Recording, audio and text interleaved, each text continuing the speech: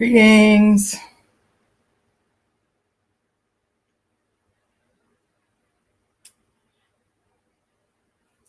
This is Cassandra Floyd, also known as the Daughter of the Fates, founder of the Temple of Evolutionary Emergence. Blah, blah, blah. Let's see.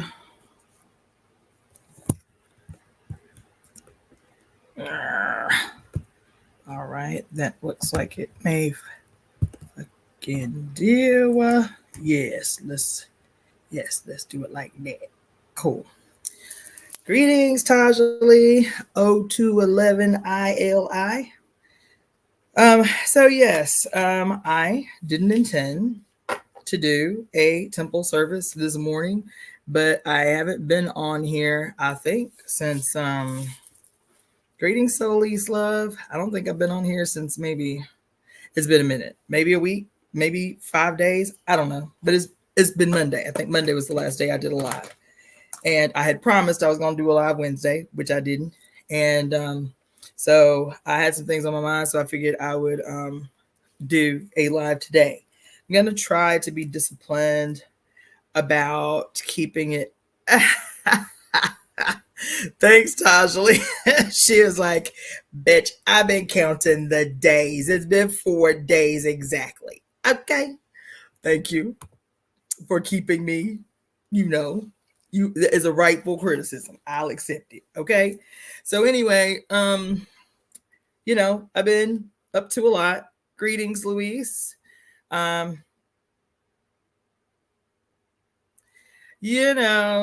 Rest is relative these days. Louise says, I hope you manage to get rest. Rest is relative, because just because your eyes is closed don't mean you resting. You feel me? And that's what I've been feeling these days, is that even though I am, what most people would call getting plenty of sleep, I'm not getting plenty of rest. And I think it's probably the case for everybody. Like the energy that is dominant these days, is making it difficult for anybody, if they're honest, to get any real rest. You feel me? So I feel like that's kind of something going on. But anyway, there are a couple of things that I wanted to do, but I really want to be disciplined. Miss Salvationar, my tomorrow bill. Greetings on IG. I really want to be disciplined. I really want to be, and I also want to be respectful of my own time. Greetings, Patches Clown Girl. Hey, how you doing, boo? So yeah, I really want to be disciplined about my time. The last live that I did, I think we ended up on this joint for 7 hours. I will say, I felt like what came through on that live was important, was necessary. I've rewatched that live twice, the whole thing, all 7 hours. And it's one of those ones that I really want to break down to do shorts out of, because there were so many impactful moments in that. That was the last temple service, which was last Saturday. That was 7 hours long. I will not say it was not necessary, because I think that it was. So much came through. That shit was like literal lightning. But again, what's the old song? Ain't nothing going on but the rent. I do not have the luxury yet of, investing 7 hours into a teaching lesson, so I have to just really be respectful of my own time. I can get really excited because I love what I do.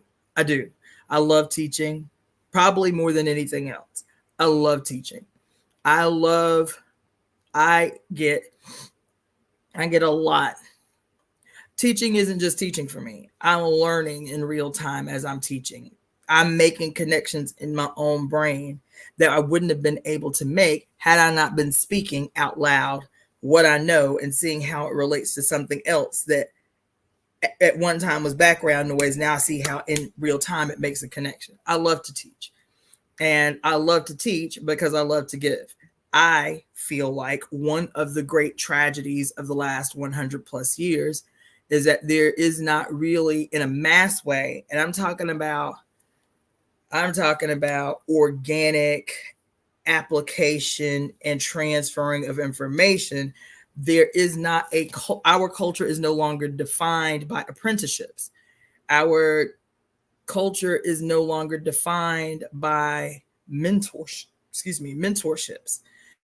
And even though we can go on YouTube and consume an extraordinarily huge amount of information, just because you can consume information from the internet does not mean that information is easy to apply in your life or in the real world. Does not mean, some of it does, but there's a difference between this access to information that we have, which is vital and useful. There is a difference between this and a real organic apprenticeship / mentorship type setup. So that's why I teach the way that I do. I do not just tell you information, where I got the information from, site and stuff like that, and going about my business. I try to make it something that, if broken down in a specific kind of way, can be applicable in your life. You can take, and I used to organize events the same way. When I was in Tampa, when I was in St. Pete, I didn't just organize events for information's sake. Every single event I organized, I would have some workshop attached to it, something attached to it, where you could actually leave with a skill that you did not have before you came to the event. I would have brothers come and do real time self-defense classes, a self-defense workshop right in the middle of a whole event. You feel me? Or what else we did? How to preserve food, how to grow your own food, how to preserve your own food. What else did we do? We had workshops organized by actual teachers. You feel me? There was always, every single event, I was like, ain't nobody just coming to my event to just feel good about being in a room full of like-minded people. You gonna leave the spot with some. You're going to be able to walk out of the room with a skill that is easily applicable in your real life. That's the way I organized events. That's the way I attempt to teach here, right?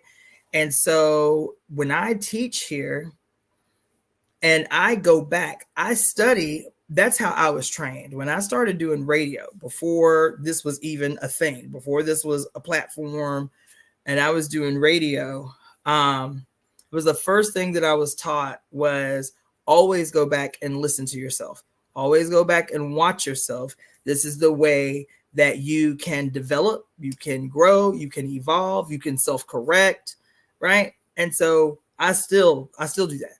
Like, the biggest thing was when I did my very first radio show, my homegirl, who had already been doing radio for some years, I asked her for feedback. I was like, look, this was my first time. I got thrown in. What do they do? They throw you in and teach you how to swim. And she was like, well, the content was good. The only criticism that I would make is that you said about 45 times in an hour. I was like, no, I didn't. She said, baby, I'm telling you, yes, you did. You said about 45 times. So I go back and listen to my very first show and counted the ums, and she was not exaggerating. Every other word, I was like,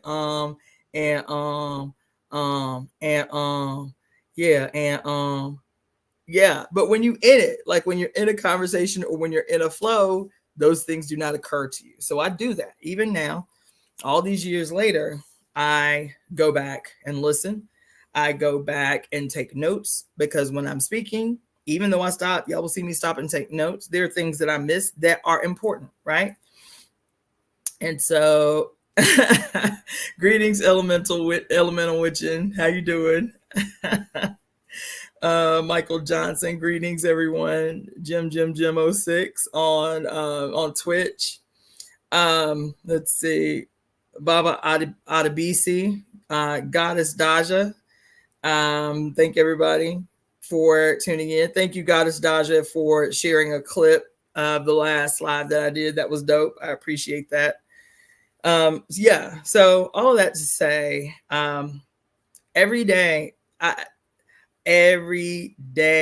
Tajali, girl, listen.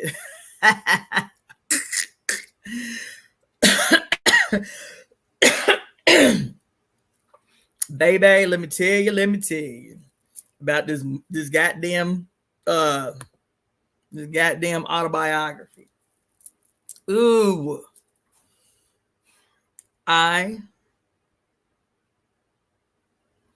slowing down because Twitch stays incessantly on my nerves.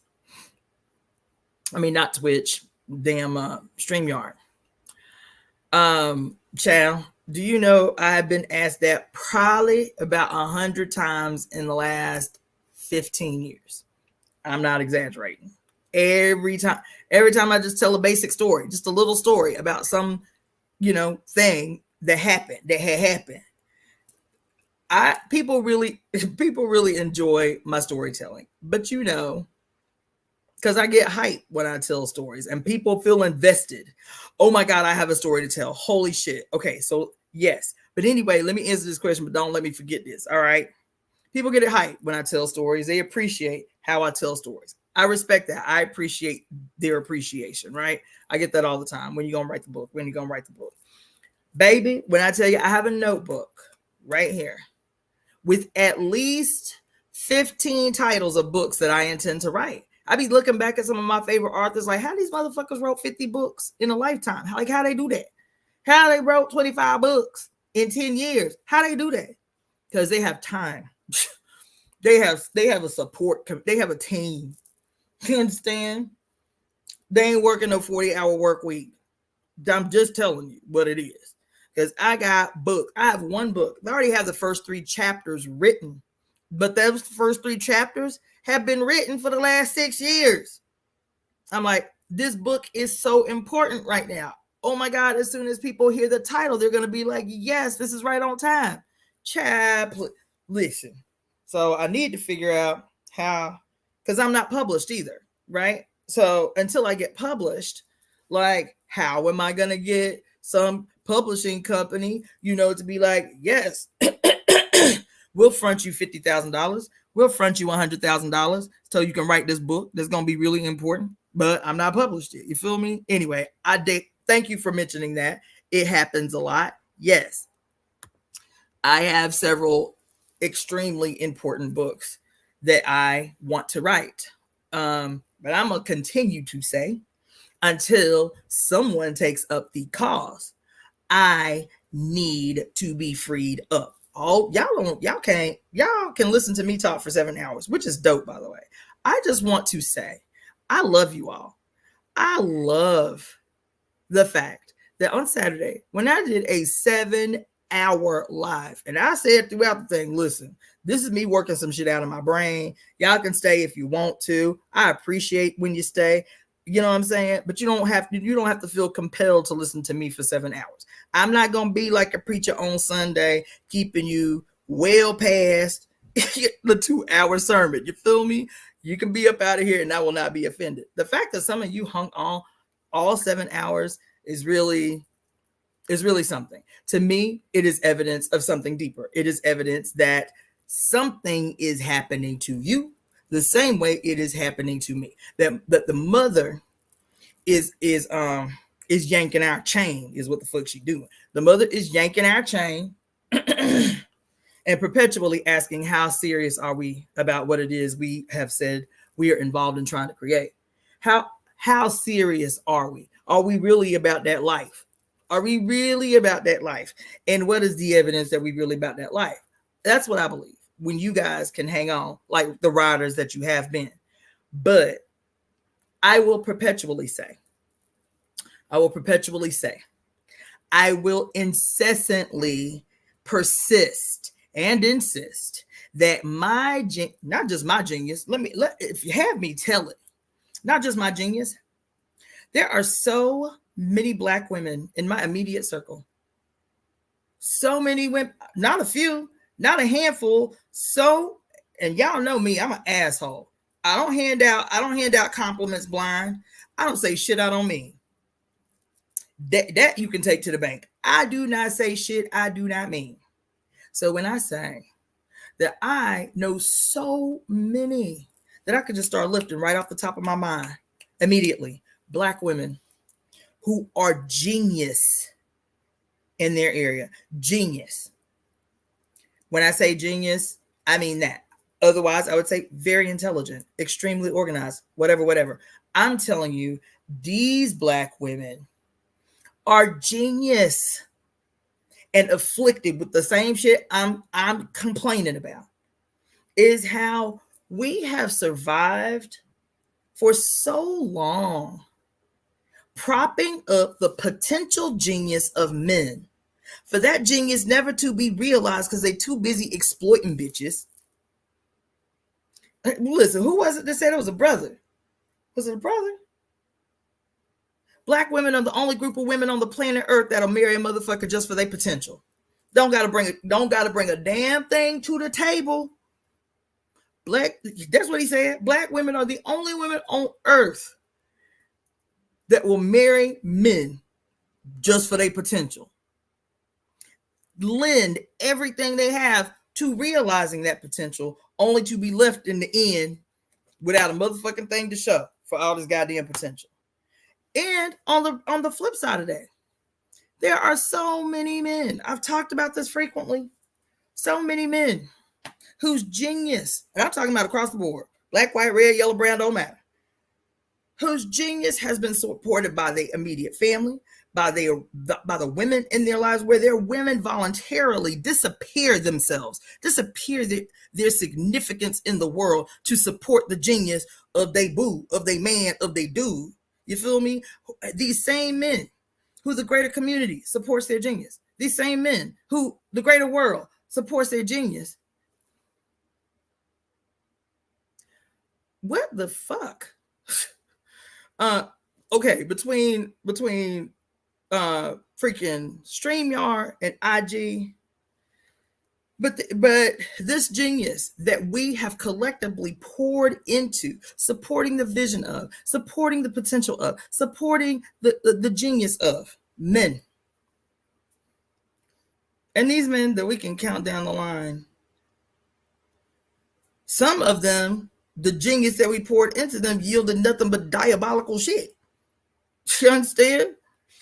And now it's about motherfucking time that the greater society, the greater population, the greater community pour that genius into a sure thing. You pour your genius into black women, you don't have to guess about what the outcome is. All you have to do is look at the statistics. All you have to do is look at the world around you. When black women are supported, they in turn support the many. Without fail, over and over and over again, all the fucking time.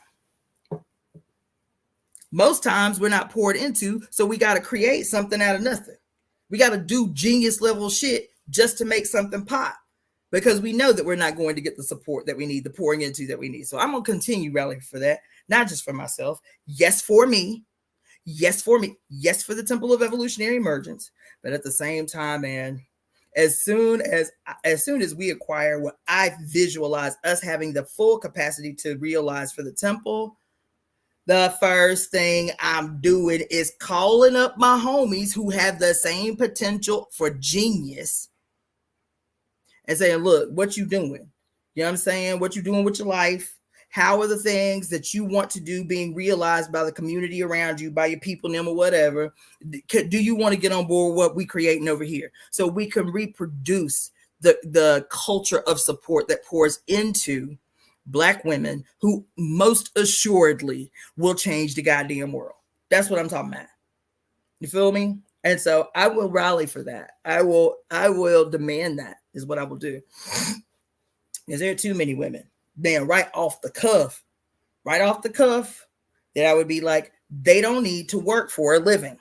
They need to be spent, their work needs to be able to be fully engaged in reproducing their genius in others. That's what I'm attempting to do. I do not ever want to be the person who is perpetually the smartest person in the room. That ain't no shit I'm seeking to be a thing. That's why I teach the way that I do. When I discover something, I want to put you on game. When I put you on game, I want to make sure that you understand, that you comprehend what it is I'm teaching you and how it applies to your life, how you can run with it in your life. You understand what I'm saying? I ain't trying to hold shit hostage. I'm not trying to create no mysteries that perpetually have me greater than everyone around me, smarter than everyone around me. I'm not trying to do that shit. It's gross, is what it is. It's gross. Either we gonna change the world or we ain't. Either we gonna have a world that is a truly egalitarian society where people can thrive in this bitch, however they are, wherever they are, whatever they see their lives being, or we're gonna continue to reproduce systems of hierarchies and just have those people that are in hierarchies over everybody else with vaginas now. I'm not interested in that. I want you to hear what I'm telling you. I'm not interested in that. When I talk about a matriarchy, I'm not talking about a flipped upside down version of this bullshit that the world's been plagued by. I'm not talking about that. I'm not interested in that. I'm not interested in that. I'm interested in a world made well. I'm interested in a world where people can thrive, that their life is always indicative all the time. Every single incarnate on earth, their life is an indication that we have arrived. Y'all listen. And this escapism, I'm gonna go back to the story, but this escapism y'all be on, child, y'all do me with that shit. Y'all do me with that shit. I had a friend come over to the house the other night that I haven't seen in many years, 7, 8 years. And it was an interesting discussion. It really was, because it really let me know that this shit that I be alluding to, this shit is so much deeper than I even be given space for. This escapist mentality that y'all have, everything is escapism. Y'all cannot be on earth. Y'all refuse to be on earth. I get it. The way earth look right now should be real dismal. I don't know what the fuck y'all think y'all gonna do. This person who I really care about, I really care for this person. But it was like everything was a deflection. Everything was about aliens. Everything was about motherfucking ascending into the 5D. Bitch, how y'all gonna ascend into the 5D when y'all can't even take care of your very, very real 3-dimensional motherfucking existence right now? How you think you about to just skip the steps? You about to ascend into the 5D. You ain't talking about the 4D. You ain't even resolved the complications and the mysteries of the goddamn 3D. You talking about, we're about to ascend into the 5D with the Galactic Federation. And everything is escapism. Everything to evade what we have to do right now, in real time, in the present, to take ownership of our collective existence, to ignore our mother, to ignore the earth, you talking about ascending to the 5D, bitch. You talking about getting rescued by aliens. That's what that Jesus shit is. You talking about the rapture of the church, getting swept off the earth, so much so that even the dead in Christ will raise up out the ground. Y'all hate your mother so much that every story you tell is a method of escapism. I'm not trying to go nowhere. Somebody else was talking about somebody was telling me last week, I wish there was just some other planet that we could just go to by ourselves. Talking about women, we could just go to by ourselves. You know what I'm saying? And just be away. I reject that shit. This is my mother. I am a part of her body. She is a blessing to me. She continues to be a blessing to me. I will fight for her, just like I would the mama who gave birth to me. I will kill a bitch over my mother. That ain't no shit I say lightly. Over my daughter, over my grandchildren, over my mama, over my grandmother. I would not hesitate to slay someone. We're going to have the same kind of enthusiasm for our mother, for our collective mother, for our singular mother. That's what I'm on. That's what I'm on. You understand? So all that escapism, oh, let's find another planet to go to while we brutalize the hell out of our mother. I reject that wholehearted. Oh, this ascension into the 5D. Bitch, if you don't take care of the here and now with the same kind of enthusiasm that you would if it was your direct parent, you understand? Your direct family member, somebody threatening to destroy your family, you wouldn't even have to guess. It wouldn't even be some shit you would have to debate about. You'd be like, let's go. Sharpen the blades, bitch. It's time to go. Play the war music. Put the war music on. Let's go. We got to have the same kind of, we have to see her as ourselves. And y'all don't do that. Y'all still think our mother is just a rock we done plop the fuck up on top of to do with what we will. Y'all don't believe what you say. You do not believe that y'all don't believe it. Y'all don't believe it. Y'all don't believe it.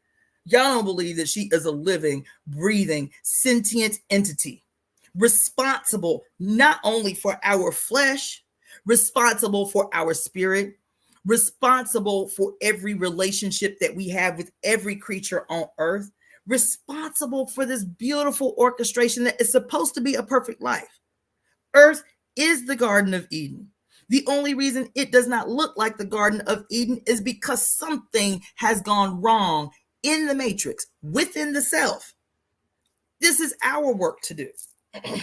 This is our work to do. You understand what I'm saying? And so I ain't going no motherfucking where. I am going to listen. When I'm telling you, it's not a metaphor. I want you to understand it's not a metaphor. When I'm telling you that I am willing to fight for my mother the way I would for my mama who gave birth to me, who let me live in her body. That is the kind of conviction that we have. That is the kind of conviction that we have. Let me tell you something, Louise, about your comment, dear, my Capricorn placements and so on. We are exactly who we are and exactly who we are supposed to be. So stop seeing your birth chart as a compilation of potential negative things. I used to go to war.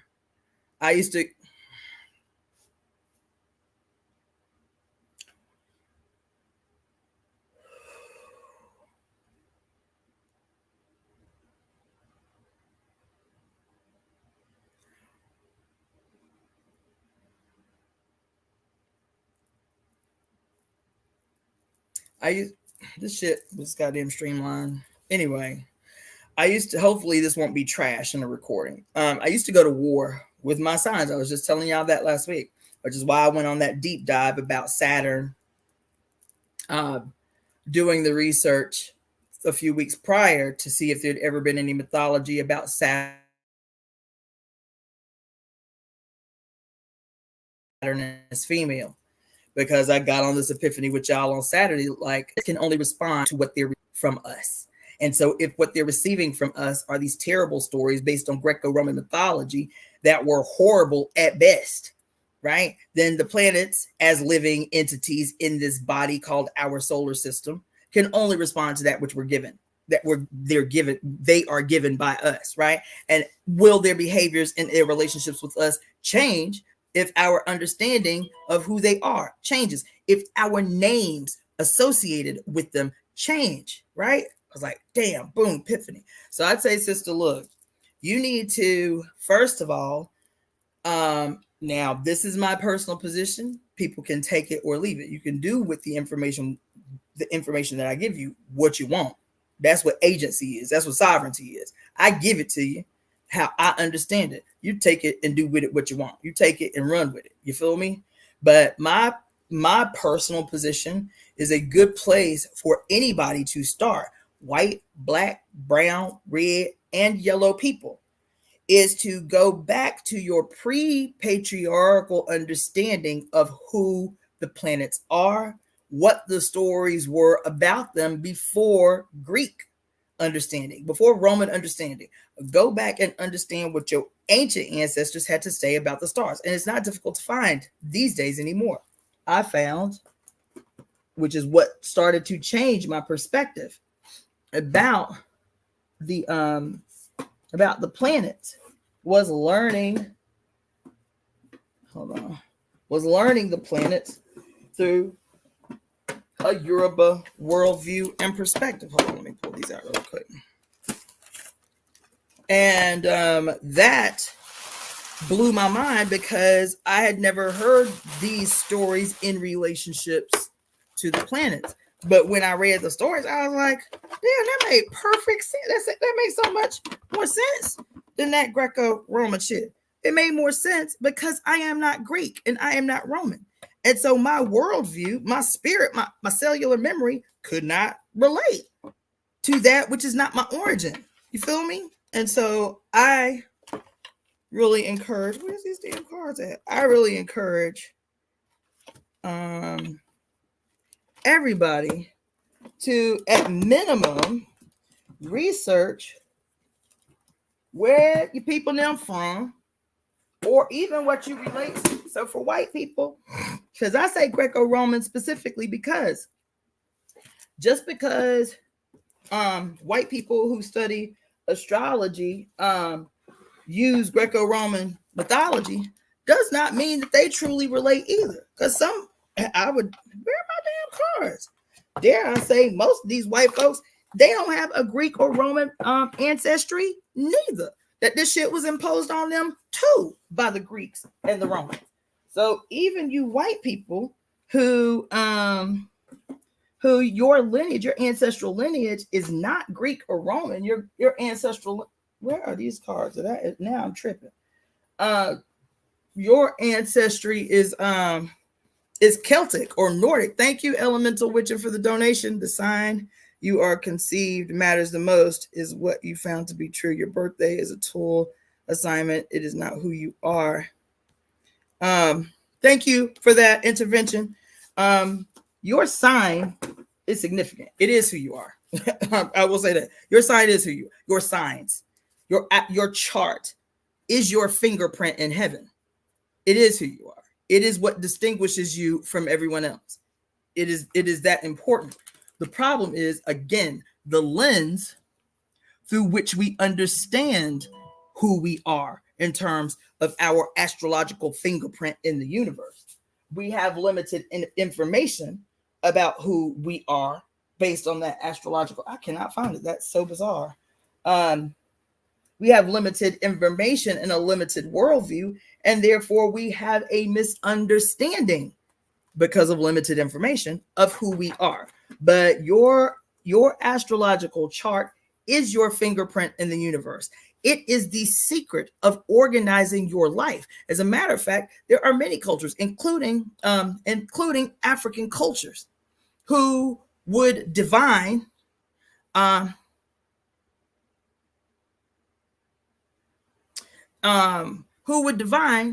who you are. You weren't named at birth. The elders, the priests, the wise people in the community would observe you for some time as a baby. And then they would have a naming ceremony based on their observation of you for months. Based on their observation of you, based on your astrological chart. And then they would say, because naming was important, holy goddamn. Oh, wait a minute.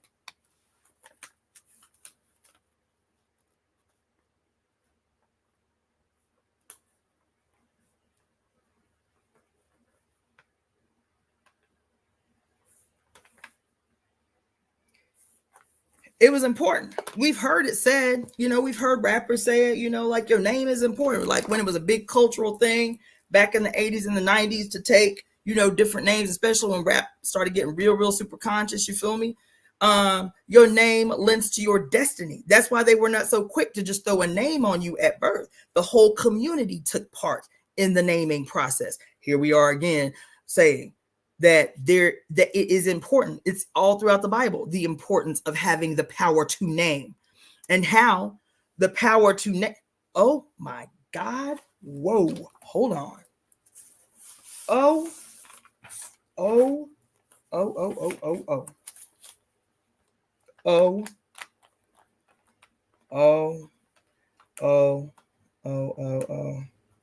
The power to name is important. It's so important. All throughout the Bible, that's what we talked about last week.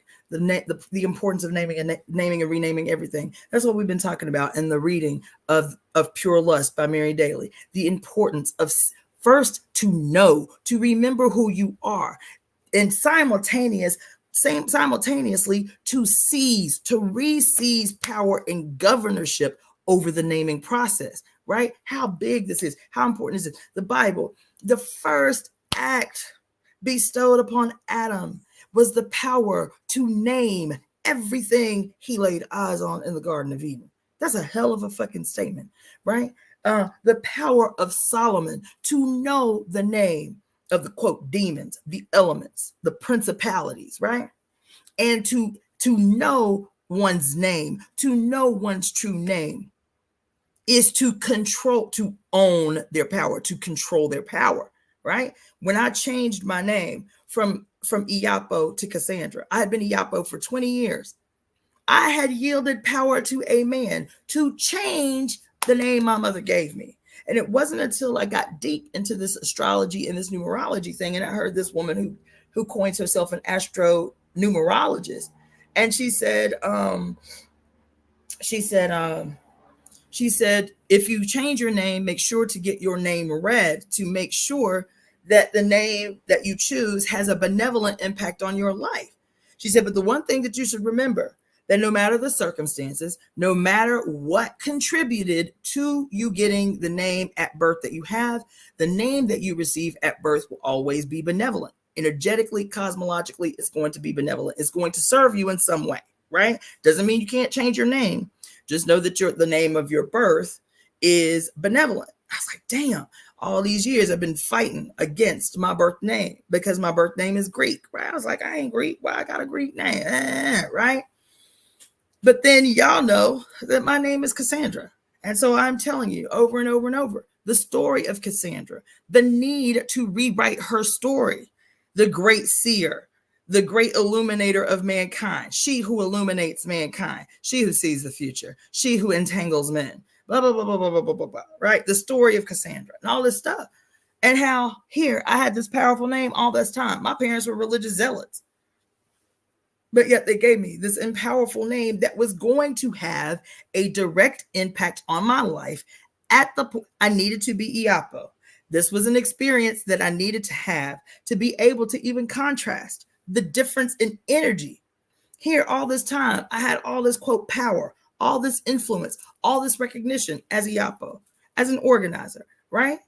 All this power. But I had denied my birth name power because I rejected my birth name. And then I came to understand what I understand about our relationship to the mother and re-severing the ties that bind us to her.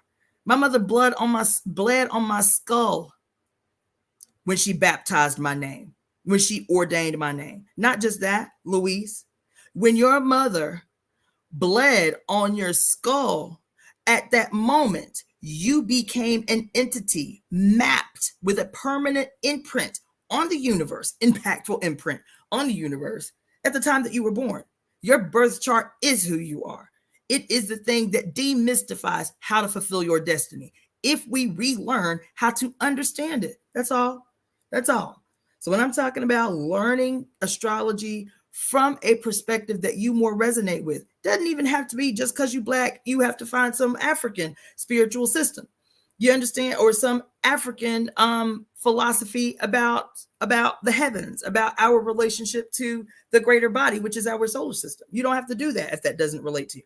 There are things that I concede that are a regular part of my practice that are not African origin. I frequently tell you that I got an offering to make today, as a matter of fact, frequently make offerings to Hecate or Hecate, tomato, however you choose to pronounce her name. I frequently, damn near weekly, make offerings to Hecate. Because as soon as I read her story, she instantly felt familiar. I still make a distinction. I can see the connection between Hecate and the Iami. I still make a distinction. That's fine, because I still make offerings to the Iami too. You understand? So you can create your ceremony. You can create your religion. You can create your spiritual system. That's the world that we're in right now. That's what it means to be a fate, for one. That is what it means to be a weaver of the threads of destiny. That's what it means.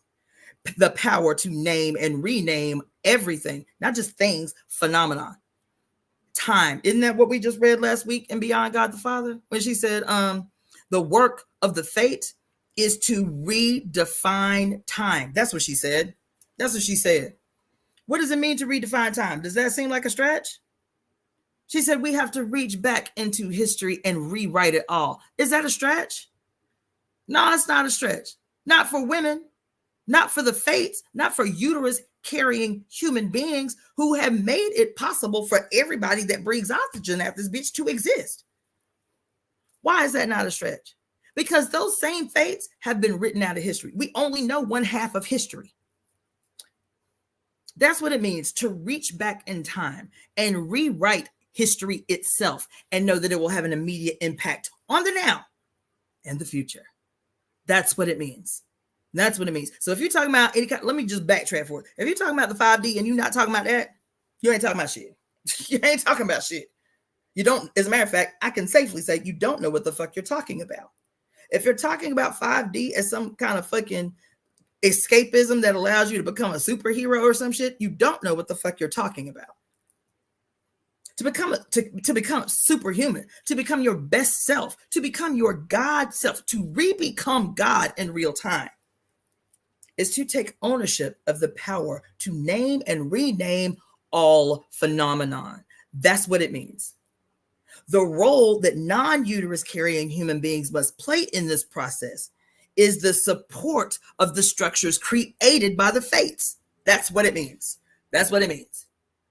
That's what it means. Your contention, your fucking fight, all of that, your argument with everything that comes out of a mouth of somebody with a vagina, you are problematic.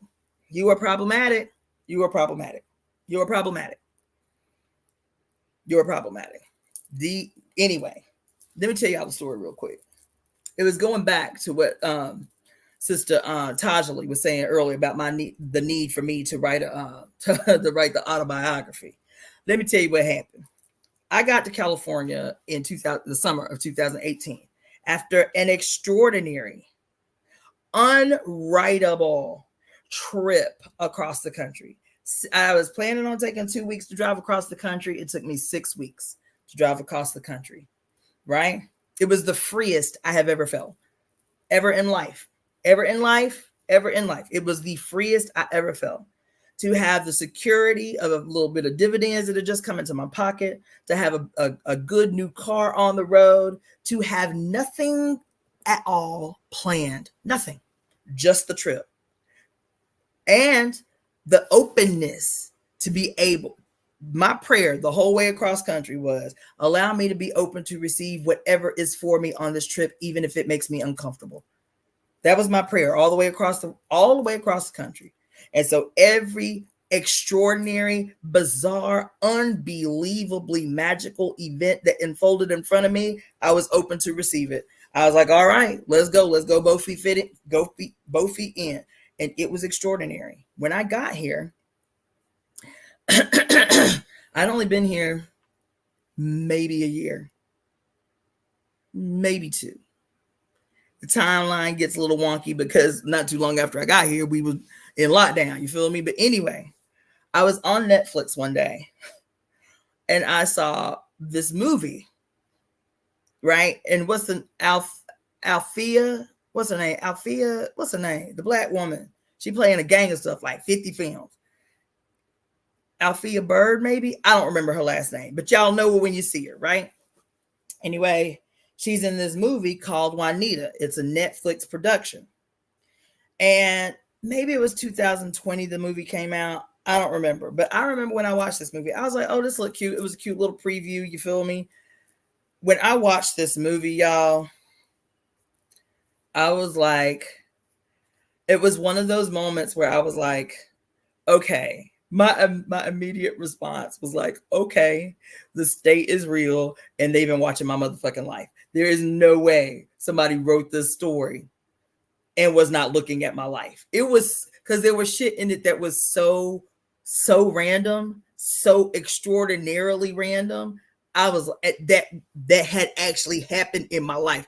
I was like, somebody watching me. I was convinced. I was like, I don't give a fuck. I do not care if I sound fucking like a conspiracy theorist. Somebody has been watching my life, right? And so I called my homeboy Abasi. I was like, yo, I'm about to send you this link. I want you to watch this movie and tell me what you think about the movie. I didn't even tell him what I was thinking about the movie. You feel me? He watched the movie. He was like, yo, that shit is crazy. Is this story about you? Like, who wrote this shit? That's what he said. That's what he said. I said, okay, I'm not tripping. This is crazy, right? I blew it off after, because I was like, somebody is watching my motherfucking life, right? So then, you know, a few years go by. I done completely forgot about the shit. Then I watched this show. What y'all watch? It's called Black Mirror. I think it's called Black Mirror. I've only watched a couple of episodes because the shit freaks me out so bad. But there was an episode of Black Mirror where this woman who was not very nice, you know what I'm saying? Not a very nice person. And she comes home one day and her partner are sitting on the couch and they decide to watch TV. And they're watching TV and there's a couple sitting on the couch like they are. And then the couple starts saying everything that they say in real time. And they're like, what the fuck is this? Like, what the hell is going on or whatever? Anyway, the story ends up being Selma Hayek's in this episode.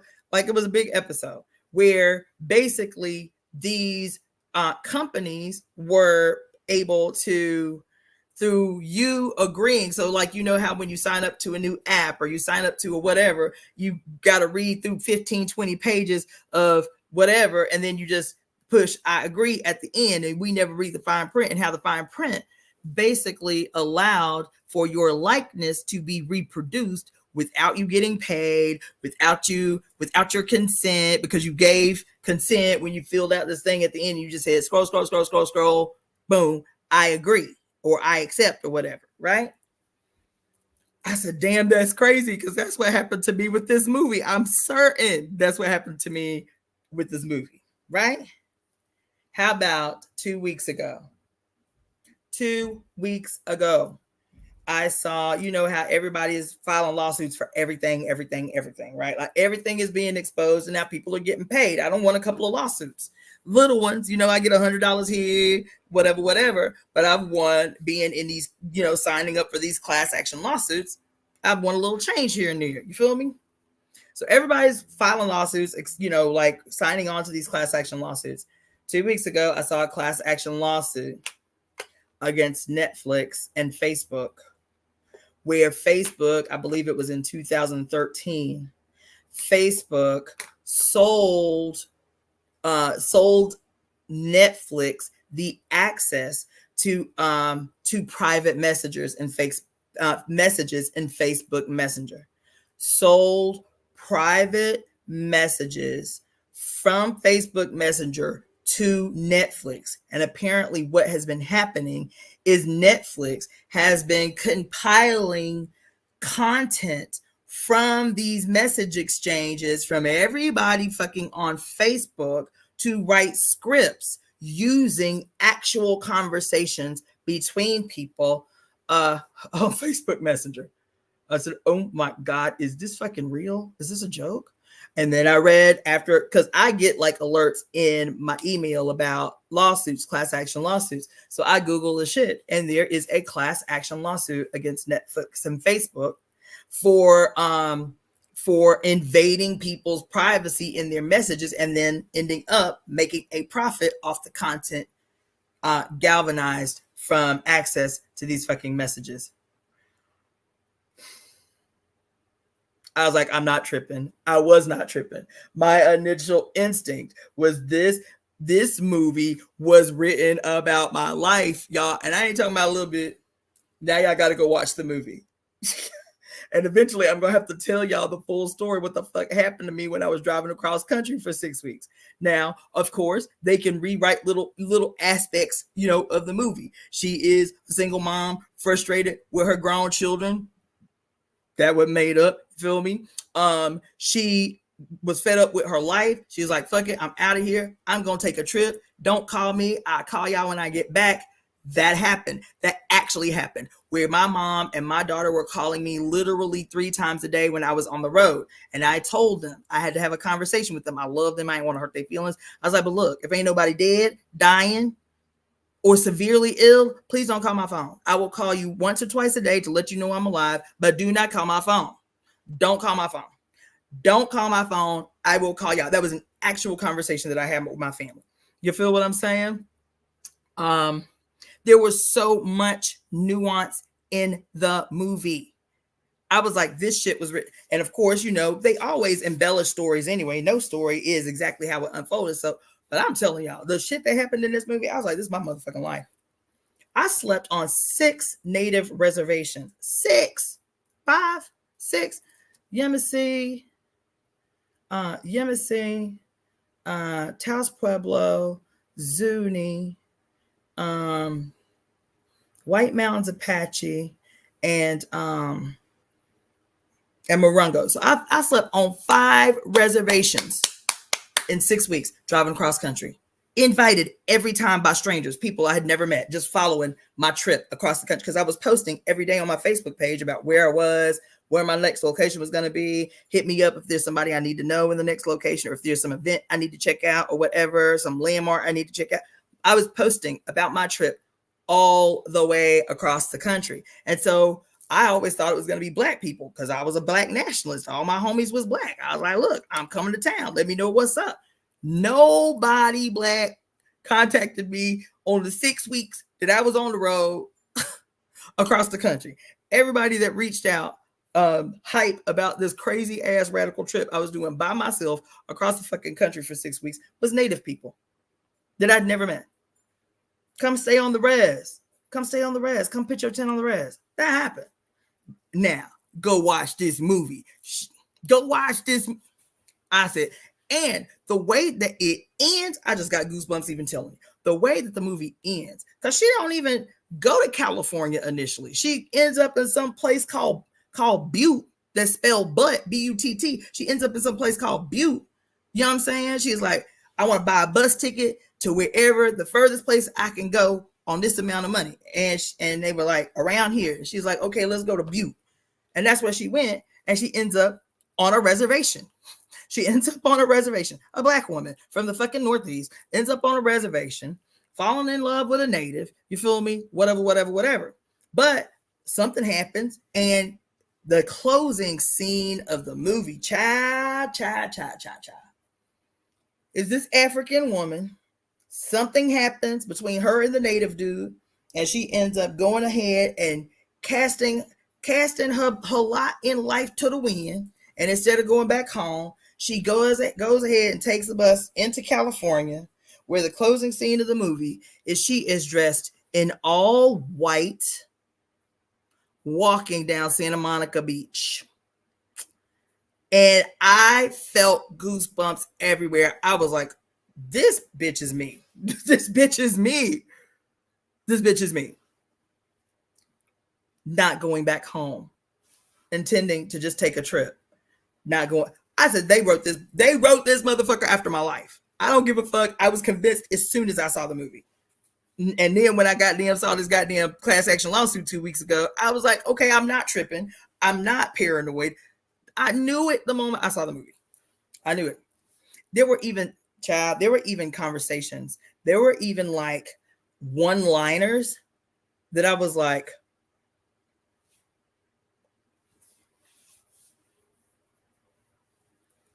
yo, the name of the movie is called Juanita. Juanita. Juanita. Yeah. So I haven't even told y'all the personal stories. Like, I haven't even told y'all the personal stories about the Native boo. I ain't even told y'all the personal stories about my time on the reses, about some of the insane shit that happened when I was sleeping on these reses. You understand us? I ain't even told y'all deep. So when I tell y'all I'm watching this movie, I was like, there ain't no motherfucking way. There ain't no way this movie's not about me. I was convinced. That was the story that I wanted to tell Tasha Lee. Yes. So there's a gang of stories I got to tell. So I need to write the book. It's true. But I didn't want to forget that one because I've been meaning to tell y'all since I found out about the Netflix lawsuit. I was like, these motherfuckers are going to pay me because there ain't no way in hell, especially the little boo messages between me and the little Apache dude. There ain't no motherfucking way you can't tell me that this story is not about my life. Anyway.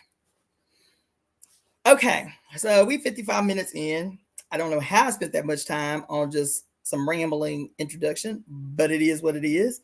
So what I want to do quickly is, I think it was Monday, I told you guys that I had done a poll on Sunday for the temple. And I only talked about one card because it was really relevant to what we were discussing on Monday, which was about the announcement about Kamala Harris being endorsed by Biden, who had just announced he was dropping out of the race.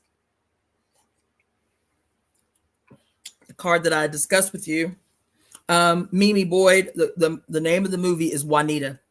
It's on Netflix. Juanita, Juanita. So anyway, I'd done the poll. What was relevant Monday, I only read one card from it. That was the Tower card, which is known as the pierced shield in the deck that I read from. And let me just make an announcement. I want to thank those of you who have made donations thus far. I want to encourage you to make donations. Let's see, you know what? Let me see. I think I left that in the car. But those of you who are watching via YouTube, Facebook, or Twitch, you can see across the banner scrolling across the bottom of the screen are the methods which you can make a donation, a contribution to the Temple of Evolutionary Emergence, which this show is a project of. So the Venmo, PayPal, Cashapp, and Zelle are all scrolling across the bottom of the screen as a banner. Plus, if you're tuning in from YouTube, you can do things like Super Chat, which we see Elemental Witchin just did for $5. Thank you again, sister, for your contribution. I also want to make it a quick announcement before I get too far off. I'll make the Eventbrite for it tonight. But we're going to be doing the book club. The next book club discussion is coming up this coming Wednesday at 7 p.m. Pacific Standard Time. So if you want to participate in the book club, the setup is different. I am going to make the Eventbrite today. It is different because instead of me just kind of talking you through, or us, talking through sections, predetermined sections in the book, and the book that we're still going over, but the book we're still going over is Pure Lust. What I am going to do instead from now on is whenever people sign up right away, so that I know that you're going to participate, okay, is whoever signs up and says, yes, I'm definitely going to participate. What we're going to do is I'm going to put in the Eventbrite, I am going to put the page numbers that we're going to be covering, as well as the video, the link to the video reading that portion. So if you don't have the book, that's fine. I always tell you, you do not have to have the book to be able to benefit from and participate in the book club discussions. You do not have to have the book. I encourage you get the book, but it is not mandatory for participation and actually benefiting from the discussion. Okay. Plus, it's the whole reason that I read the whole book on my channel. And so if you don't have the book, or if you can't spend the time reading the book, you can still get access to the book by listening, washing dishes, in your bathtub, while you're going to sleep, while you're driving to work. You can hear the book and still be able to participate in the book club. So I put the link and the page numbers in the Eventbrite. What we're going to do from now on out is those of you who say, yes, I'm definitely going to be in the book club on Wednesday, I will assign you a page, maybe two, right? So like a page back and front, right? And you will read that page. You will take notes on that page. And when we come on the book club discussion, I will say, okay, sister so-and-so or brother so-and-so, you feel me? Your page, tell us what you feel like we should take away from the page that you read. Tell me the important points that you found important in the page that you took ownership of. Blah, blah, blah, blah, blah, blah, blah, blah, blah. Okay. That way you guys are not just getting, because even though I am frequently asking what y'all think, people are not as people still are a little bit reluctant to just, I guess, speak, broadly or whatever in the book club. So what I want to do is transfer ownership. You can read one page, and even if you have questions, that's cool too. If you have on your assigned page, you say, look, there was a part of this I didn't really understand. I think I kind of got what she was saying, but can we discuss this little section a little deeper? You can do that. You can do that. You can write questions about your page. You can, make bullet points about things that stood out to you, because what stands out to you may not stand out to me or the next person. This is what is called the sharpening of iron. So this is how we're going to do it. I think it's going to make it a lot more engaging and a lot more fun. And I'm not going to have to be asking every 2 minutes. Y'all understand? Y'all get it? Y'all got any comments? How y'all feel about that? And, and people don't say nothing. I think if people are given more ownership of the reading, that even their understanding can be deeper about it once they draw out what they find important, and then people can give feedback based on that. You feel me? So that's how we're going to do it. I'm going to send out the Eventbrite tonight for that, which is going to be Wednesday at 7:00 Pacific Standard Time. And so those of you who are interested in participating, the other thing is if you are a member, it doesn't matter what variety of member. If you are a member on my YouTube channel, meaning you are paying the monthly membership fee, whatever that is, I think the lowest one is like $2.99. If you are a paid member of my YouTube channel, you will get access to the book club for free. Otherwise, I will send out the Eventbrite, and I do ask for a donation. It is a donation, but there's time and preparation that goes into this. I would hope people see the benefit of that. And the donation is nominal. It's like, I think it's like $25 or something like that for the, and again, it is still a donation. So it's negotiable is what I'm saying. All right. So if you join the YouTube channel, if you become a member of the YouTube channel, then you can bypass the requested donation for participation in the book club. Okay. That's all I got to say about that. Then before I read these cards, I want to talk to you. I don't know, some of you may or may not have seen, but I just made some new jewelry, which I'm really hype about. I'm really kind of sad about it too, because the raw materials for this jewelry was very limited. So these pieces are the only pieces that are going to be made unless I can find this type of jewelry again. And so I was like, damn, I don't want to sell none of these. They so cute. I want to keep them all, but I'm selling them, right? So I'll share these with you. I posted some pictures, but they so cute. I'm like, ooh, I might have to keep these. Anyway, so let me just share with you guys the new line of earrings. So these are, they just came as like a unfinished wood frame. And so I hand placed gold seed beads or bronze seed beads in them, and then held them in place. You can see probably better through the back. Held them in place with resin.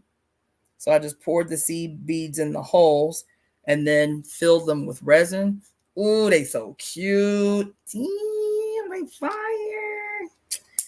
Then I did some that have little pieces of turquoise in them. These two are fire. Like, I don't want to sell none of these. These are all so fire. Like, these were a little bit more tedious because it was like trying to fit the turquoise pieces in a way where there wasn't like a lot of space. It was a lot of time and a lot of tweezers. But anyway, so there those are the turquoise filled wood frame. So these two were just a matted, wood frame empty earring. And I was like, ooh, let me fill up them holes with some turquoise pieces. So those are fire. See? Ew. Ooh, them is fire. Them is fire, right? Then I did some more. These are also seed bead filled. These were just a very basic, like plain, no lacquer, like little wood frames. And I was like, these holes need things in them. So I took these little multicolored seed beads to put in these triangle earrings. Ooh, those are sexy. Ooh. Yeah, these were fun to make too. They were a little bit of a pain in the ass. This is like a prototype process. Maybe I can find somebody to make more wood frame, like that do basic like woodwork, but those are fire. These are hard. These I really debated about. I gotta keep these because first they're some of my favorite colors, but these are like hot pink with turquoise seed beads in them. Hot pink with turquoise seed beads. Oh, them is fine. Look at them on. That's fire. That's sexy. I love those. Then I had these big kind of oval shaped brown ones. These are fire too. I don't know. There's just something about like the color of the wood that is I love that kind of natural wood grain look. And then I filled those up with the same copper colored, brass colored seed beads. Those are sexy. Them fine. Right. Then the last but definitely not least pair. I started to wear these on the show today because they match my dress. These is fire. So this is the red frame, like the hot pink ones, but this is red frames with the turquoise pieces on the inside. Damn, them is sexy. Them is hard. Them is hard. Ooh, yeah. See, ooh, yeah. These might be the hard ones to part with. These are because I have very limited frames, like very limited. I bought these like years ago, but they just been sitting in my storage unit. And I pulled them out. I was like, what is this cute? I bought 13 pairs of those earrings, but I bought them years ago. And so this is it. This is the only pair of red ones that I will be making. These are unless I can find somebody to make the pieces for me, like the wood pieces for me. These are only pair of hot pink turquoise seed beads. These are the only pair of yellow turquoise pieces, chips. So you see the dilemma, like why I was like, I really need to keep these because I can't make no more. Anyway, so that's what I spent the last couple of days doing, making journals. I showed y'all the peacock fabric journals I've been making. Well, Black August is coming up, so I'm trying to get enough product made to sell at a couple of events I'm setting up for Black August this month. Yeah, and then there was something else I was going to say. But yeah, so if you're interested in jewelry, any jewelry or journals or any of the things that I sell, then you need to check out my website, which is www.DaughterOfTheFates. That's multiple, DaughterOfTheFates.etsy.com. www.DaughterOfTheFates.etsy.com. Okay. Speaking of which, my time on the Apache reservation, this was a gift to me. This is real turquoise, which, is expensive. And this is a gift. I got a lot of gifts while I was on the Apache res, but anyway, so this is a pretty traditional piece in Arizona, not just among the Apache, among the Navajo and the Pueblo people, this style of necklace. So this was a gift to me. And these matching earrings, which are also turquoise. Okay, that's day. Now, I did a reading I'm gonna go through this. Y'all gonna be surprised because I know I'll be taking a long time to do the readings for the temple, but I'm gonna blow through this one. That is my commitment to myself. I'm gonna blow through this one so y'all can just get the basic takeaway.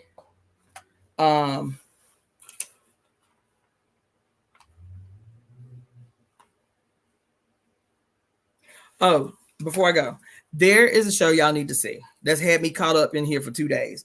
I was like, well, I've got to sit down and make all this jewelry and make all these notebooks. Let me just turn on something new. There, and I had seen it. I had seen the previews a million times. I was like, that seemed interesting. I don't know if I really want to watch it right now. Yesterday, I started watching The Serpent Queen. Y'all.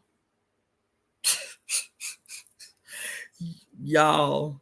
And I'll tell you, I have been complaining a lot about all these shows coming out, these string of shows about like, I don't know, Victorian and like old, Europe, like France and Spain and Italy and England and all these movies.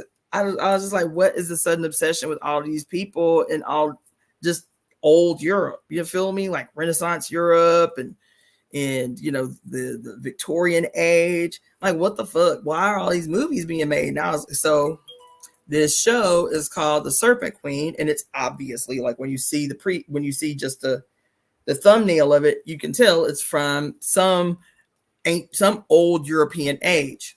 I finally started watching that joint day for yesterday. I have been in here binge watching this joint. I finished it. I finished 2 seasons last night. I just started day 4 yesterday. I finished the 2nd season, which was the last season. Hopefully it ain't cut off and they just left me in a mix. But that show, so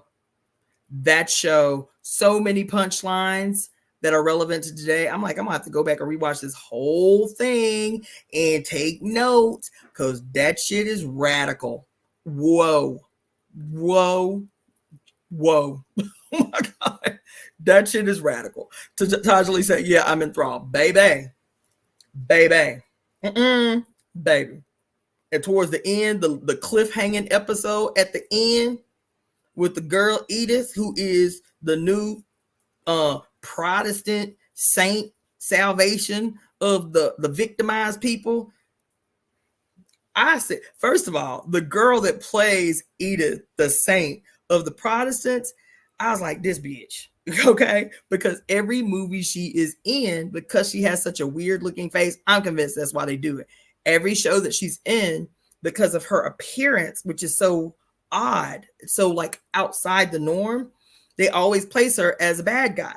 She was the bad witch in that movie called, that show called Half Blood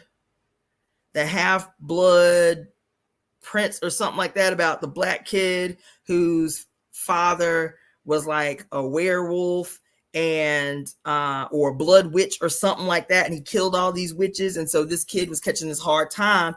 The bad guy is his sister, who is full blood, and she hates him, and so she's plotting to kill her brother. That's her whole thing, is that she's this bad witch in this show. In the other show that I was telling you guys about, The Discovery of Witches, she is also the arch bad witch in The Discovery of Witches. So she always plays this diabolical, character that is the antagonist to the heroine or the hero or whatever.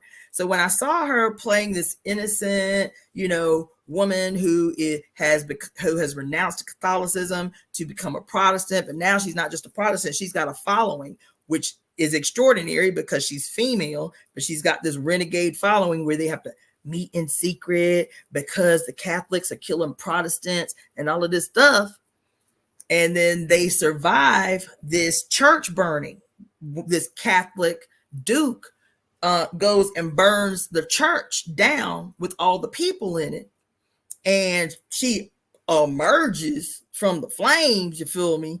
And so her word starts, spreading of her being a saint or whatever. And the whole time I'm like, okay, she's like this good person who's leading all these poor downtrodden people by the Catholic aristocracy and all of this shit, right? That last cliffhanging ass episode, I was like, I knew they was not gonna let this girl get away with being a good guy. She is always the bad guy. I have never seen her in a show where she plays, quote, a good guy. They always got to do some shit, you feel me? And she got to be wicked or she got to be evil. Child, that last episode last night in here had me screaming. I was like, oh shit! Yes, it is her, the discovery of witches. Yes. And you want to root for her. You want to root for her, but they have, that's the other thing that they do. We have to talk about this. We might have to do a whole show just about witches in movies, like witch themes in movies. Because in every single solitary movie about witches, there is always going to be a witch who betrays the crew, who betrays which kind, you feel me, for the love of a non-witch. There's language here, you feel me? And even though Diana is my girl in the discovery of witches, some of the shit be real problematic because she falls in love with a vampire. And what do we know, having read the book, the Women's Encyclopedia of Myths and Secrets? What does she say about the mythology of vampires in this book? Does anybody remember what Barbara Walker talks about when she talks about the like the undertone or the subliminal languaging or messaging in the talk about werewolves versus vampires? She talks about that in the Women's Encyclopedia of Myths and Secrets. Y'all may not remember.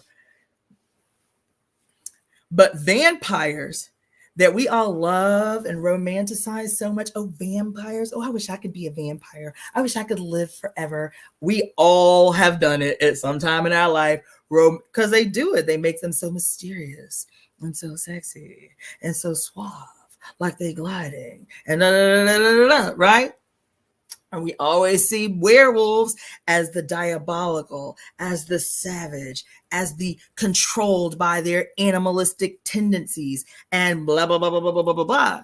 But in the Women's Encyclopedia of Myths and Secrets, she says that this antagonistic relationship in mythology across the board between vampires and werewolves is synonymous for the relationships between the aristocracy and the poor.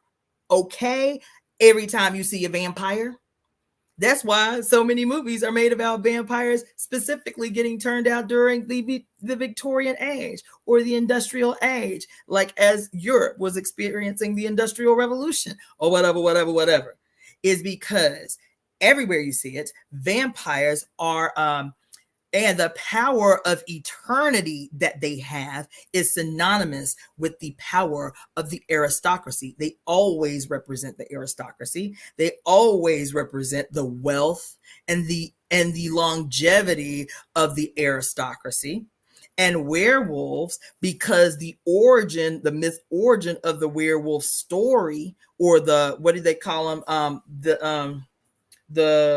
What's the other name? The Lupin? Is it the Lupin? Is about the bitch goddess. The bitch goddess. So whenever you see werewolf movies that are talking horribly or terribly about werewolves, it is about werewolves, at least in her estimation, in Barbara Walker's estimation, in Women's Encyclopedia of Myths and Secrets, werewolves are synonymous with witches. Werewolves are synonymous with women who have power. The bitch goddess. So when you're talking about, for example, we talked about Hecate earlier. What are some of her totem animals? What is her primary totem animal? It's the dog, right? It's the dog. Several witch deities, at least from European mythologies and cultures, their totem animals were dogs, right? They weren't all cats. Most of them were dogs, especially in the northern European regions. And so there was this whole unfolding. Go back to Women's Encyclopedia of Myths and Secrets and look up the word bitch, right? Lichen. Thank you so much. Lycanthrope. Thank you, Tajali. Yes, that, the lichen, right? And so when she talks about these movies that we are all engaged in, we're always rooting, but no matter what it is, whether it's Twilight, and we always Team Edward or Team Jacob, this antagonistic relationship that we think is about these two guys that the girl's in love with or whatever. She said, if you look deeply into the subliminal messaging in every last one of these messages, the antagonism between vampires and werewolves is an old antagonism that is going back to the split in society, coming out of the feudal age, coming out of the dark ages, into the rise of the aristocracy and the consolidation of capitalism, and a reduction of the significance of the bitch goddess. Oh yes. Oh yeah. So here in the discovery of witches, it is problematic. And we notice how problematic it is when we're all swept up in the romance and the passion and all of that shit in the first season. But in the second season, we recognize the contradiction when they go back in time.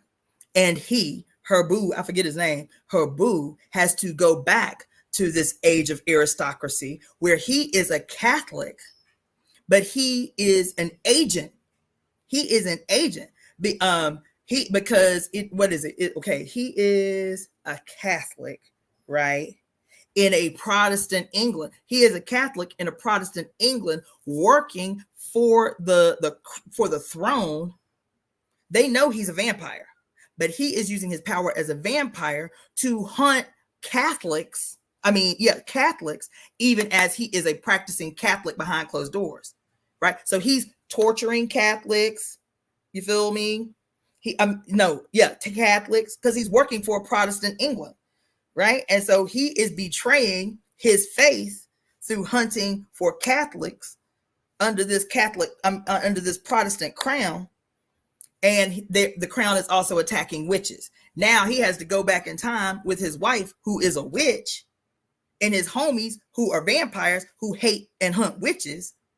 And here they are in this forbidden relationship, this vampire who was an aristocratic vampire in this age, and she is a witch trying to master it. Is now, once you start seeing not just the show for what it is, like this period between these creatures, right? It's the demons, it's the witches, it's the vampires, demons, witches, and vampires.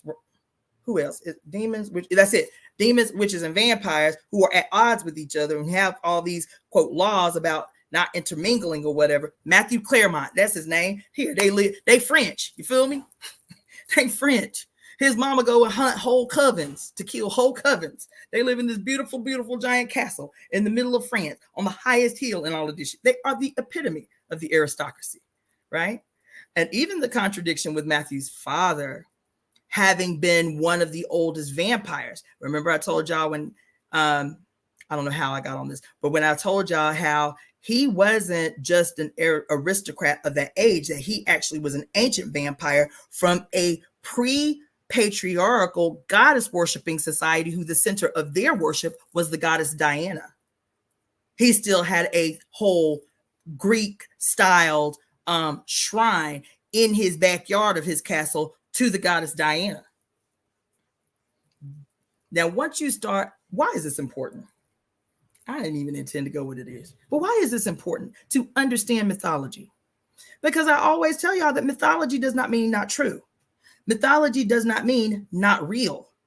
Mythology is a language to explain complicated historical events, complicated scientific phenomenon, that lay people may not be interested in understanding the deep nuance of science or the deep nuance of mathematics or the deep analytical history of their people. But if you tell stories, anthropomorphized stories of these occurrences, it can still feel familiar to you in your cells, in your flesh, in your ancient memory, in your DNA.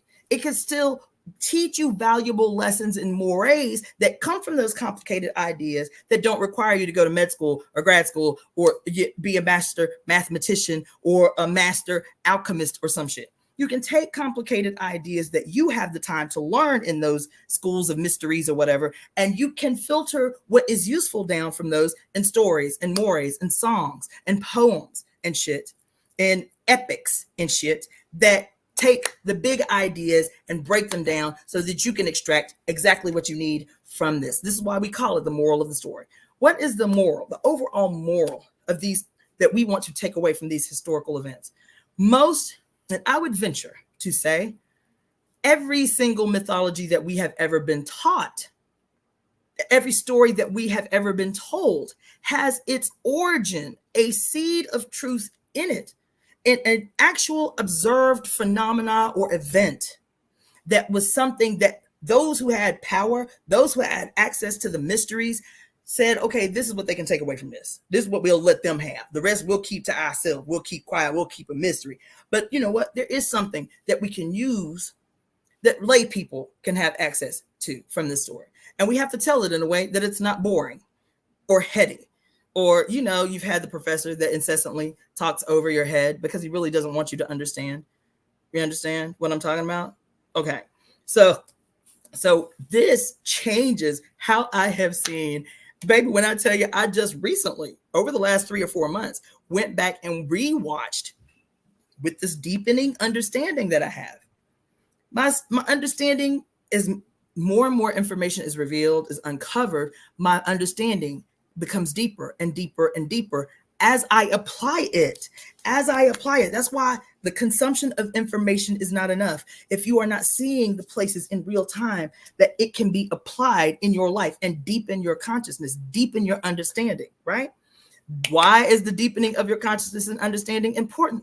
Because I just spent 7 hours last week telling you that this dance that we do between spirit and consciousness in flesh, there is no line of demarcation. There is no line of separation.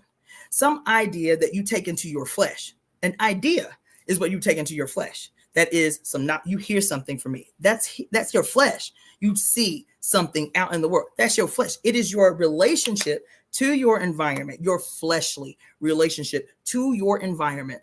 Taking in this information with all of your senses, then filtering that information through your heart, through the synaptic activity of your heart, and then your heart, as we know, is the emperor, feeds that information, its analytical dissecting of that information to the brain.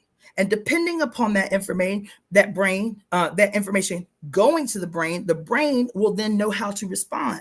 Is it the hypothalamus that needs to respond? Is it the pituitary gland that needs to respond? Is it the pineal gland that needs to respond? And then based on whatever the brain needs to do to respond to that information that is taken in, there's certain synaptic activity that's going to happen and increase, certain new ideas that are going to become concrete in that moment. And simultaneously, there are going to be endocrine glands. There are going to be hormones that respond to that information, depending upon, is that information something that is peaceful and loving and safe for us, or is this information scary that we need to defend ourselves from? And then this cascade, this orchestra of neurotransmitters and hormones are going to work in perfect harmony to secure this new information and our response to our external stimuli, to the world around us. So when we start deepening our understanding, deepening our consciousness, taking ideas, making them become a part of our flesh, because that's what it means when an idea becomes a part of your flesh. What's the purpose? To change your behavior, to adjust to the world around you based on the new information that you're receiving. This is a dance that we are doing. But if we don't know how to process information, we just collecting knowledge so we can sound smart in a motherfucking argument with somebody. We're not doing ourselves any good. And we're not raising up people's consciousness around us all the time. That's what we're supposed to be doing. We're supposed to be deepening each other's understanding, right? So I'm learning all this shit. I'm learning the mythologies, because as soon as I learned from Women's Encyclopedia of Myths and Secrets, the history of the bitch goddess and her relationship to vampires in mythology, I was like, oh my God. Because I love vampire movies, always have.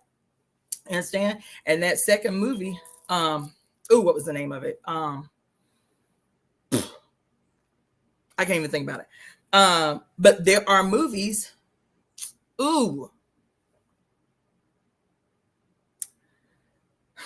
I don't want to get rid of StreamYard, but this is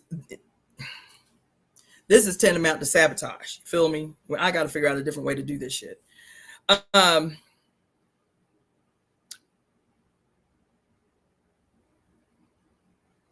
anyway, I'll keep talking on IG. Y'all gonna have to miss it on Facebook because I can't do anything about it. And so anyway,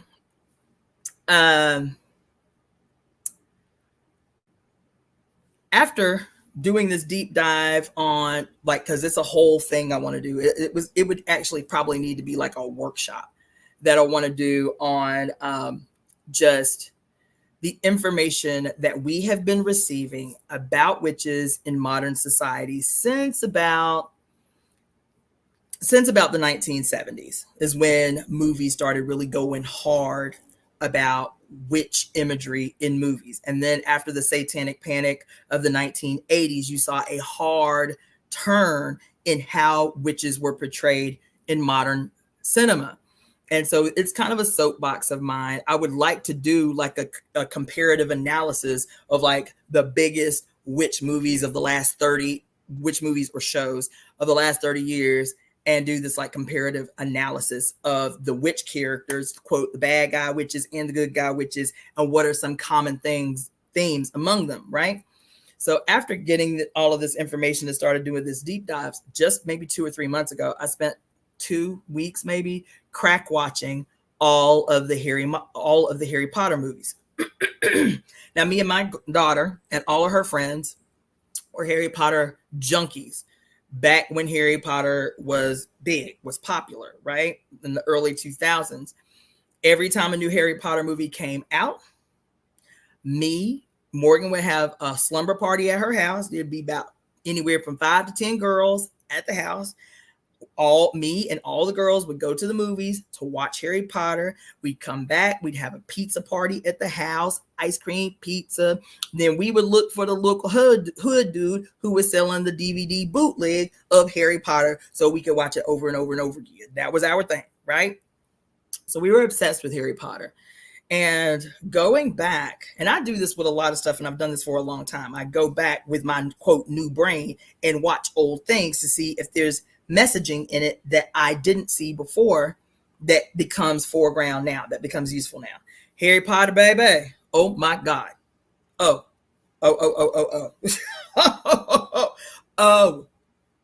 I probably have to hold. I got shit I need to do, but I need to be freed up because there's a whole breakdown I need to do about Harry Potter, baby. Oh my God. Rewatching that shit a few weeks ago had me in a way, because this is my jam. We have all the books. I still have all the Harry Potter books. I still have all the movies on DVD. And I still have found recently in the old storage box some of the bootlegs that we bought. Harry Potter was my jam. Baby. Let me just say, before I move on, what is one of the big things? Anybody that's ever watched Harry Potter, without even getting too deep, what is one of the big defining overall themes, especially in the first 3 movies? It's basic. Don't think too hard. Do not think too hard. What is one of the overall kind of like mysterious, like scary aspects of the first 3 movies? Because it's the first 3 movies where Harry does not meet the antagonist yet. You feel me? So what is it? What's the overall theme between, quote, forces of good and forces of evil? What is the big takeaway from the quote, the force of evil in the first 3 movies? In alignment, let me make it more clear. In alignment with what we have been talking about for the last week. In alignment with what we've been talking about for the last week, what is the overall theme about the force of evil in this movie? The easiest thing you can think of is probably what I'm talking about. I want somebody to surprise me because it's so pervasive, and it's like all people talk about through the first 3 movies. Whenever they meet Harry, the first thing they're thinking about is what? And it's in alignment with what we have been talking about for the last week. I'm gonna start giving y'all pop quizzes. That's what I'm gonna start. I'm gonna start developing 5 questions that y'all have to answer before we move on. Whenever I do a lot, because I want y'all to be really taking into yourself what I am teaching you. I'm not talking at you. I am teaching you. I am functioning as a mentor all the time. So I want you to be able to see and think and analyze the way that I do in real time. I am not exceptional. My experiences are what have made me the person that I am. Everybody has the potential to be extraordinary and to be geniuses and to be able to decode in real time. The bolt is important, especially given what we spent all day Monday talking about, but it is tied to the bolt. It's not the bolt itself. Keep going. Keep going. And I'll take 1 minute and then I'm going to just tell y'all. And when I tell y'all, y'all going to be like, oh my God, yes. It's that easy. It's tied to the bolt though.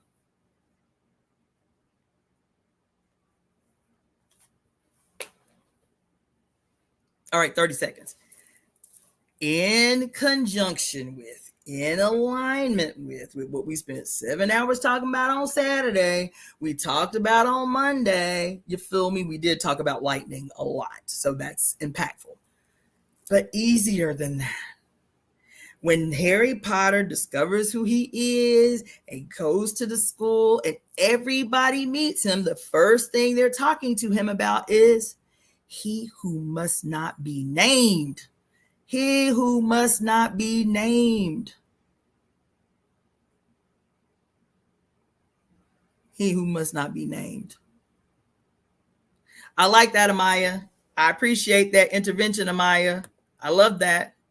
I love that. I'm going to post that. I love that. He who must not be named. What did we just say about Solomon? To know one's name is to know their power. He who must not be named. As a matter of fact, in the second movie, in the Chamber of Secrets, which is deep. The Chamber of Secrets is deep, y'all. The Chamber of Secrets is so deep. It is, listen, I could do a minute by minute play by play of the Chamber of Secrets and tell you why it is so extraordinary and it is so deep and it is so profound. But it is in the Chamber of Secrets, the second movie, where it is the second. So it's not 3. It's the first 2 movies. It's the second movie where Lord Voldemort reveals himself, right? And y'all gotta go back. Y'all gotta go back and watch the Chamber of Secrets, baby. The Chamber of Secrets and the Prisoner of Azkaban. Oh my God. And the Goblet of Fire. What did we just say? Talking about lightning bolts. I gotta go back again.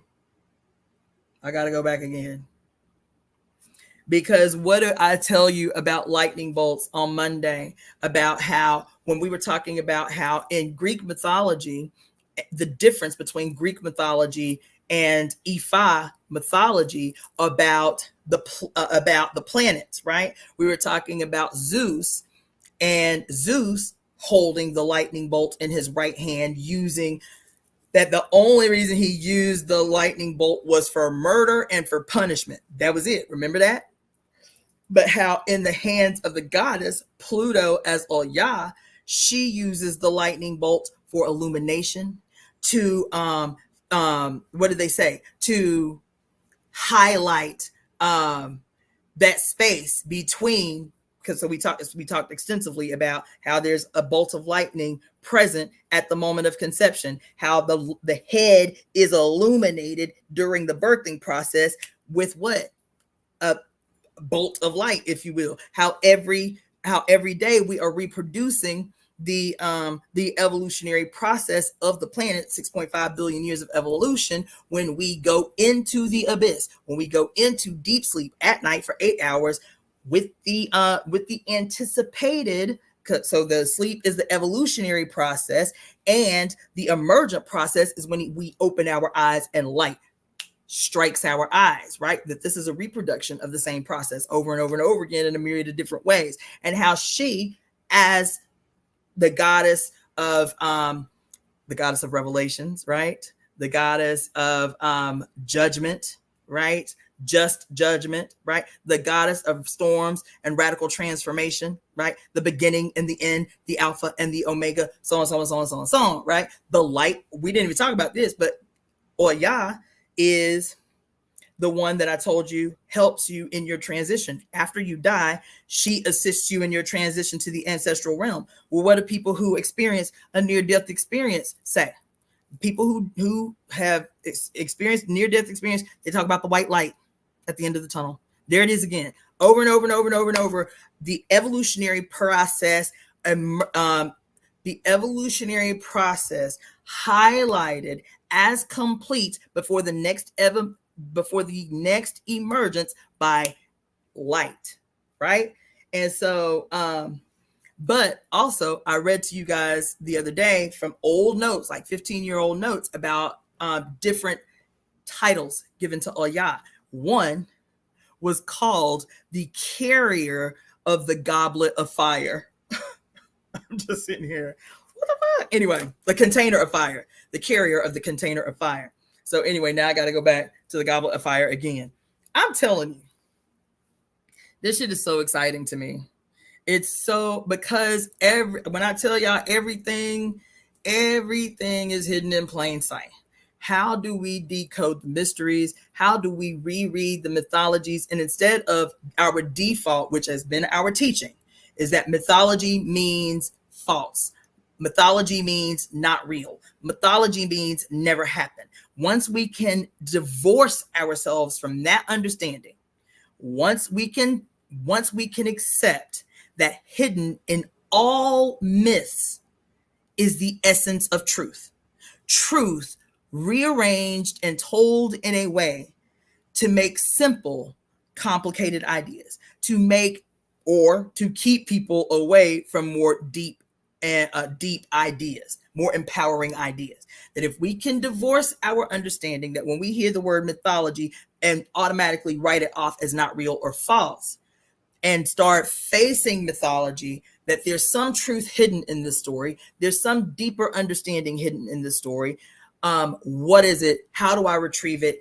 And how do I make it applicable to my life? I am not teaching y'all, because that's why people be trying to get me engaged in, to get me to respond to get me to, even this friend that came over, to get me into some deep philosophical discussion about like the 5D. That's what they wanted to talk about a lot. They wanted to talk about aliens and my position on aliens a lot, right? There is a reason I do not go into these things on my channel. Doesn't mean, like I told them, it doesn't mean that I don't believe in aliens, because I do. Doesn't mean I don't believe in the whole idea of 5D ascension or the Galactic Federation or the Anunnaki or any of that stuff. It doesn't mean that those are not things, ideas that I can concede may be very real.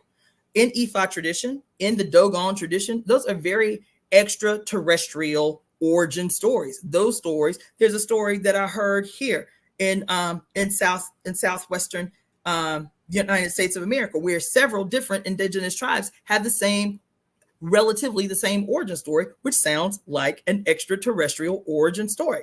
I have no problem with this at all. I think that when we start deep diving into aliens, into a third of the population is reptilian, and all of this shit, I think, again, it is escapism. It is distractionary at best.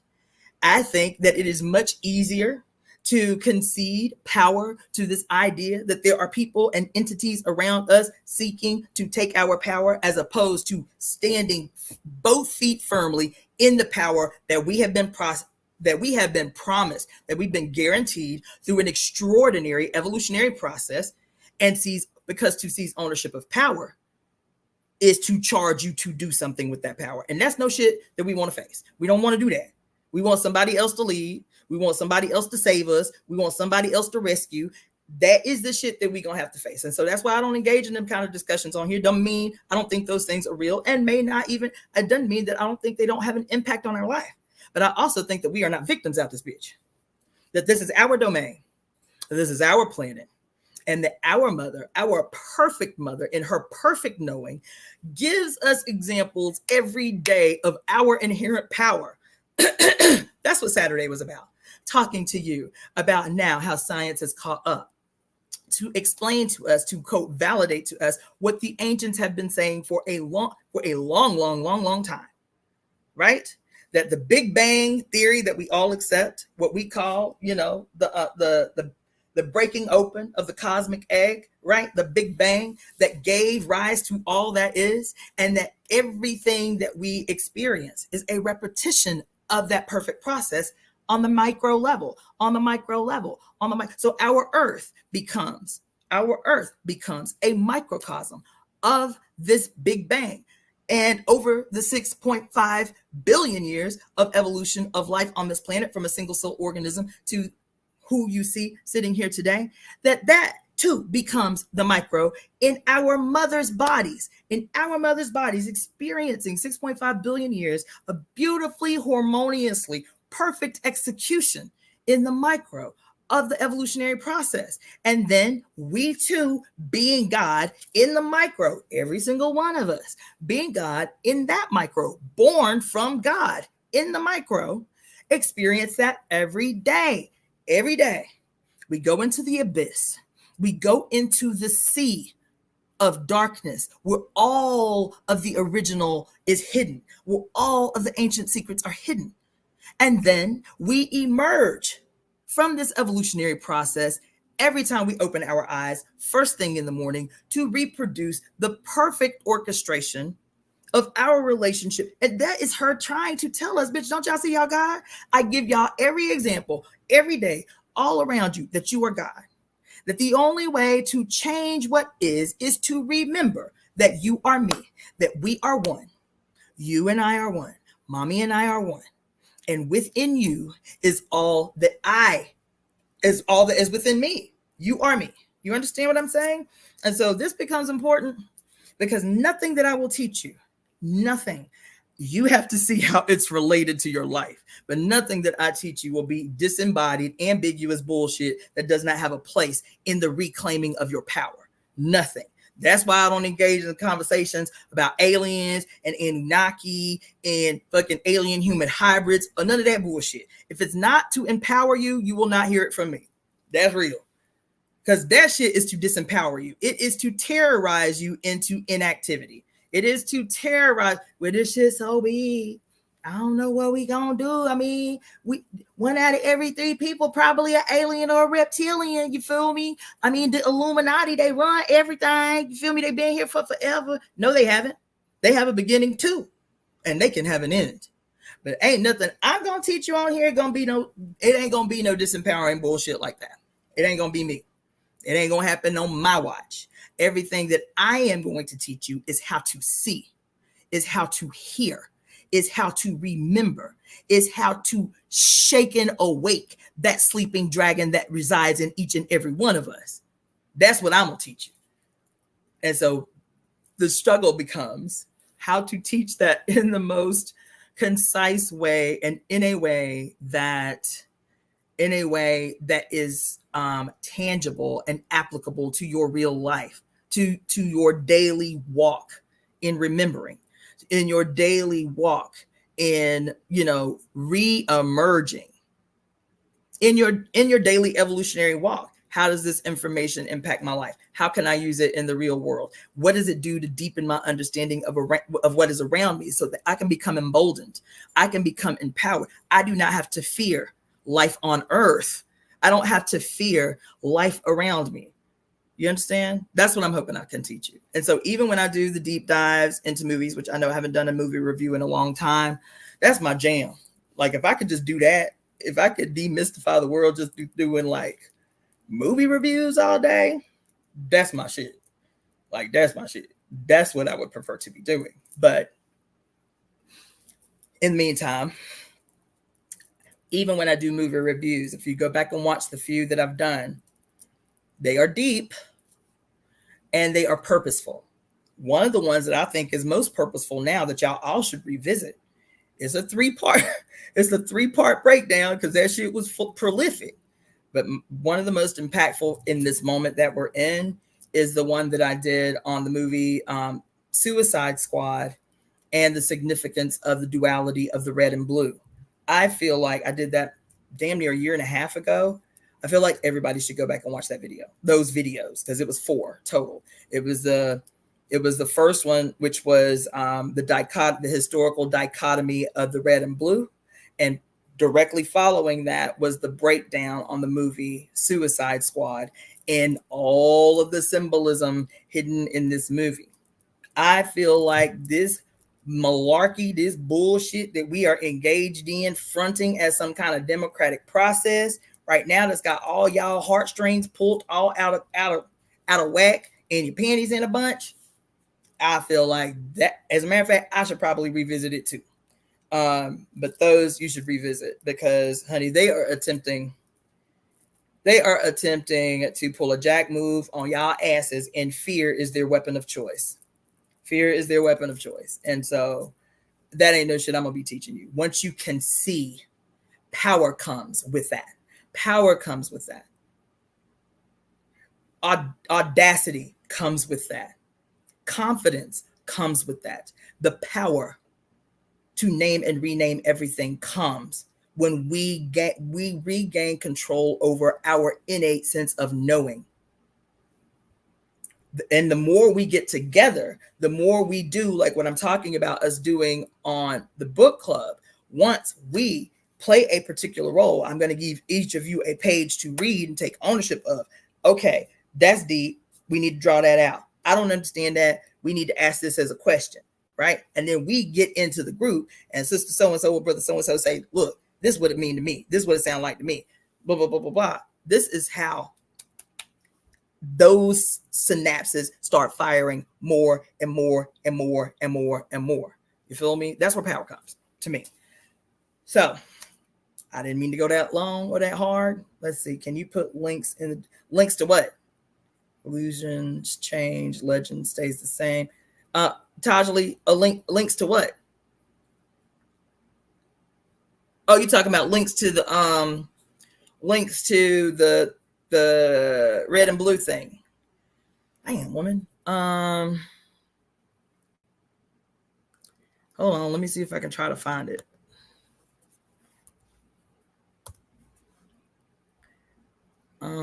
I gotta do a better job of breaking my my YouTube channel down into folders or whatever. Because a lot of stuff that I've done, like as temple services or whatever, I've just done. I have just done as I've just put in the Temple of Evolutionary Emergence. The Temple of Evolutionary Emergence folder. There's a folder, or what do you call it? Yeah, like a folder. But let me see, since you put me all on the spot up on here, because it was about a year, maybe a year and a half ago. That's a lot of videos ago, boo. Hold on.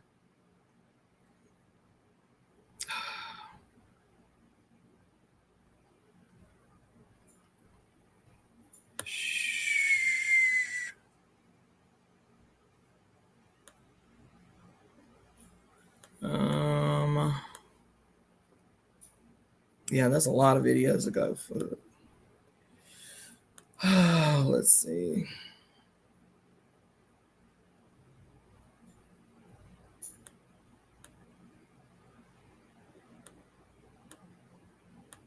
Child, damn. Listen. Last summer, I did a lot of good ass videos last summer, y'all. Hold up. So here's one. I did a lot of good ass videos last summer. I'm just looking at some of these. The Mysteries of Menstrual Blood. That was a 3-part series. The Secrets of the Hair, Medusa, and Hermes. That one was deep. The resurrect sacred prostitution, that was jamming. Okay, and then here's the thing on the Suicide Squad. All right, so let's see here. So for those of you who are tuning in through Facebook, Twitch, or YouTube, I'm going to put links if it'll let me. Yeah, I'm going to put links. So the first link that I just put was the link to the duality of the red and blue thing, and it's got a picture of your what you call it, the donkey and the elephant. So that's one. The next one is the first link to the Suicide Squad breakdown. Like I said, it was a 3-part breakdown. The next one,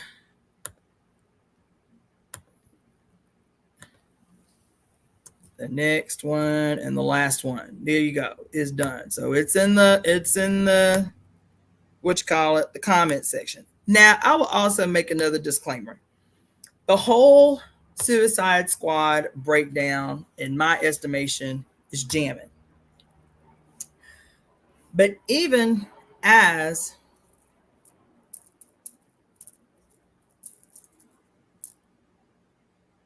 I was doing the breakdown for the Suicide Squad, from the first one to the last one, I just kept seeing more and more stuff, right? So from 1 to 3, they're very different, because the first time I did the breakdown and took all these notes, as I'm rewatching it, to pick up where I left off, or like missing more and more shit came out that I didn't see before. So the third one to me is the best one. The third section of that breakdown is the best one. The first one is where I really break down the color symbolism more than anything. But that third one, the mother had something to say. She had a lot to say in that one. So the third one, I say watch them all. But if you don't have the stamina to watch them all because they are long, just skip to the third one. That's my personal position. It's the better of the 3 of the breakdowns. And I do little bitty reviews of the previous one in each one. So the third one, I do like a little review of where we are up until this point, and then I go into the rest of the movie. It's deep, but this is the shit we need to know, because this shit is an orchestration in real time, and it's flimsy.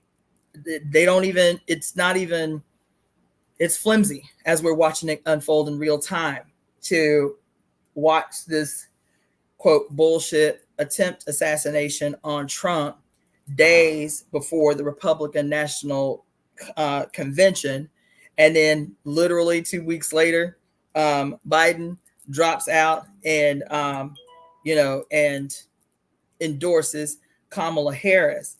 Some of the narrative, not just the narrative, I am concerned. I am deeply, deeply concerned about the role that Black women are playing, the use of their vital energy. $81 million was raised for that woman's campaign in, what did they say, 24 hours? And 44 million of that, more than half of that, was raised by Black women. That is seriously concerning. It is seriously concerning, because it is the evidence, one, to me, of the desperation of the state. On the other side, it is indicative of how easily manipulated we are by them targeting our motherfucking heartstrings. How easily manipulated we are. This becomes the solution, as opposed to creating a new solution, as opposed to that energy that those, what did they say, 40,000 women raised $44 million in 24 hours for this woman's campaign. Imagine if that same kind of enthusiasm, will, vision, and energy, and consolidating of resources was funneled into institutions that directly impact our lives, that directly impact our lives and our programs and our projects.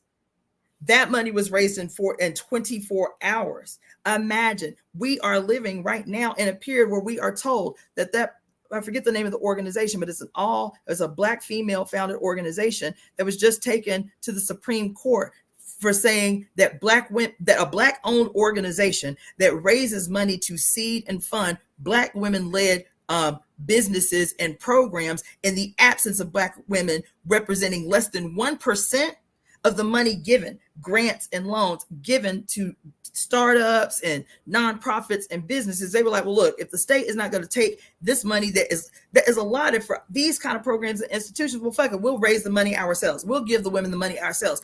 We'll give Black women who are denied access to these resources that are supposed to be for everybody.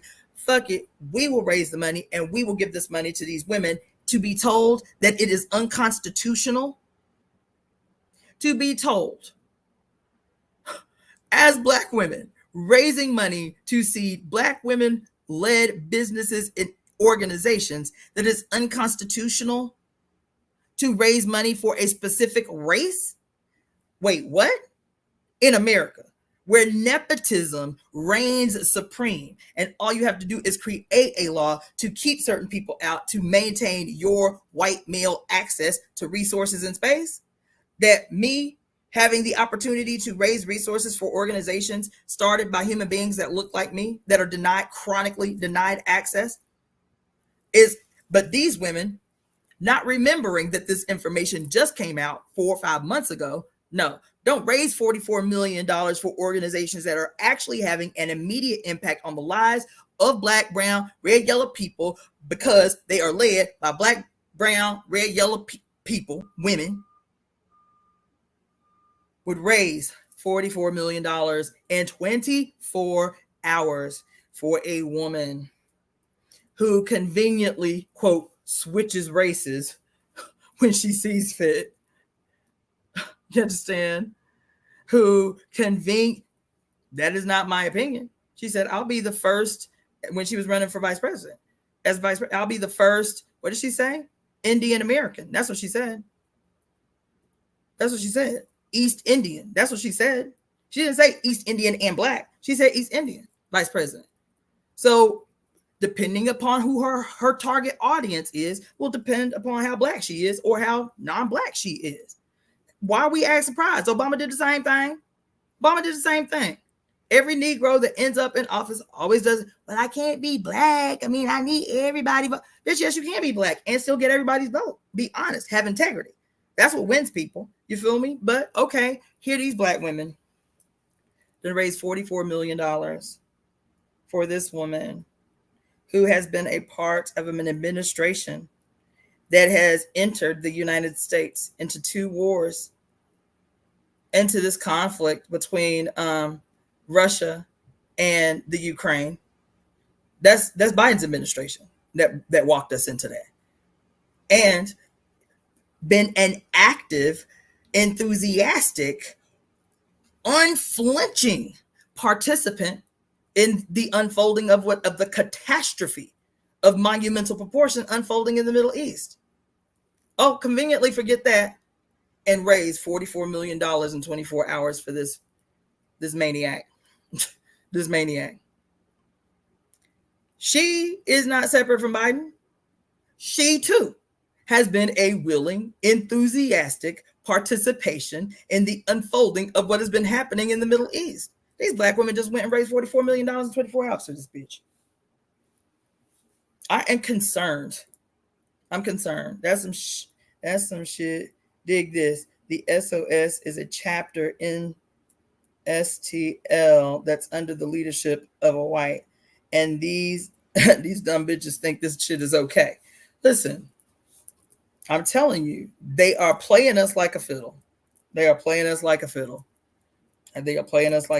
And I am deeply concerned about, I was deeply concerned when I heard that that campaign raised $81 million in 24 hours, and more than half of that was raised by Black women. I am concerned beyond measure, child. I am concerned.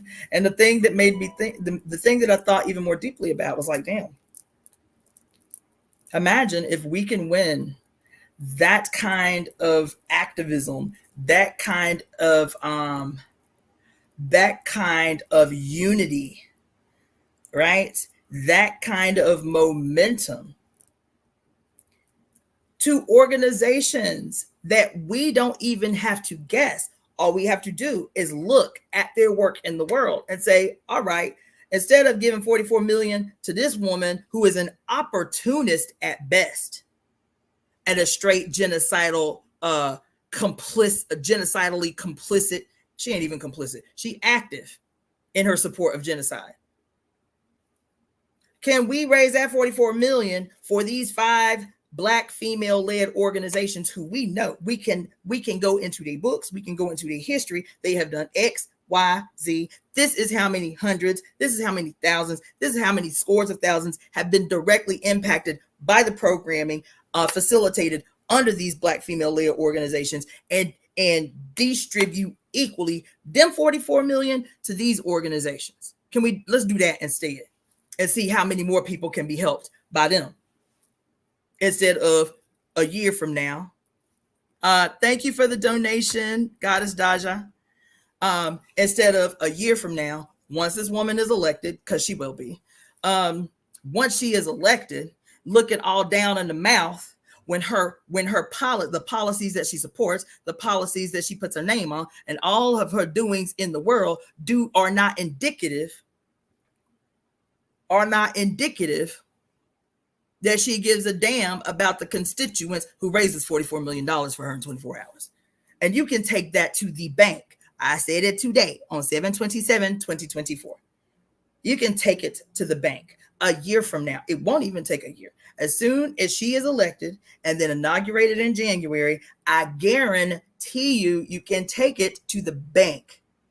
By May, you will be betrayed and you will be out here lamenting. Take it to the bank. You will be out here lamenting about how she could do this. She's a Black woman. How could she do this? How could she betray us like this? Mark my words. Mark the time and date. Time stamp it. And then go back to it. Because I'm telling you, it won't take that long. I'm giving her till May. By February, your ass will be upset. I'm not lying. It happened here. It happened right here in LA. Everybody was singing the praises and dancing in the streets and parties all over the place because LA got its first Black female mayor who had this long history of so-called activism in the Senate and this and that and such and such. And this fucking woman's first order of the first fucking bill she signed, after everybody in this city for years had been talking about the LAPD running amok in the city under federal investigation. In 10 years, in a decade, y'all, the LAPD have killed, murdered 700 plus people. Y'all don't hear shit about it. Yeah, I didn't hear anything about it before I moved out of here. I didn't know that the LAPD was literally running amok in the city. More than 700 people, men, women, and children, have been killed by the LAPD since 2010. Since 2010, with an over-bloated police budget. They were saying before she was elected that every $4 either generated or coming into LA, just LA, the city, not the county, every $4 that are generated or come into the city of LA, $1 goes directly to the police department. There ain't even 10,000 employees in LAPD. All the employees combined, less than 10,000 employees, yet $1 out of every 4 that comes to the city belong to the police department. And then all the other $3 was divvied up between all the other services of the city: transportation, housing, economic development, all the things, public libraries and parks. They got the other 3 divvied between all the other services of the city. The police gets $1 from even the campaign for mayor of LA was so Insane.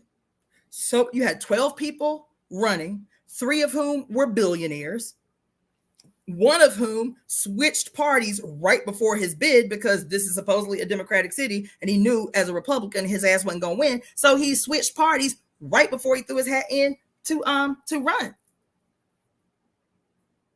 Knowing this, people like, what's her name? Gwyneth Paltrow is supposed to be so spiritual and super progressive. And yo boy, Snoop Dogg, who's supposed to be whatever, in line with the people come from the hood. All of these people endorsed the white boy billionaire who switched party sides as an opportunist right before his bid. Snoop Dogg, Gwyneth Paltrow, all these so-called progressives wasn't even going to back up the black woman. You feel me? The whole campaign was people talking about the crisis of homelessness in this city. 75,000 street homeless people who are just street homeless. That's not including the guesstimations of anywhere from 15 to 30,000 people living in their automobiles, not street homeless, automobiles. And just last year, in 1 year, 900 people died from homelessness. That came right out of the city controller's office. They chronically taken statistics on how all the things are unfolding in the city, where especially the budget is concerned and city spending. 900 people died from homelessness in the city of Los Angeles last year. And the first order of this negress that everybody put their faith in. Oh my God, LA, look at how much we've grown, how much we have arrived. We elected our only second black mayor. The first black mayor whose time in the mayor's office ended in like 82. His ass was a sheriff. His ass was a pig. His ass was the police. That's the last black mayor this city had, was the police.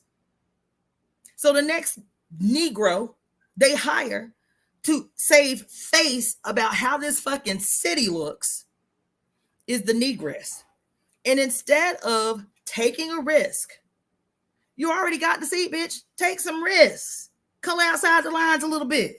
You feel me? The first bill she signed when she got in office was to increase the already overbloated police budget that people have been complaining about for a decade. The budget went from $3 billion police budget for the LAPD. Before she went into office, her first order of business was increasing the police budget to $3.6 billion while decreasing the budget for homelessness in the city, while there's 75,000 fucking street homeless people in the city. So if you don't need a crystal ball to predict how people will behave, understand what their material interests are, and you will always be able to predict how they're going to behave, how they're going to move. This woman, Karen Bass, who is the mayor of the city of Los Angeles, she is a microcosm of this female y'all just gave $44 million to. She is a microcosm of what this woman has the potential to do. But you ain't even got to factor Karen Bass into the equation.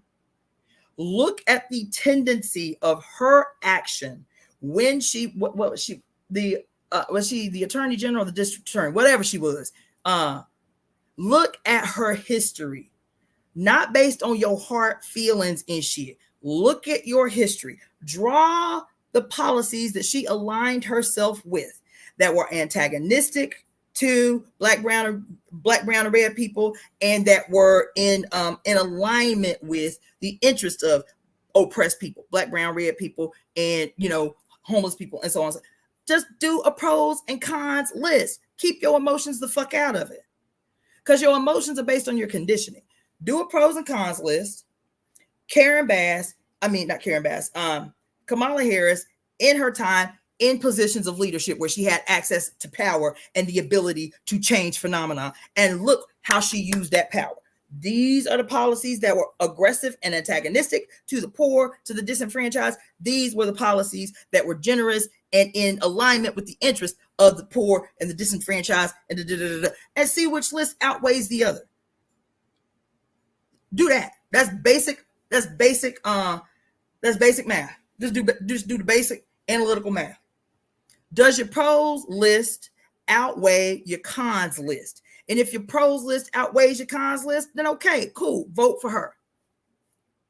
But if your cons list outweighs your pros list, and you still say, well, at least she black, or whatever bullshit you use to remove scientific analysis from the decision that you make, then you are contributing to the suffering of others. That's how you have to see it. That's how you have to see it. Because that's what y'all did. I'm going to tell you something that's going to make you mad. It's going to hurt your feelings. But your feelings need to be heard. Your feelings need to be heard. This diabolical weapon, that's monstrous ideology of voting for the lesser of two evils and then being betrayed and acting as if you are some victim of the lesser evil. Y'all, air last one of y'all. Yes, you may not have known better. Yes, you may have believed the hype. Yes, even as people were out in the world saying, don't do that shit. We got to come up with something new. Don't do that shit. Voting for the lesser of two evils is what has had us in a chokehold the whole time. Don't do that shit. Save that energy to come together to create something else. Y'all went out in droves. Despite Biden's record, which was not only antagonistic, it was outright genocidally hostile to Black people. It was.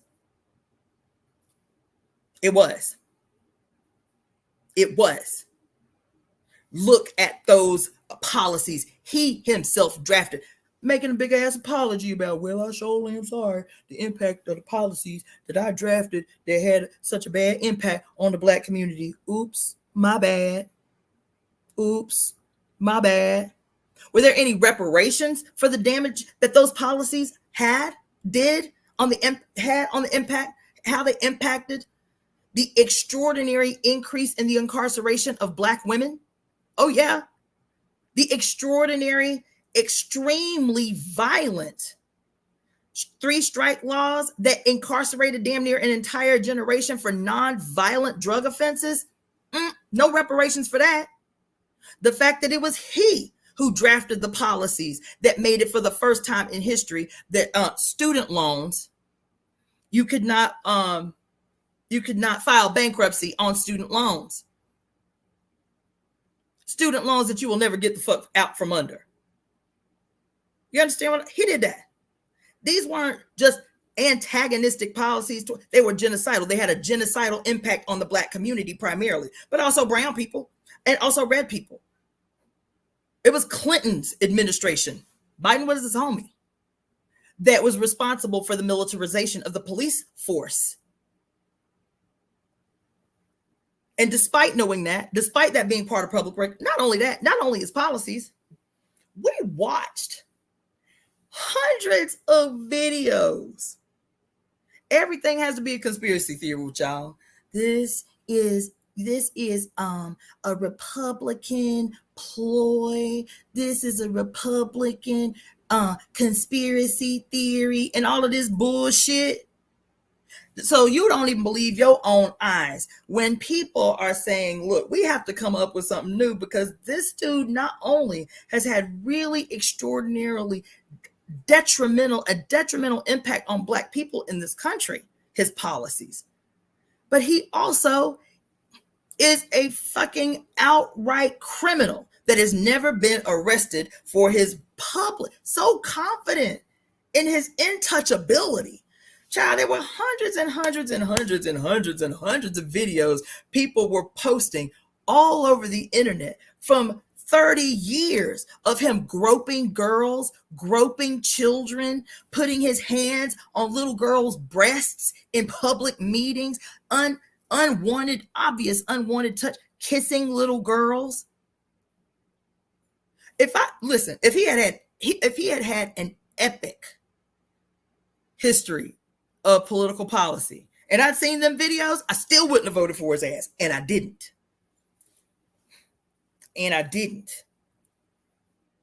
All my friends out here, all these so-called progressives, these radicals and shit, seeing no other way,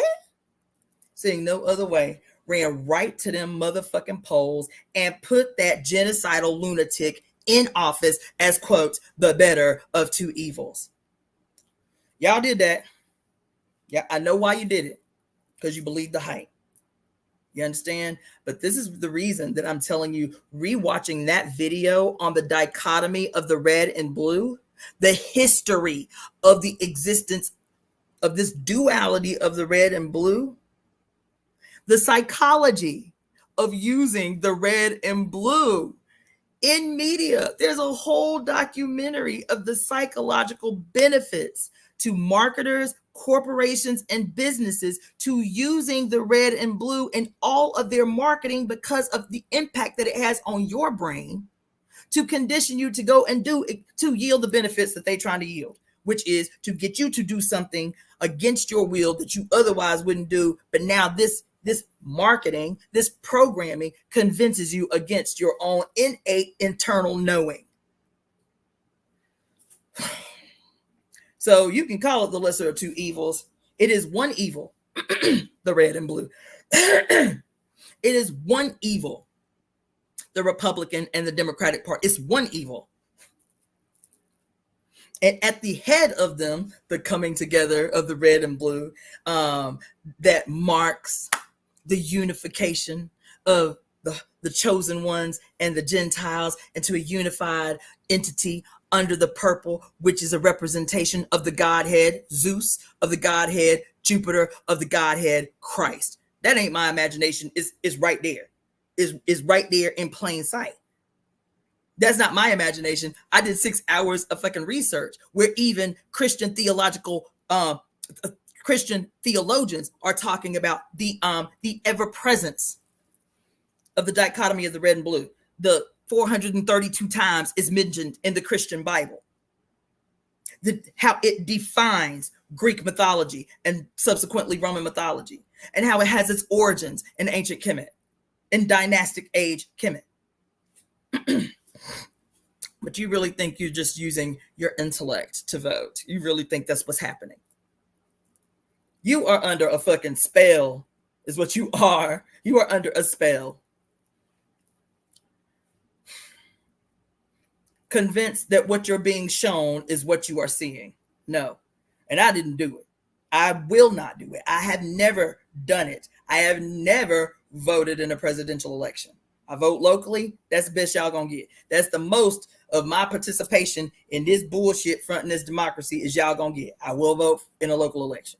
But I will never have my stamp on a motherfucker being in office. We have to take responsibility for that. Y'all did that. Y'all ran out and vote for Biden. And terror, fear and terror was the weapon used to corral you into doing that. Fear and terror. That campaign. We were right in the height of fucking COVID. All our emotions is raw and bare and exposed. And they used fear and terror. Oh my God, Trump. The insurrection helped. Oh my God, they trying to take over America. They trying to destroy democracy. What motherfucking democracy? Where you see democracy at? Where you had democracy? Where has democracy played a substantial role in your motherfucking life? This golden cage. The cage ain't even golden no more. The cage barely. The page is what they call it. Fool's gold. The cage is made out of fool's gold. You feel me?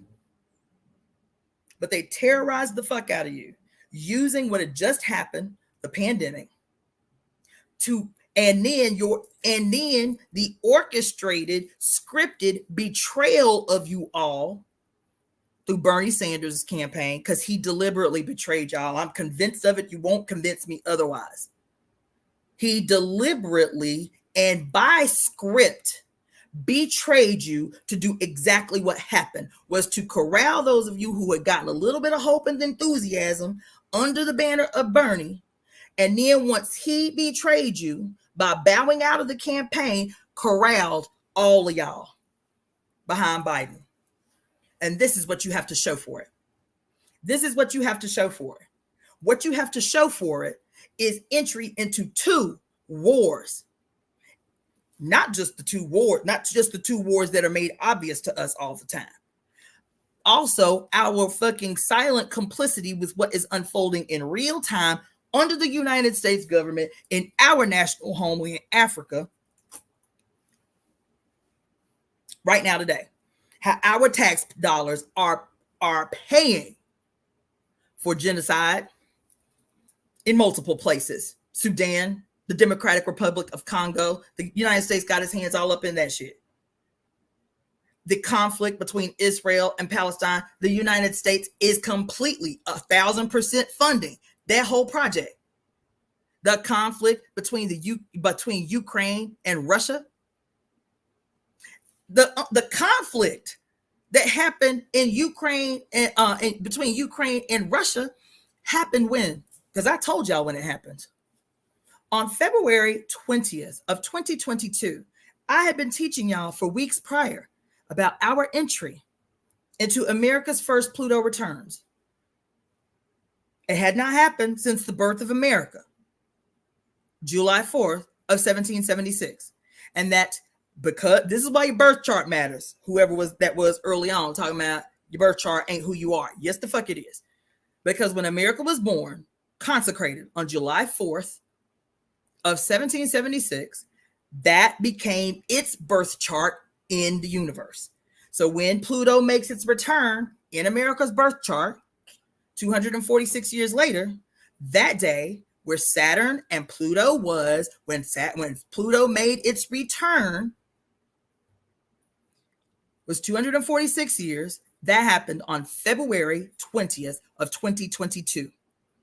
2 days later from this epic event that everyone on Earth recognizes can be the end or the evolution of a nation, everybody pays attention to their Pluto return. Every nation on Earth marks and pays close attention to its Pluto returns. Every nation. And so while everybody on Earth is talking about America's first Pluto return and the ricochet effect it is going to have on the whole globe, how we all got to be paying attention to what's happening in the United States because of its return, this powerful, magnanimous event that we are still in until November 19th of this year, how America's first Pluto returns 2 days later on this return was George Washington's birthday, the first president, the first official president of the United States. I was like, this shit is epic.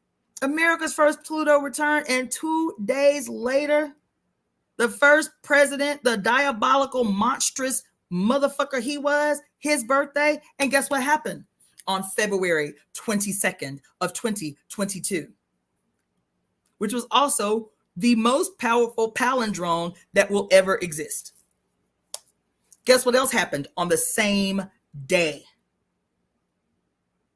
The beginning of the aggression between Russia and Ukraine happened on the same day.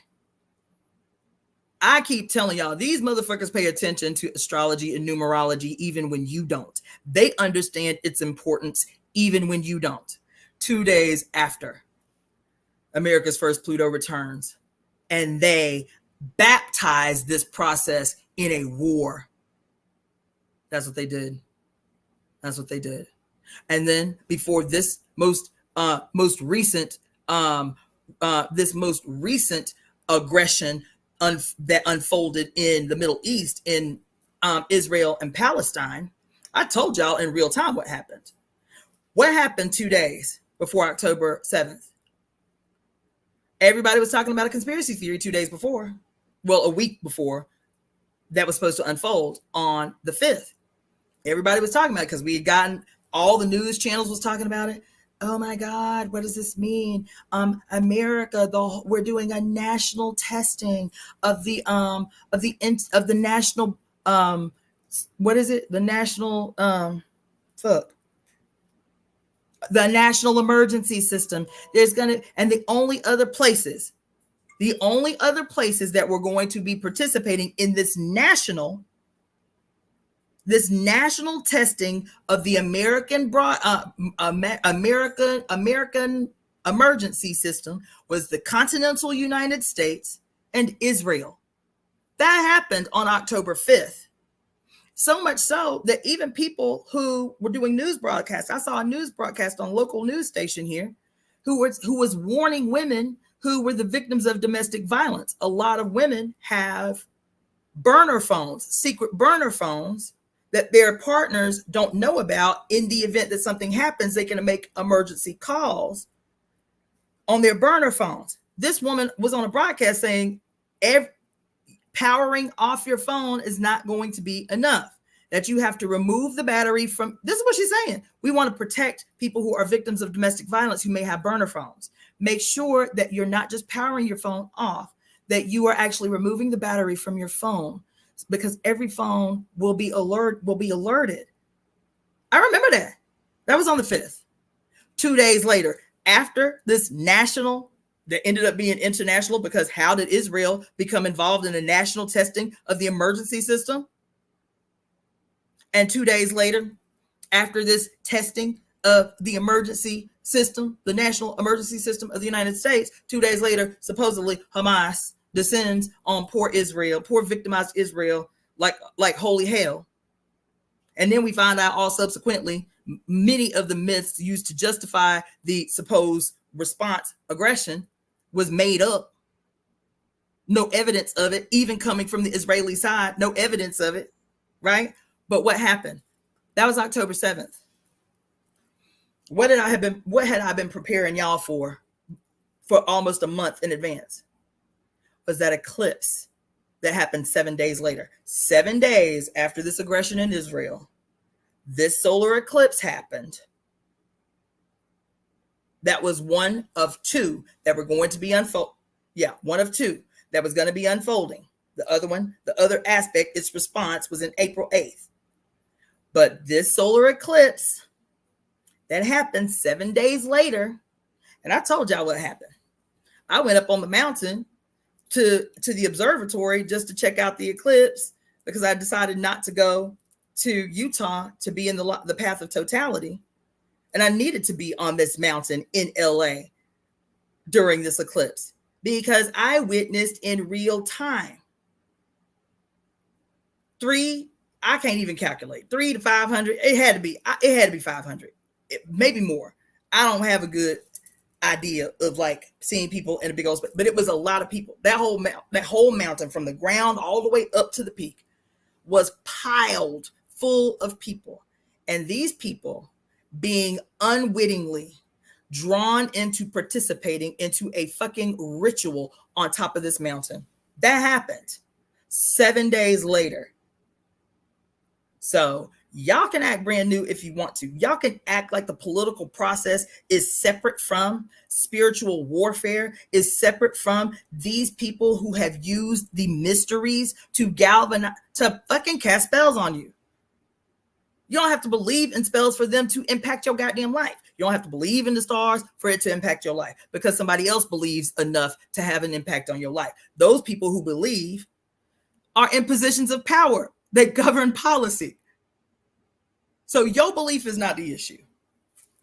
They use these methods to, listen, there's a whole documentary on the psychological effect of red and blue in marketing and media by a psychologist who understands chromotherapy, how to use color to elicit certain behavior.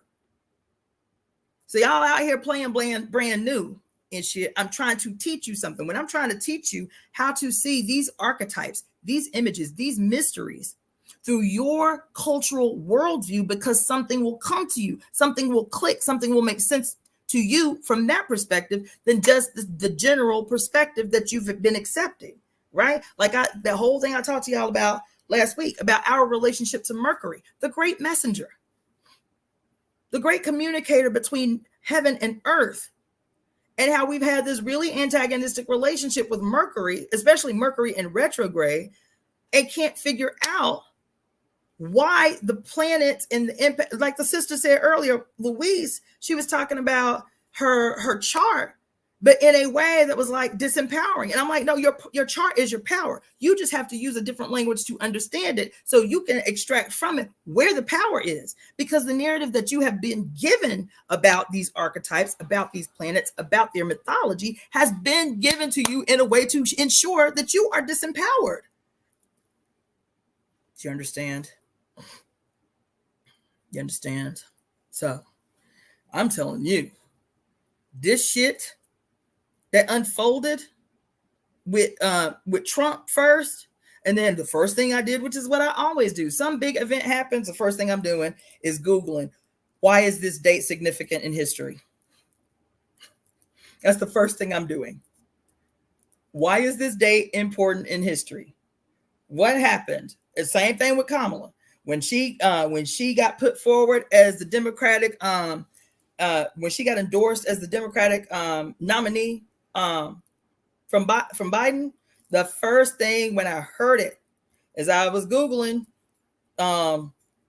July 21st, July 21st in history. What was happening anywhere on Earth July 1st in history that's of significance? Same thing with Trump. I forget the day it was. Was it the 13th? It was the 13th or the 4th. I think it was the 14th. On the 14th, what was happening in history of some significance? And I posted all of those articles on my Facebook page, so I'm not going to go on into it here. But everything that I found, I shared on my Facebook page. I don't be sharing shit on my Facebook page for my own pleasure. I'm trying to put y'all on game. If you read the shit, fine. If you don't, that's fine too. But I'm always trying to teach you something with what I post on Facebook. It is one of my mediums of disseminating information that I feel like is important and valuable at any particular moment. So the first thing I did was, what important happened on July 14th? What important in American history? What important in global history? Because there are significances to these dates. These dates are not chosen arbitrarily. This shit does not happen arbitrarily. Everything is planned. Trump getting shot a day before for the RNC was planned. It was planned, and not by some weirdo kid with some psychological problems. It was planned. I started reading how significant July 14th has been in history. These dates are not chosen arbitrarily. Never, never, because they pay attention to astrology and numerology, because they know that you don't. They do. This shit that happened on a Sunday with Kamala and Biden, the date was purposeful.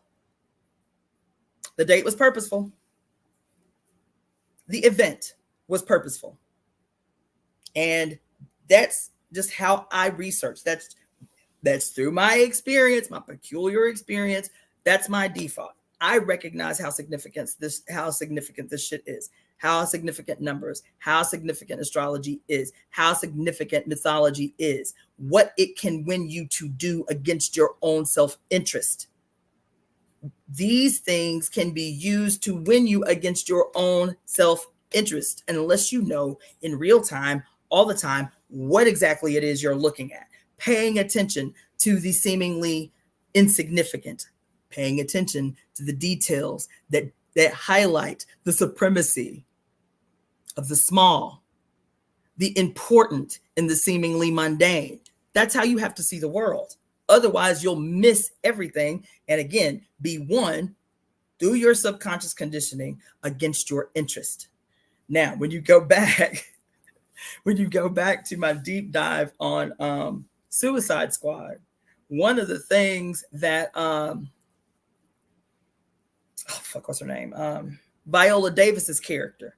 One of the first things that Viola Davis's character says, she says, my occupation is to shit. My occupation, I am a professional, and my occupation is getting people to move against their own self-interest. That's what she said.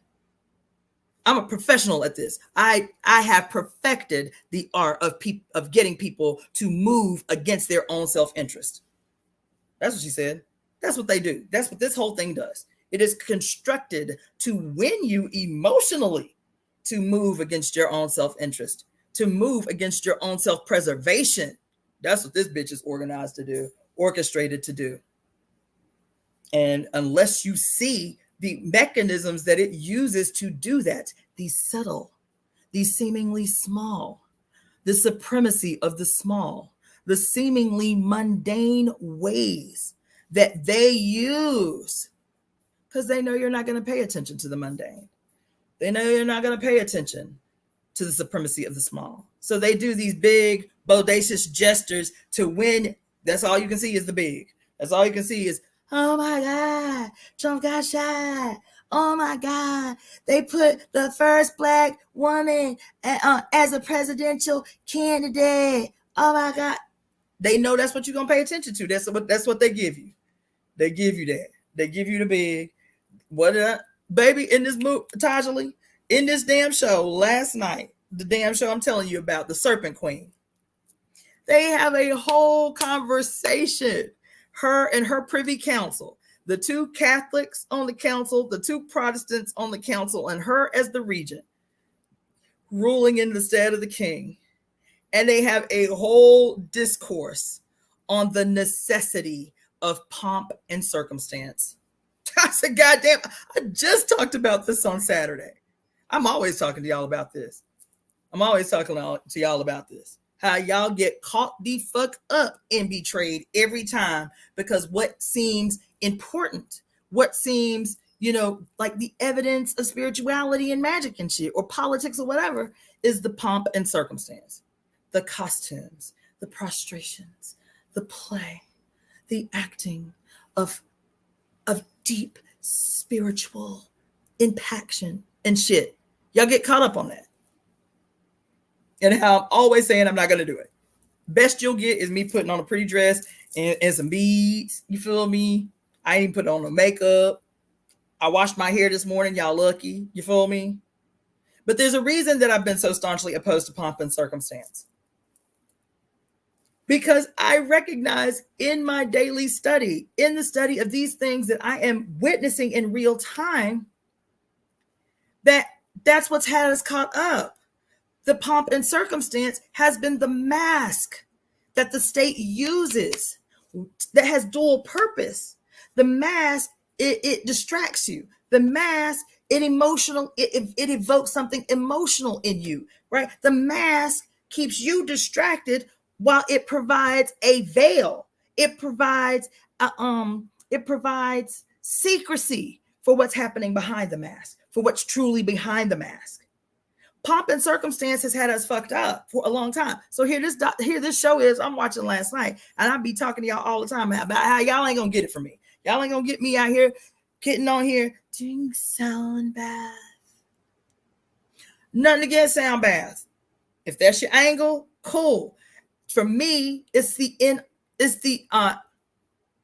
inauthenticity, right? It's like, I'm a sound bath healer.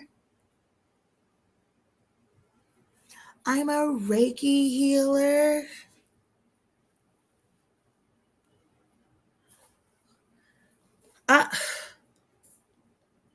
Because I see the lies hidden everywhere in plain sight, I refuse.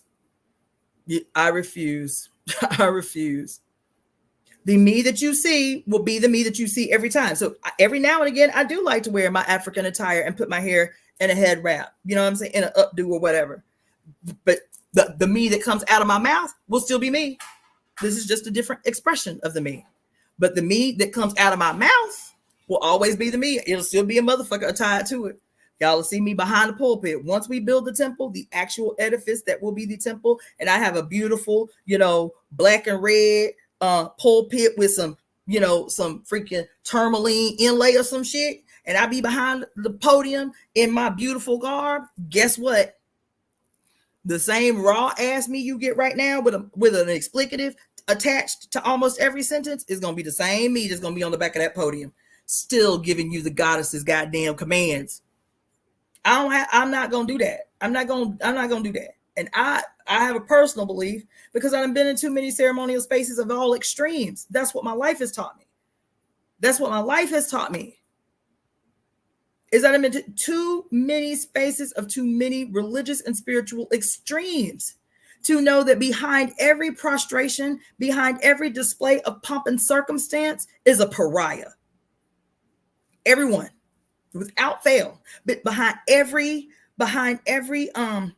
phony ass accent, nigga, if you don't talk like that behind don't close doors, don't talk like that when you go to do ceremonial shit. Why you do that? Why you do that? Don't do that. Do not do that. That's why I told you I don't even code switch anymore. I recognize why Black people have had to do that.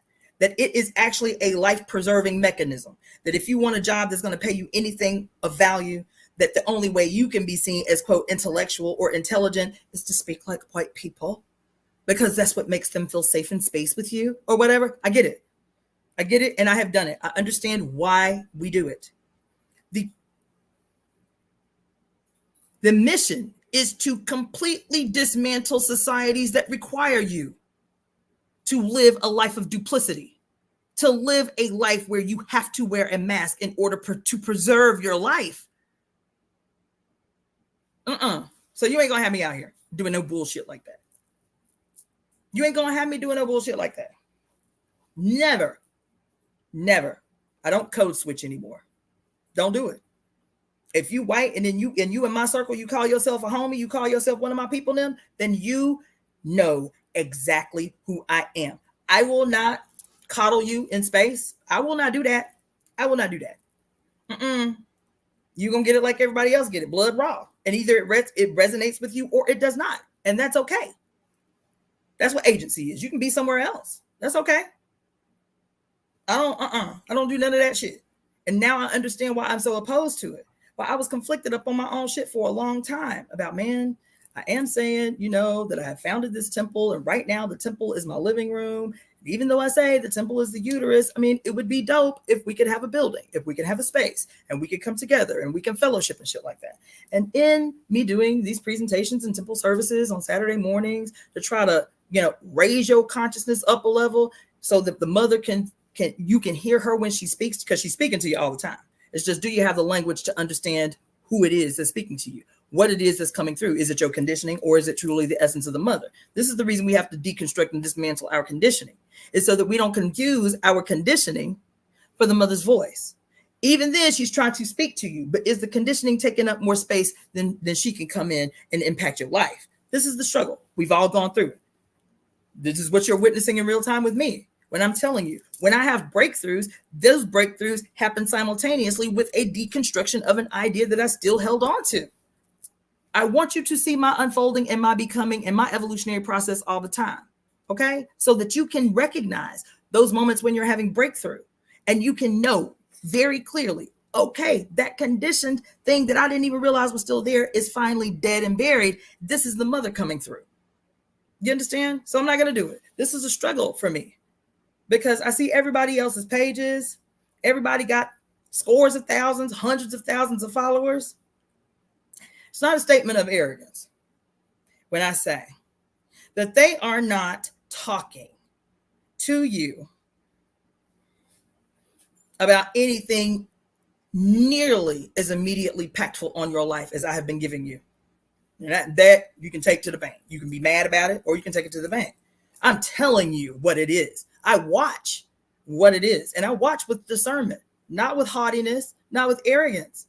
I watch with discernment. What do I need to be doing so that I can free myself? I can use this medium to free myself up the way that others have been able to free themselves up to do deeper work. So I'm watching, and I'm looking at some of this shit. Motherfuckers with millions of followers and ain't been on here a year. $250,000. I mean, followers ain't been on here a year. Pay all their bills with their online presence. I'm like, is this what I got to do to get paid? Like this type of shit I really got to be talking about to make this medium work for me so I can free myself up to do the other things that I want to do. I want to study. I want to dig deeper into these things that have been superficial for us. I want to write so that my understanding is not just here virtually, but now we can start compiling easy ways to research, study the shit and build upon that.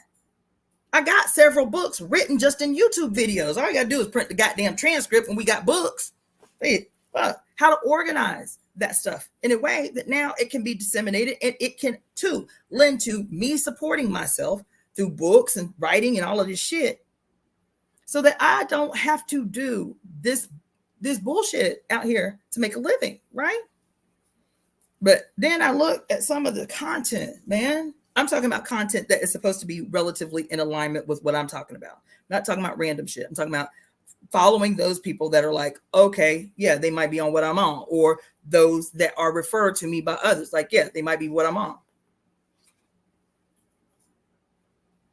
And I'm just going to tell you, none of that shit I'm going to do.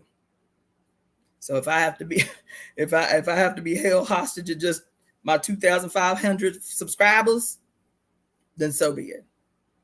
Because there is shit I will not do. There's shit I will not do. But that shit fucked me up last night, sitting here. I'm in my bag. You know, really, the show is kind of like background noise because I'm making the jewelry. And I got, I'm like, I have been, coined ADHD. I kind of reject that. I told y'all why.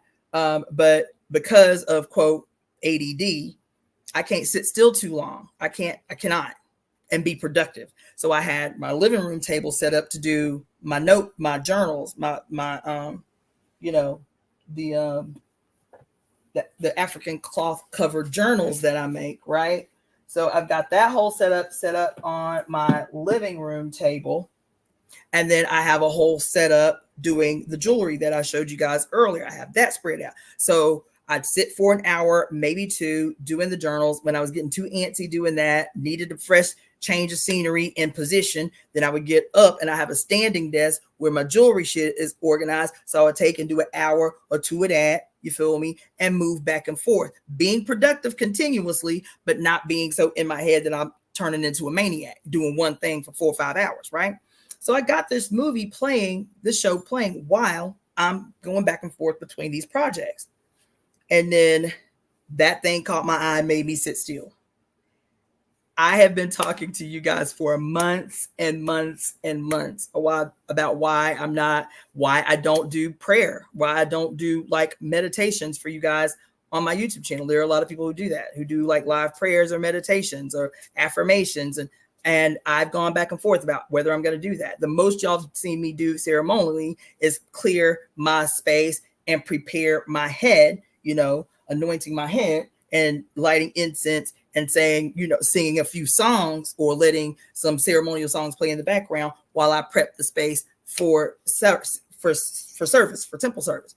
But I'm like, and ceremonial space is a lot deeper when I did the burial ritual out in the desert for the spring equinox. Okay, cool. That was deeply, deeply, deeply ceremonial, accompanied with songs and the prepping of space and all of that stuff. But because I know so many people rely so heavily on ceremony that they are confused. They think the ceremony is the spirituality. The ceremony is just like I was telling you, the wand is the conduit. The wand is the conduit. Yes, there are elements in the wand that amplify magic or amplify intentions, but the wand is an instrument that on its own, without your focus, without your ashe, won't do shit. This wonderful wand this sister made me is beautiful. I love it. You feel me? But until my hands are on it, that wand is not doing anything. It's not executing any ounce of magic. It's the same way with ritual and ceremony. It's the same way with ritual and ceremony. And what has happened is people confuse the execution or the performance of ritual and ceremony for the magic. For the magic.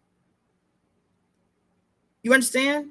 And so when they don't see somebody performing ceremony, performing ritual, they cannot believe that the essence of God is present in that space or in that person, because their conditioning teaches them that it is the pomp and circumstance. It is the outfit. You're not wearing the right colors, right? I have been told in Ifa, as a daughter of Oya, that red is a taboo for me, that I should never wear red, that I shouldn't have red in my space, that my bed covering should never have red in them. No variety of red, not even pink. I've been told this many, many times in readings. Red is your taboo. You cannot wear red. Blah, blah, blah, blah, blah, blah, blah, blah, blah.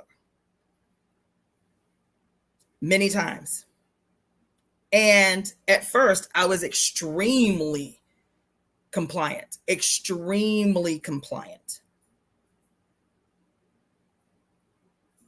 And now I know taboos are imposed. You feel me? And I have created my own religion within me. The religion isn't the Temple of Evolutionary Emergence. I do not call the Temple of Evolutionary Emergence a religion. It is not a new religion. It's not an old religion. It's not a religion. The Temple of Evolutionary Emergence is the future and the past and the present existing simultaneously, consolidated in the original Temple of Evolutionary Emergence, which is the uterus. So whether we have a temple or not, the temple of like a physical building, the Temple of Evolutionary Emergence is just as real, because there are 4 billion human beings walking around on the planet with fucking portals in their bodies. So we can be out in the field somewhere and the Temple of Evolutionary Emergence will be real. The problem again is y'all will diminish the significance of the Temple of Evolutionary Emergence without a building, without a podium, without a ceremonial execution of time allotted, blah, blah, blah, blah, blah. Because the pomp and the circumstance becomes everything. The practice of spirituality becomes everything. Happened in the Bible. Jesus was like, went into the synagogue, flipping shit over, turning tables over, just that bullshit. God don't live, my Father does not live here. Let's go out in the hillsides where the people live. Let's go out there and have church. You understand? That's what he said. That's what y'all Jesus said. My Father does not live here. I don't know what the fuck is this shit right here. Everything beautiful. Y'all know all the prayers and the songs and the dances and shit. But let's go out into the wilderness. Let's go out on these hillsides. Let's go out where the poor people at. There we'll find God. There my Father will be. You feel me? Now, I'm only quoting him because, it's a metaphor. But that's why I'm not going to perform. That's why I'm not going to perform spirituality for you guys. I'm not going to do that. Spirituality is what we're doing right now. Spirituality is what we're doing right now. Ceremony is what we're doing right now. And I really want to win y'all to that. 2 weeks ago, when we talked deeply and profoundly, coming from a reading, about seeing the supremacy of the small. Remember that? That was a card thrown in our deck. That it is too easy for us to reduce the magnanimous significance of the unseen. The worms, the crawlers, the snakes, the maggots, the flies. Not only to reduce the significance of, but to view with revile that which we see as small. Oh, yes. What does the card say? Learn a lesson from the crawlers. They are, what did it say? They are minute and mighty. That's what the cards say. They are minute and mighty. The small, the creepers, the crawlers. This is a reminder of the supremacy of the small. Remember, I talked to you within the context of that card that was so profound on that day, right? About the war of the flea. I'm gonna have to see if I can find this book. I think I have it somewhere here in the house. About the war of the flea. How, yes, a singular flea cannot subdue a lion, but the war of the flea, the unity, the singular unity of will, the singular unity of vision and direction can have 1,000,000 tiny fleas subdue a lion. This is the war of the flea, right? The supremacy of the small, the majesty within the mundane. This is what I'm struggling all the time to win with you. The majesty. There are no insignificant humans. There aren't. And this wicked institution has really won your smallness to be synonymous with insignificance. That's what this programming does, is to teach you individuality. To teach you individuality is to make you small, is to have you be a singular flea, completely subdued by the bigness of this monstrosity called the state. And if you see yourself as an individual and then you see the state, you're like, there ain't no way I can win. Ain't no way I can win. I'm just a singular flea. Look at this big monstrous beast right here. But if you see other fleas, and those fleas see other fleas, and those fleas was feeling the same way, like, damn, I thought I was out here, individual by myself, alone in the fucking universe. That's why the narrative of independence is so dangerous and deadly and toxic. You are not an individual. You are a unique expression. You are not an individual. To make you a unique expression implies that you are a part of a whole. There is an implication of your peculiar nature within the group.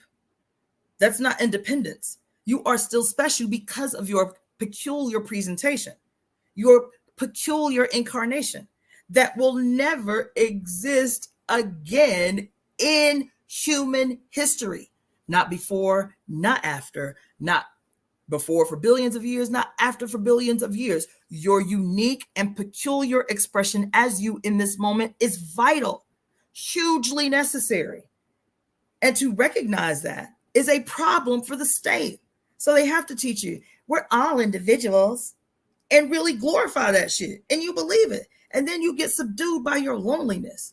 You get subdued by your isolation.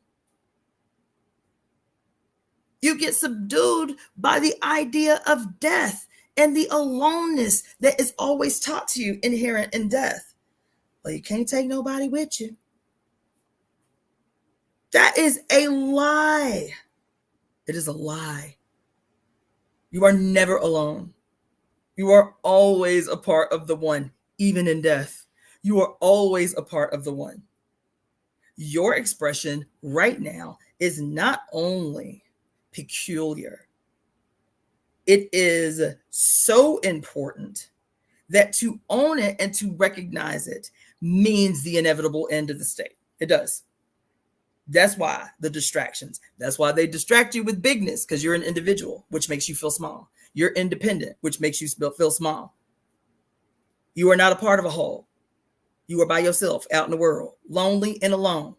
That's why you feel small. That's why you feel like this bitch is insurmountable. This monstrous entity, this monstrous expression of our unwellness as a whole. So you are an individual, you know what I'm saying? You independent, and you cannot figure out why you feel completely subdued. And they give you big distractions to make sure you feel subdued, to make sure you feel powerless, to make sure that they win in your brain, that they are insurmountable, that they are unovercomable, that they are forever, that they will exist for forever, that they are permanent. That's why this card was so important the last time I read for you. The supremacy of the small, the majesty of the mundane. Yeah. But it requires a changing, a transforming of how you see yourself in the world. as a part of the whole. And what you had been misguidingly calling your independence and your individuality is not that. It is you as a most powerful, peculiar expression of the one made real. You, she saw you as a necessary experience that she must have in this peculiar way to communicate something to the whole of herself. You are a necessary. I would not be the Cassandra that I am if I did not embody the billions of cells that inhabit who I am, that embody who I am. One cell off, I'm not Cassandra. One chromosome different, one DNA strand different, and I am something totally else. My parents don't meet in a Christian cult at 15 years old. I would be somebody else. She is the master architect. She is the master weaver. She is the fate that controls all our fates. We, uterus carrying humans, as the microcosm of her peculiar generative expression, as the fates, always weaving the threads and the strands of human destiny. That starts not in a metaphysical way, not in a ambiguous, disembodied way. When I say that uterus possessing human beings, having 1 foot in the terrestrial realm and 1 foot in the astral realm or in the ancestral realm or whatever, because we have this giant space in our bodies that connect heaven and earth. We, as those people possessing uteruses with the potential to weave the strands of human destiny. That's not a metaphysical statement. That is a scientific statement. When you look inside the womb of a human who is impregnated with a potential human, this is the real world scientific explanation of females as the weavers of human destiny, literally weaving together, weaving and constructing through the perfect process the potentiality of this entity that has inhabited our body to become one, to become real, to become a living entity in the material physical world with its own peculiar destiny that is still tied to its astral self, the she, the one. Every single one of you, whether you remembered it or not, is the journey that we're all on. Whether you remember your peculiar, necessary, vital expression of the mother's will made real on earth, that's the journey. Remember I was telling you the story based on Hindu tradition about the birthing process, how we have to go through what is called and has always been called for 6,000 years, the path of unknowing. The path of unknowing is what they call the birth canal in Hindu tradition. The birth canal is called the path of unknowing.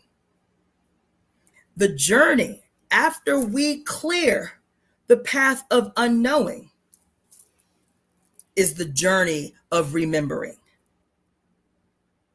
The journey of remembering. This is what I'm trying to help teach you. This is the myriad of ways I am trying to impact that we can recall our divinity.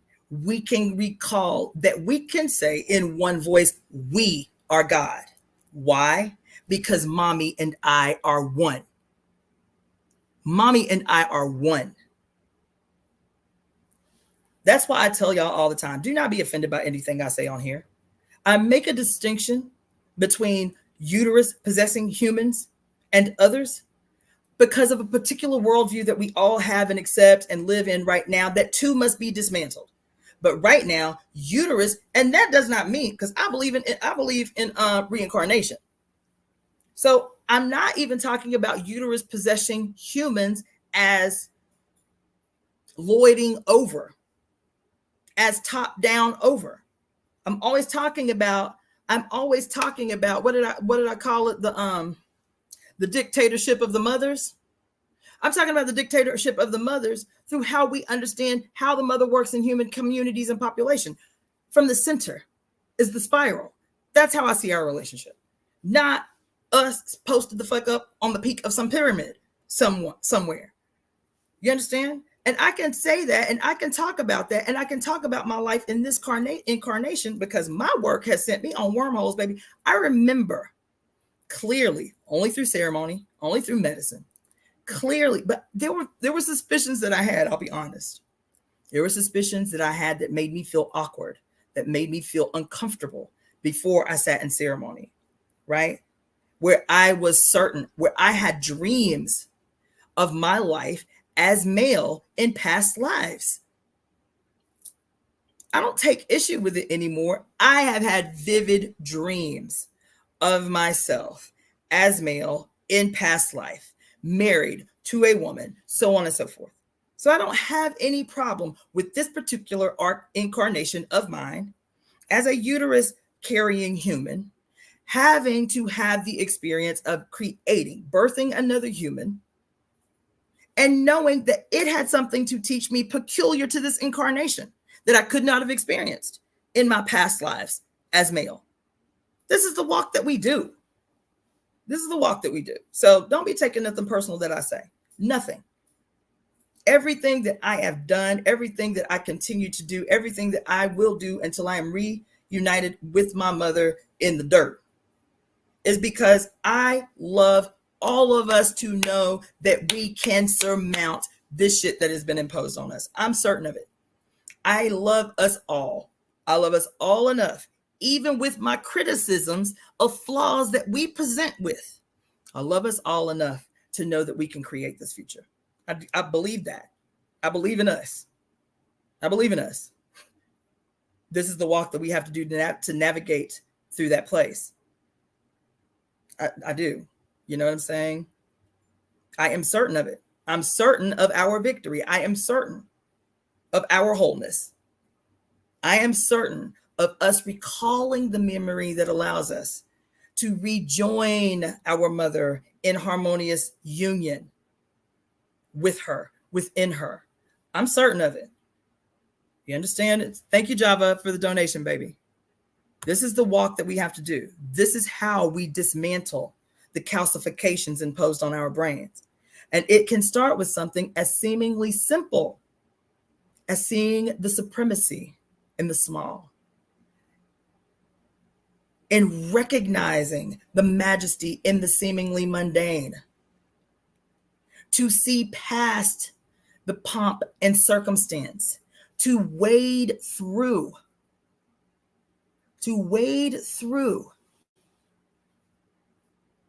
the costumes and the masks, to wade through, to recognize that the big is a distraction. Okay. The big often, and this time, is a distraction. You know what I'm saying? So that's why I talk about movies, because I know that the mundane resides there. I do. That we miss the supremacy of the small that's hidden within.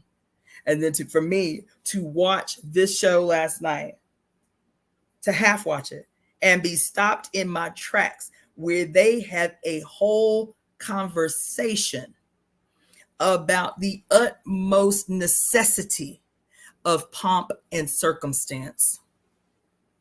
I said, God damn. These are dukes and emperors, regents, magistrates sitting in a room determining whether war is the best route for this period or whether the maintenance of peace is the best route for this particular period. All sides agreeing that war can be beneficial. We always make out like bandits after war. Yeah, we lose a few lives. We have to replenish the ranks, but war always lines our pockets. But strategically and politically, is war the best route for right now? Because we have this rising insurrection of the poor, that can be that can be problematic for us. If they start to see this, listen, y'all, they said it in this meeting. Protestants don't have no saints. Why are all these Protestants calling this woman in the woods a saint? Holy motherfucking God. They burnt the nobility, burnt the only church down that they had. But she had enough foresight to create an escape route for the crew. So when they locked all these seemingly innocent people into this building to burn the shit down, to start a war, they wanted to start a war. One side wanted to start the war. They saw them benefiting more from starting the war. But the only way the war can start is if we incite the poor enough to make them and start initiating aggressions against Catholics. Then we can have the power of the Catholic Church come down on these poor. But we have to make sure it appears that they started the shit. You feel me? We'll say that it was some disgruntled Protestant that burnt the church down. Then the Protestants will be like, that's that bullshit. We attacking these Catholics and these noblemen. You feel me? The conflict will cause a groundswell that will benefit at the end of it, will benefit from it, right? So they in here discussing as opposition at the tables. Oh my God. It didn't even occur to me until just now. In the scene from the show last night, the serpent queen, she is in the center. She is the regent that rules them all. She is sitting. Her privy council is made up of opposing forces. Holy shit. Her privy council is made up of diametrically, violently opposing forces who are related. The faction that represents an allegiance to Catholicism in France remaining a Catholic nation, and the new and emerging religion of Protestantism, all four of the men representing this historically violent opposition, all four of them are cousins. They're all related. They're all related. You hear me? Representing violently opposing forces, at least for those outside witnessing in. They are violently opposing forces, sitting at the same table, headed by the regent, who is the divine face of power of the future of France. And I'm talking to y'all about this this dichotomy between the red and blue, and how they are all one under the singular Godhead.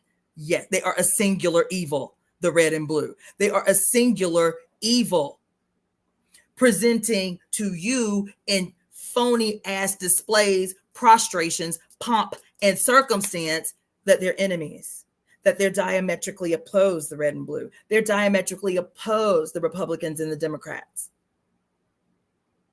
Meanwhile, they sit at the same table, headed by the Godhead of their creation. Here, this scene where I was just talking about the usefulness of pomp and circumstance, which was one of the items of discussion. But it just occurred to me, this was a microcosm of what we're experiencing in real time. How those out in the world suffering at the hands of both sides, the Protestants and the Catholics in the show. Protestants, promising more access to good jobs. That's what they were talking about. Protestants guaranteeing more access and religious freedom, access to better jobs. The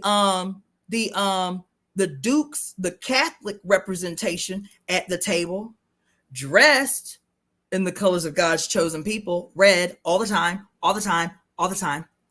One, a Catholic Pope, and one, the head of the Catholic military, or at least France's military, devout in his allegiance to the preservation of Catholicism in France. And the priest said plain and clear, we cannot create a state where all religions can just coexist. Because if all religions coexist, I will not have a job. That's verbatim. That's what he said. I won't have a job. The Catholic Church will become null and void if there are not mediators required for you to come to before you can get to God.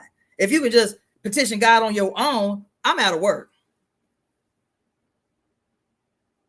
I'm out of work if you can just go straight to God on your own.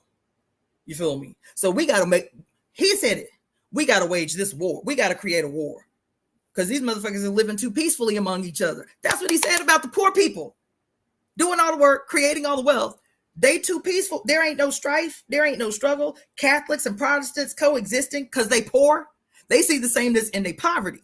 They're like, look, it don't matter if you Catholic or Protestant. We all out here fucked up in the game. We all out here poor. While they up there in the castle living high off the hog, debating intellectually among themselves about whether or not they need a war to have France be a Catholic nation or a Protestant nation or a nation of peace where all religions can coexist. These are the intellectual debates. They happening up the fuck there while they have baths every day and they got all the food and they having sex every day because they living high off the hog. We out here fucked up. So listen, I ain't gonna be fucking with you if you Catholic and I'm Protestant. We all out here poor. We need to figure out how we can get these motherfuckers to unhand some of this loot that we generating. So they in there sitting at this table, and it is the priest that says in this discussion, he is like, it's not the priest, it's one of the sons who is, it's one of Catherine's sons who says there is a need for the pomp and circumstance. What is it that distinguishes us from them? It is the pomp and circumstance. It is the pretty dresses. It is the regal dresses. It is the royal presentation. It is us riding through the hillside on horses while they labor on the soil below. He goes into the different ways that pomp and circumstance is what's necessary to win in the mind of those subservient people the rightfulness of their place in the order of things. The rightfulness of their place in the order of things. Didn't we just read last week in Beyond God the Father and Toward a Philosophy of Feminist Liberation, where she says, with God, what? With him going to and fro, what does it say? Here it is. The biblical and popular image of God as this great patriarch in heaven, rewarding and punishing according to his mysterious will, his mysterious and seemingly arbitrary will, has dominated the imagination of millions over thousands of years. The symbol of the Father God, spawned in the human imagination and sustained as plausible by patriarchy itself, has in turn rendered service to this type of society by making its mechanisms, for the oppression of women appear right and fitting. Right. It makes, the mechanisms of oppression appear right and fitting and just.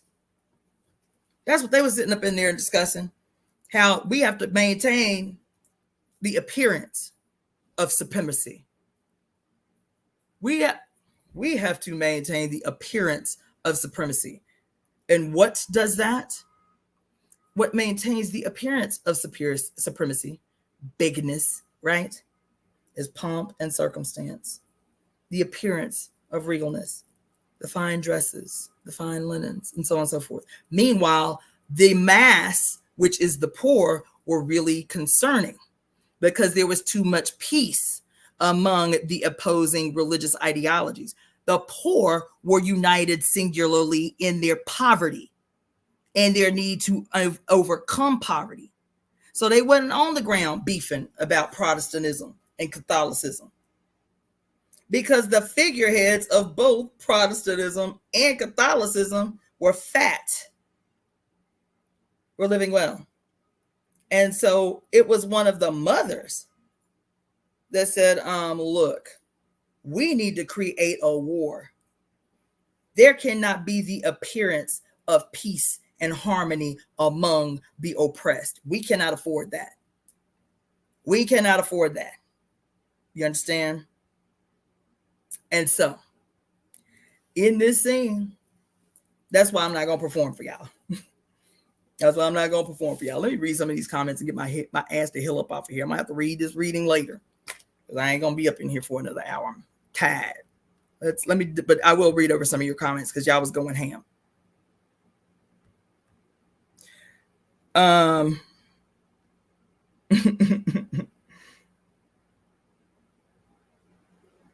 I will say this, going back to Tajali, I was thinking about this. Let me just tell you how things be working, child. Oh my God. Way back. Let me make a note. Hold on. Way back. Tajali made a comment in the comment section about how she's waiting on the autobiography. Right? Just rereading that. I had a moment in the shower this morning. I was listening to Dead Prayers this morning. I was in a war mood today. So I was listening to a bunch of old Dead Prayers, like Walk Like a Warrior and DOWN. Tell me, are you now? Today might be a good day for y'all to revisit Dead Prayers. You feel me? Because that's all I've been bumping all morning. Right? I was thinking about Dead Prayers, and then thinking about Dead Prayers. Of course, I'm thinking about my time in the Uhuru movement, because Dead Prayers was in the Uhuru movement. And so it just sent me on a tailspin in the shower, thinking about Dead Prayers and thinking about the movement. And I was thinking about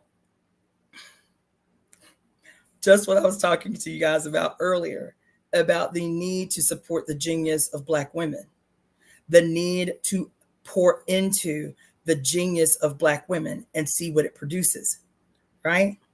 Because my time in the party, especially the period of time that I spent in as the secretary for the Department of Agitation and Propaganda in the party.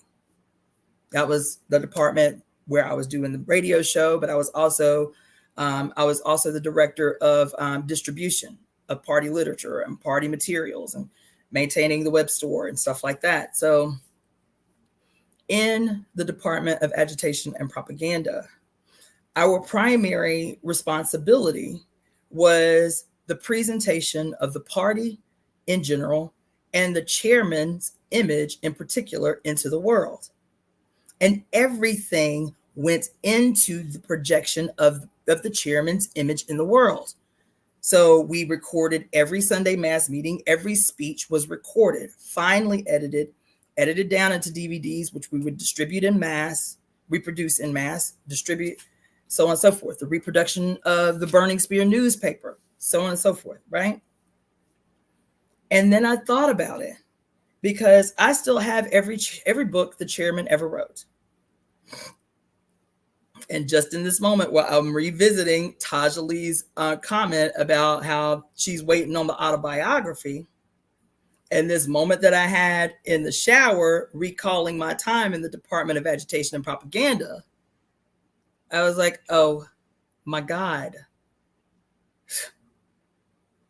Every book that you can find by Amalia Shatilla,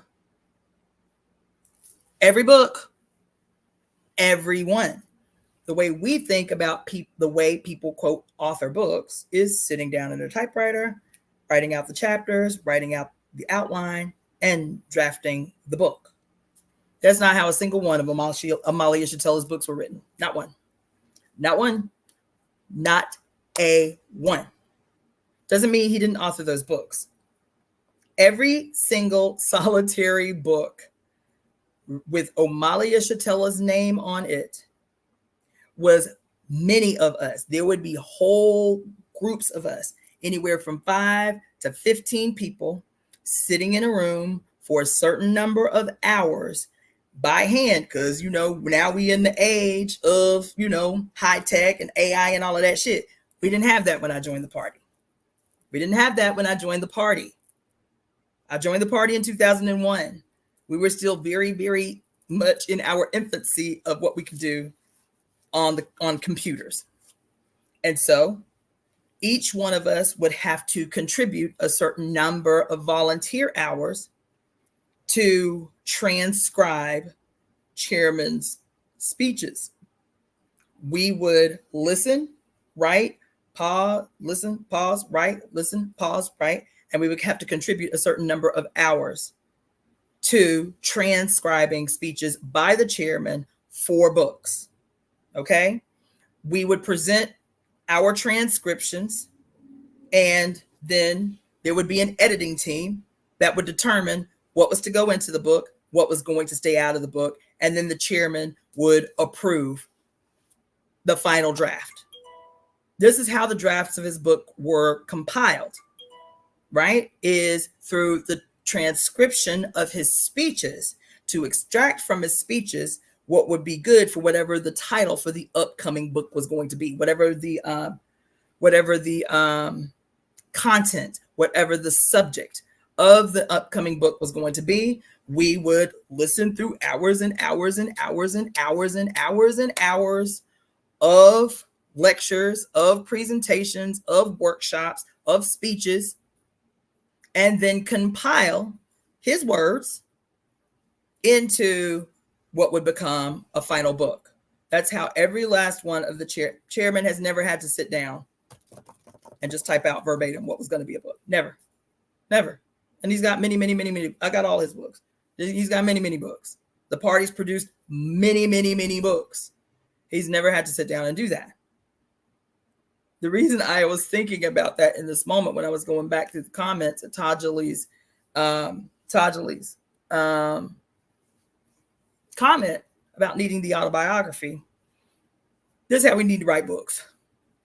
This is how we need to write my books. Because I've been in here tripping, like, how am I going to have the time ever in life to write books? Thinking about my favorite authors, and I'm reading like, damn, you know what I'm saying? These women had the opportunity to write 25 to 30 books in a decade, in 15 years. How they did that? Now the work is much easier. We ain't got to be sitting for hours and hours and hours transcribing my YouTube videos. But there is plenty enough. I just told y'all at the beginning, there's plenty enough shit up in here for me to have several books just from going through the 564 videos that I've done in the last 3 years. 3 years. 3 years I have done 564 videos. Okay? So that might be, I have been asking y'all for over a year to do clips. Just take, that's why I thank Sister Goddess Daja earlier, because she actually did a clip. I've been asking y'all, do 1 minute clips of my shit. That is a way to draw attention to my channel. Just do a 1 section, find 1 minute, one liner that's like, oh, that's dope. Clip it and repost it on YouTube or post it on Facebook, and that'll direct traffic to my shit. Do shorts of my shit. All of my shit is open for you to take clips and make shorts or reels from my videos, because I'm trying to do even that stuff by myself, and it's damn near impossible for me to have enough time. I allot 1 time a week for me to do that, because it takes up so much time just doing clips and reels, right? That's something simple that y'all can help me do. And so she did that, and I really appreciated the clip that she did. I was like, that's fire. Okay, right? But also in saying that, if there are, because a lot of you really write me via email or in your comments, y'all, some of y'all do really long comments that are really impactful. And so the time that it takes to do that same thing, some of y'all, all y'all mostly, will send timestamps to me of things that stood out for you. And I will go right back and watch the timestamp, because if it's impactful for you, it's impactful for me. It's something that might need to be brought to my attention. And so I go back and do that. But the time that it takes you to do that, you know, maybe some of y'all can make a commitment to say, okay, because my transcripts, I think anybody can access the transcripts, I think. But my YouTube is set up to also produce transcription, right? So I will have to see it. Maybe I can talk to somebody one-on-one who follows my channel. But if that is the case where you all can also have access, you can download the transcripts from the videos that I do, then all you got to do is listen and follow along and say, oh yeah, this little chunk here was fire. I need to bring this to her attention. You know what I'm saying? So can we get together and write my book? Can we get together and write a book of any kind? I done talked about a myriad of issues and topics. But anyway, that's what it reminded me of, is that the chairman never wrote a book. The chairman never wrote a book. And his books are profound. But his books were written by a committee. 1, 2, and that was the work we did. We didn't have automatic transcription and all of that shit that we got now that makes the work light years easier than it was when I joined the party, and we were taking turns sitting in a room with snacks and drinks and being up in there for 3, 4, 5 hours, typing, transcribing video and audio of the chairman. Greetings, everyone that's coming in a little later. I see you all. So that was just a reminder that I needed to make a mental note of. So, and there have been some of you who have asked me, okay, so I don't have a rigid, organized process yet. Yes, I know. There are 10 million things that I need to do. Yes, I know that I don't have a functional website yet. I know. I get it. Right? But in the meantime, there are people who have been emailing me asking how they can volunteer in the meantime. This is something that you can do. If it's possible, if it's not possible, let me know, and I will email the transcripts, because I can definitely get them on my end. But I think there is a way for you from your YouTube channel to be able to download the transcripts of any of my videos and say, I will commit to printing out a transcript and highlighting sections that I think might be important or impactful for whatever, You don't even have to email it. I mean, you don't even have to mail it anymore or print it out. Now you can do all that document, Google document shit. Just take the transcript and put it in a Google Doc or a Word doc, and then just use the freaking digital highlighter to highlight those things that you think are significant, that might be good for a book or what have you. You feel me? If you're interested in helping in this process, then what I can do is I can email you some of the book titles that I intend to write. And that if they fit along with that subject or topic, you can say, okay, this might be good for this idea. Might be the first book you need to write. I am not going to put that shit out live, because people be stealing, and I'm not with it. I'm not with somebody trying to get in front of what it is I'm trying to create. You feel me? So you could say, okay, I'll list 3 what I think are the most profoundly important books to get out, because I have a list. You can say, these are the chapters from this video that I thought would fit perfectly for this book. We can go ahead and do an outline, say these are what the titles of the chapters are going to be. This is where this could fit, whatever. I'm going to highlight it for you and email it back to you. The shit doesn't have to be difficult anymore. Not at least the way I learned how to do it. Y'all don't have to do nothing even remotely close. Y'all can say, I'll contribute 1 hour a week to reading through the transcripts and seeing if there's anything that stands out that might be, impactful or imperative for what you construct as a book. You feel me? That's what I would say. And something else. It's important for me to say these things out loud, because when I think about them, I may take a quick note, but they get lost in the abyss. I read something recently and I was like, damn, this would be a really great idea in the future, because, music is a big thing to me. I want it to be a huge part of what we build as the temple, like producing our own music, having our own studios, producing our own movies, our own film, all of that. I spent 8 years in the Department of Agitation and Propaganda for the African People's Socialist Party. Like, culture is going to be a foundational pillar of the Temple of Evolutionary Emergence. So in thinking about that, I've just been thinking about all the ways that could look, like how we can use music, as our primary instrument of what, like winning people and winning an idea and this kind of stuff, and even deeper shit, right? But I was reading the other day, maybe it was a memory or something, about how it was brilliant to me how Nas, when he produced the album Illmatic, his daughter was 7 years old at the time. He made his daughter an executive producer on the album. He listed her as an executive producer on the album so that she would always receive royalties from the album, right? She will forever get paid for that album, right? Which is his biggest album. Nas's biggest album.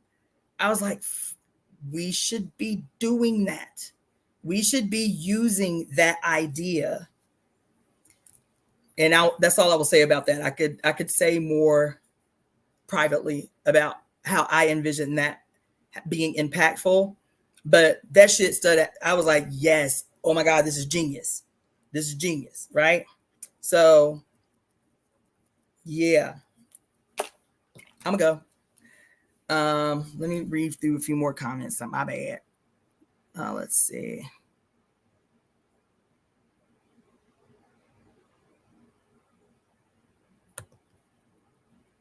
Somebody says start the Patreon and we can pay your membership. I am. I'm not gonna keep saying I am. I already signed up and shit. So I am. I am. That's the commitment I'm making for today. I am. Wholeness Faith, Baby Zoe 88, Aaron Pfeiffer, Louise. I hope I was able to, I wasn't coming down on you, Louise, but I hope that was helpful, that intervention about your chart and the first comment that you made about your North Node and Pisces and so on and so forth. There's something you're supposed to be learning from that placement, and try to approach it from a different direction or a different lens instead of the most obvious and the most common narrative. Try to approach it from a different angle or maybe even a different worldview, and see if that is more impactful in how you see this placement in your chart. Okay.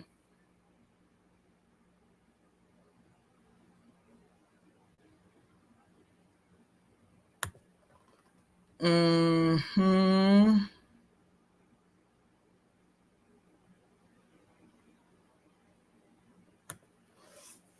Mm-hmm. Elemental Witches said, I'd prefer the universe to name me and not people.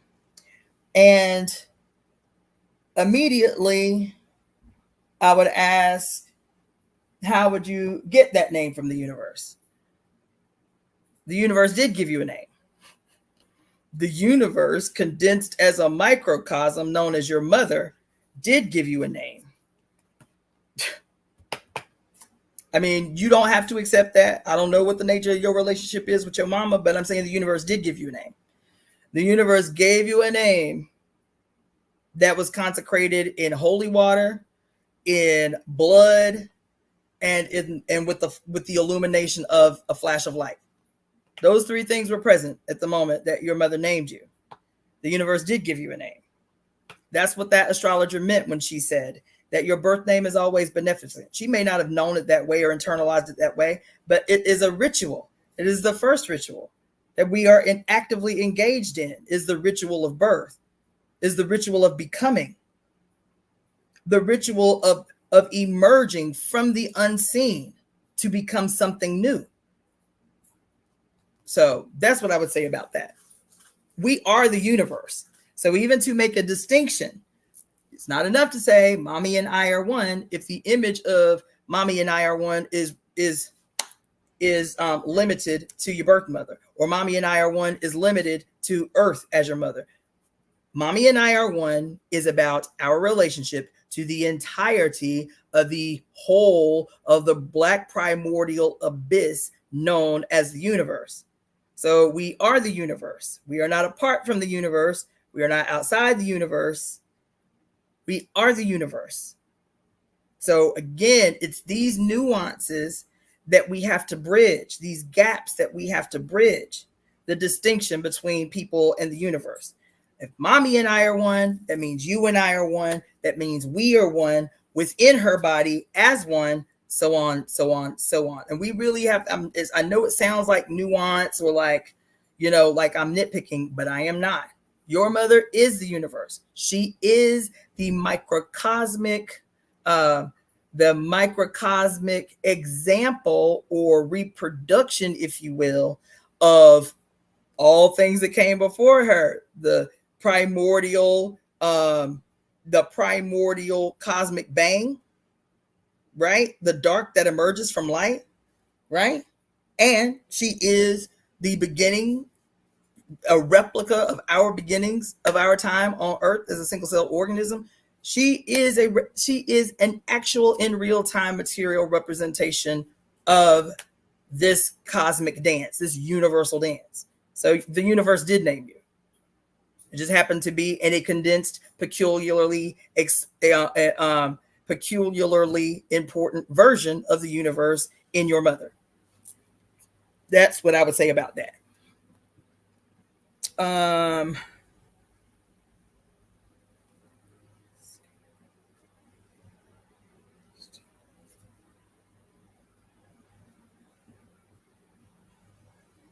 Yes, baby Zoe said something. She said, "Scary movies too. It's always knowing their name to defeat them." It's in a lot of stuff. The importance of knowing one's true name, or to know the name of, to have power over. To know one's name is to have power over. Well, the opposite is true too. To know the name, to gain power. To know one's own true name to gain power. Right?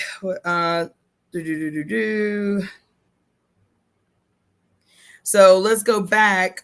Some people were mentioning shows. I talked about the Serpent Queen that I've been caught up on for the last 2 days. It's gangster. It's gangster. It's gangster. Also, what was it? Somebody mentioned Beowulf. Okay, so now I got to go back and watch that. I ain't watched that, and that shit came out, what, 20 years ago? I got to go back and watch that because I don't remember nothing that happened in it. The Discovery of Witches. Also, y'all might want to go back and revisit the Wheel of Time. There were some gargantuanly impactful moments in the Wheel of Time that they tried to make. They tried to do like a sleight of hands, make it small, make it insignificant. But there were like some enormously impactful moments in the Wheel of Time. In the Wheel of Time, and also in the Power. Yeah. KKK. Okay.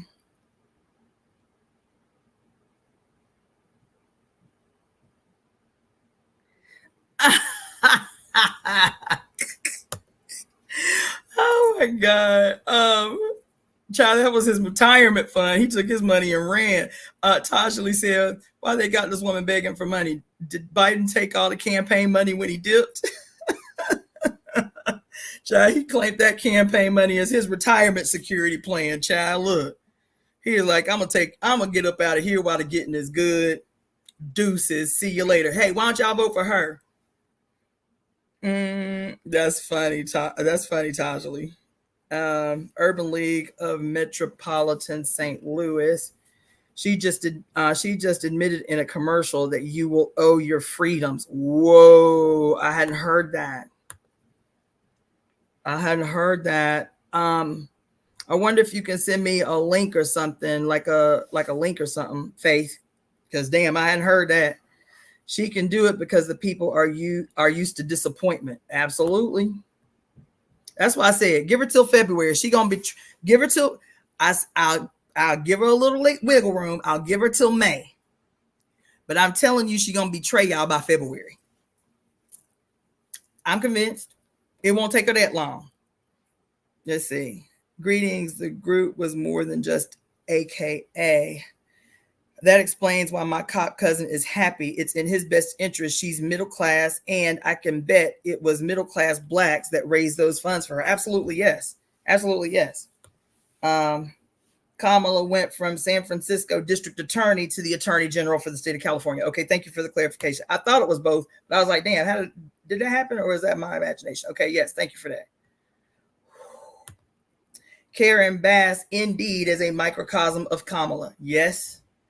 But he didn't rewrite that shit. Let's see. I hadn't voted since George W. Then voted for Biden because I felt guilted and bullied. Now I'm resentful because vouching for someone who continually worked against my best interest. See, that's what I'm talking about. That takes a lot to admit. But I remember how it was. That's why I said I give y'all a pass, because I know what went into that. People were trying to terrorize me into voting. And I'm telling you, I told y'all in another live, it was the closest I had ever come to being convinced to go to the polls. And then I did ayahuasca 3 days. For the first time, I did ayahuasca 3 days before the election. 3 days before the election. And my spirit was like, get that shit out of your head. Because I was seriously debating. I was like, damn, can I betray myself like this? There ain't nothing in this dude that feels right to my spirit. You feel me? Damn sure nothing that would have me make him the first time that I go to the damn presidential voting polls. And then I did ayahuasca and woke up the next morning. She was like, get wherever that shit was coming from, put that shit out your head. Put that shit out your head. The division voting system has been working. Yes. I ain't voted in years. I see the bullshit since Obama was running. Right on. One dirty bird with 2 different color wings, one red and the other blue. Yes. So please forgive me if I bow out of 2024 dog and pony show. Absolutely yes. I ain't voting for nobody, but especially no patriarchy, no Caucasian male, or no lion female. Come on in the room. Dreamed of Haiti and ancestors last night. They stay meddling here. Yes. I hope y'all are dream journaling some shit. Crazy shit is coming through. I didn't and don't participate in false political and social that don't support a communal environment. Janet Kennedy tells Tajali she is excused. In the UK, it's the same thing. I vote locally too. They already disrespect at least 2 of the black MPs, and her name is Diane Abbott, and she was fighting for reparations. Look her up when you can. Somebody else had inboxed me a very, very, very lengthy email or inbox on IG, and I understood the energy of the email, but it was a person that is not an American, that does not live in America, attempting to, I don't know if they were trying to correct me or if they were trying to just understand from where they were, what they were witnessing. And it was in response to a video that I made about not voting. And it was, the whole, you have to vote for the sake of women and girls who are going to be victimized by this legislation that is hostile, to their ability to self-govern their reproductive organs and so on and so forth. And this is the kind of one topic strategy or one issue strategy that has been employed that has otherwise good people who call themselves Christians voting for Republicans regardless, because they know, Republicans know that Christians, especially Southern Christians and evangelicals, will always vote on 2 issues. They will say out of their mouth, he is terrible. I've heard it. He is terrible. He does not represent my moral value or my moral compass. But on the issues of abortion, and typically the issue for the right to bear arms, they are unwavering in their support, typically, of the Republican, even if they can out their mouths admit that he is, not a representation of their, their spiritual teachings or whatever. And this is not something I'm guessing. I'm surrounded by Christians in my family. These are the discussions that they are having, but their conviction, which the state exploits on these, what do they call them? Single issue voters. These single issue voters who will not waver in how they vote based on these single issue topics, typically, always, 1,000% of the time, abortion, and some of them, depending upon who they are, around the question of the right to bear arms. They are unwavering. And so the Republican Party knows they have in the bag. Emphatically, don't even have to work for those votes because of the fact that they are perpetually single issue voters, right? That single issue voter shit is a strategy. It is a tactic typically used to exploit poor, working class, Christian identified Southern people. They're like, we got them in the bag. All we got to do is have a strong position about abortion and a strong conviction around our rights to bear arms. And they don't have to win them much. They don't have to promise them nothing. They don't have to win them much. Right? Let's see. Isn't it funny that Pluto, Oya, was downgraded from the 9th planet from the sun 2 years before it went into Capricorn? I'll see if I can find any of them, but there were whole like astrological debates on YouTube about that move, about how strategic it was to downgrade Pluto from a planet in an attempt to avoid Pluto's wrath. That was the dialogue that I was hearing among astrologers on YouTube at the time, was at the time that Pluto as a planet was downgraded to a dwarf planet, and how it was seen strategically as a way to downplay Pluto's wrath as she entered into Capricorn. So yeah, the Bible taught us not to study astrology. Exactly. While the scriptures of the Bible used astrology to write the book. How does a troubled pimple-faced kid get a shot off to the president of the United States? They really think we're stupid.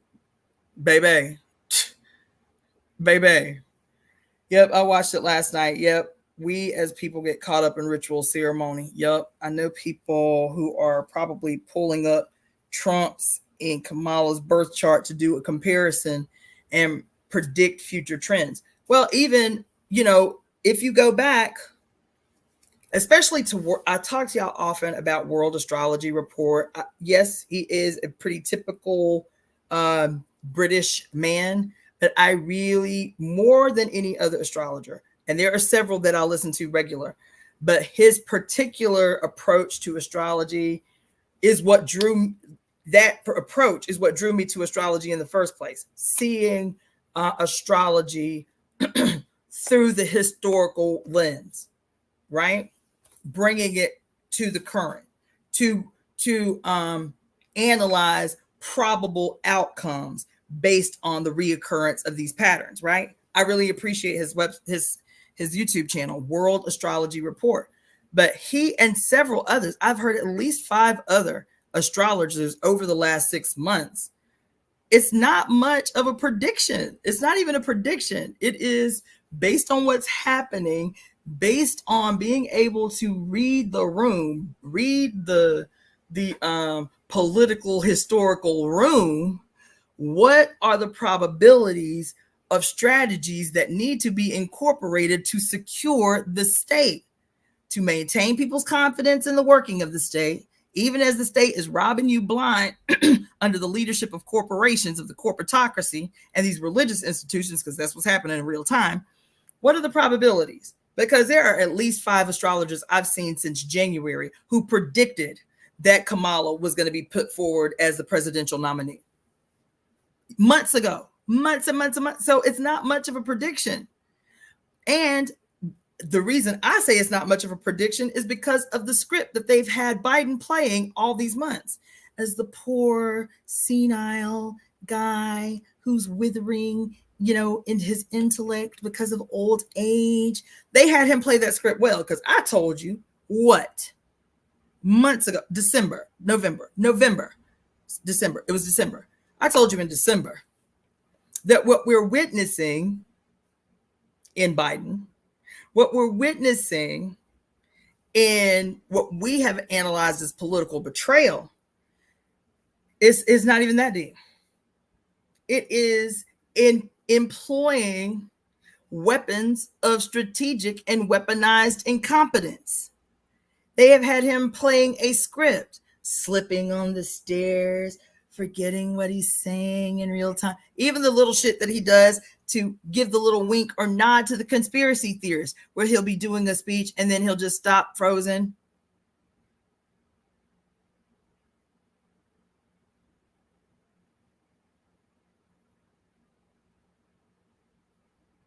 in the middle of the speech, all the conspiracy theorists that are convinced everybody's a clone or a fucking reptilian or some shit. Listen, strategic and weaponized incompetence in real time. I'm just trying to tell you.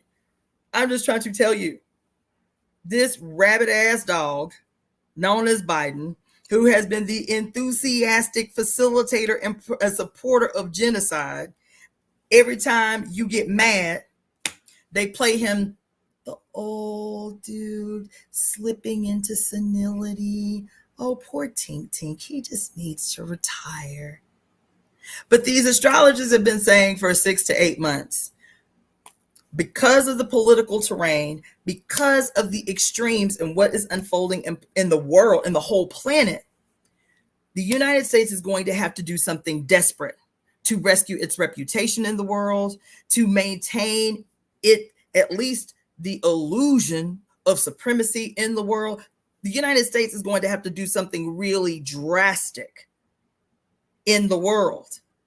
And so for 6 to 8 months, these astrologers have been saying it's a no-brainer. Something is going to happen to Biden. Either he's going to die or he's going to abdicate. I can show you the videos of what's the other girl name? Lori something. I'll look for her YouTube channel. Lori something, but I talk about her a lot too. And she's just a basic reader of how you need to prepare for your sign for the coming astrological events. But she was like, one or two things is going to happen. Biden is going to die or Biden is going to abdicate. These are the celestial indications of that, right? And then they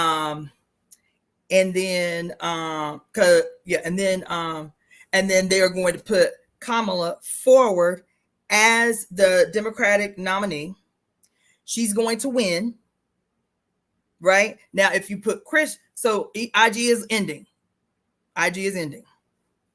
So now there are Christian theologians who pay attention now to astrology who are saying that Trump is going to win and then he'll be assassinated after he wins. Oh, they quote predicted his assassination, and then the assassination attempt is going to allow him to win. You feel me? And then after he wins, something will happen and he will die before his first complete year of a presidency, right? But I only heard that from a Christian. The majority of astrologers that I have heard over the last 8 months in particular, but literally over the last year, has said that Biden is either going to die or he is going to abdicate, that it's more likely that he's going to abdicate. And in either instance, Kamala is going to be put forward as the Democratic nominee and that she's going to take the presidency. So do you need a crystal ball? You need to know how to analyze history. You need to understand what you're witnessing politically, not in a vacuum, not in a straight line. All of the forces contributing to what you're seeing as political, as political campaigning, political narrative, popular political news, and all the external contributing factors that are making it present in a certain way. And y'all don't do that. Y'all get hogs up on what people say out their mouth and their policies and what they promise, but not their tendencies, not their history, not the way that it impacts the potential, the probabilities of how they'll move in the future. Y'all don't analyze none of that. And so this was not something that was surprising to me at all. When I got the news, I was like, yep, here we go. You know what I'm saying? But they had been playing that role. They had been leading up to that. Biden playing the scripted role quite well of the declining mental capacity of a senile old man, benevolent in his senile self, even as he is signing off perpetually on a genocide, as he is signing off on this aggression in the Ukraine and Russia. You understand? On the one hand, he's a diabolical, tyrannical, genocidal megalomaniac. And on the other hand, we're all one to feel sorry for him. Poor Tink Tink is getting senile in real time out in the open. I'm convinced that his debate speech was a part of this orchestration, this script written to make him look mentally incapable of continuing, his run of the country. Feel me? Yeah. So, so yeah. If you have at least the astrologers I have followed, so I would check out World Astrology Report. His analysis is bar none. It's stellar. His trek through history is exciting to me. When he can discuss what he calls the echoes of occurrences through 3,000 years, so well researched and concise in a 2-hour video, and you feel like you've learned the whole history of the modern world in 2 hours and how it applies to your life right now. It's really a brilliant dance he does. It's really a brilliant approach to, if anybody has inspired me to eventually learning astrology, it's been his page. The shit is genius. And so when he talks about being able to, in real time, recognize the echoes or potential echoes of events far long gone based on these astrological occurrences and astronomical occurrences, and can detail from occurrence to occurrence, 500 years later, 300 years later, 1200 years later. And this is the same astronomical occurrence. This is the same astrological occurrence. So these are the possibilities of what can emerge from those. That shit is radical. That shit is radical. Every time I watch this dude's page, I got a pen and a piece of paper, and I am front and center. I'm not busy working doing other shit. I got a pen and a piece of paper. His shit is brilliant. So he was one of the ones talking about these quote predictions of what was to come with these current astrological movements. You're a rare gem in the YouTube world. I have ADD, inattentive. I daydream and can't focus, but when it comes to these topics, I'm hyper focused. I appreciate it. Why can't it just be being productive and not having ADHD? I redirect that too. I multitask. That's what makes me great. Yeah, well, I've done a lot of talk about the about, especially for women, fly by night, especially for females. I've done a lot of talks about being quote the master multitasker is problematic for us. It's problematic for us because it's been used to extract energy from us. It's been used to extract genius from us and essence from us. The thing about ADD and ADHD, I personally believe a lot of what is being coined as psychological disorders, psychological conditions. This is going to be a controversial statement. I believe that I do have the capacity within a certain perspective to intelligently speak on what I believe. Okay.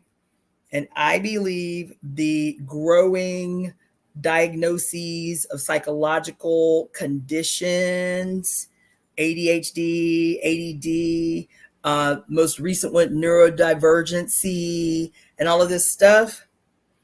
I believe it is a way, again, to name phenomenon that otherwise would be the evidence of collective evolution. To pathologize, that's what I mean by naming, pathologizing.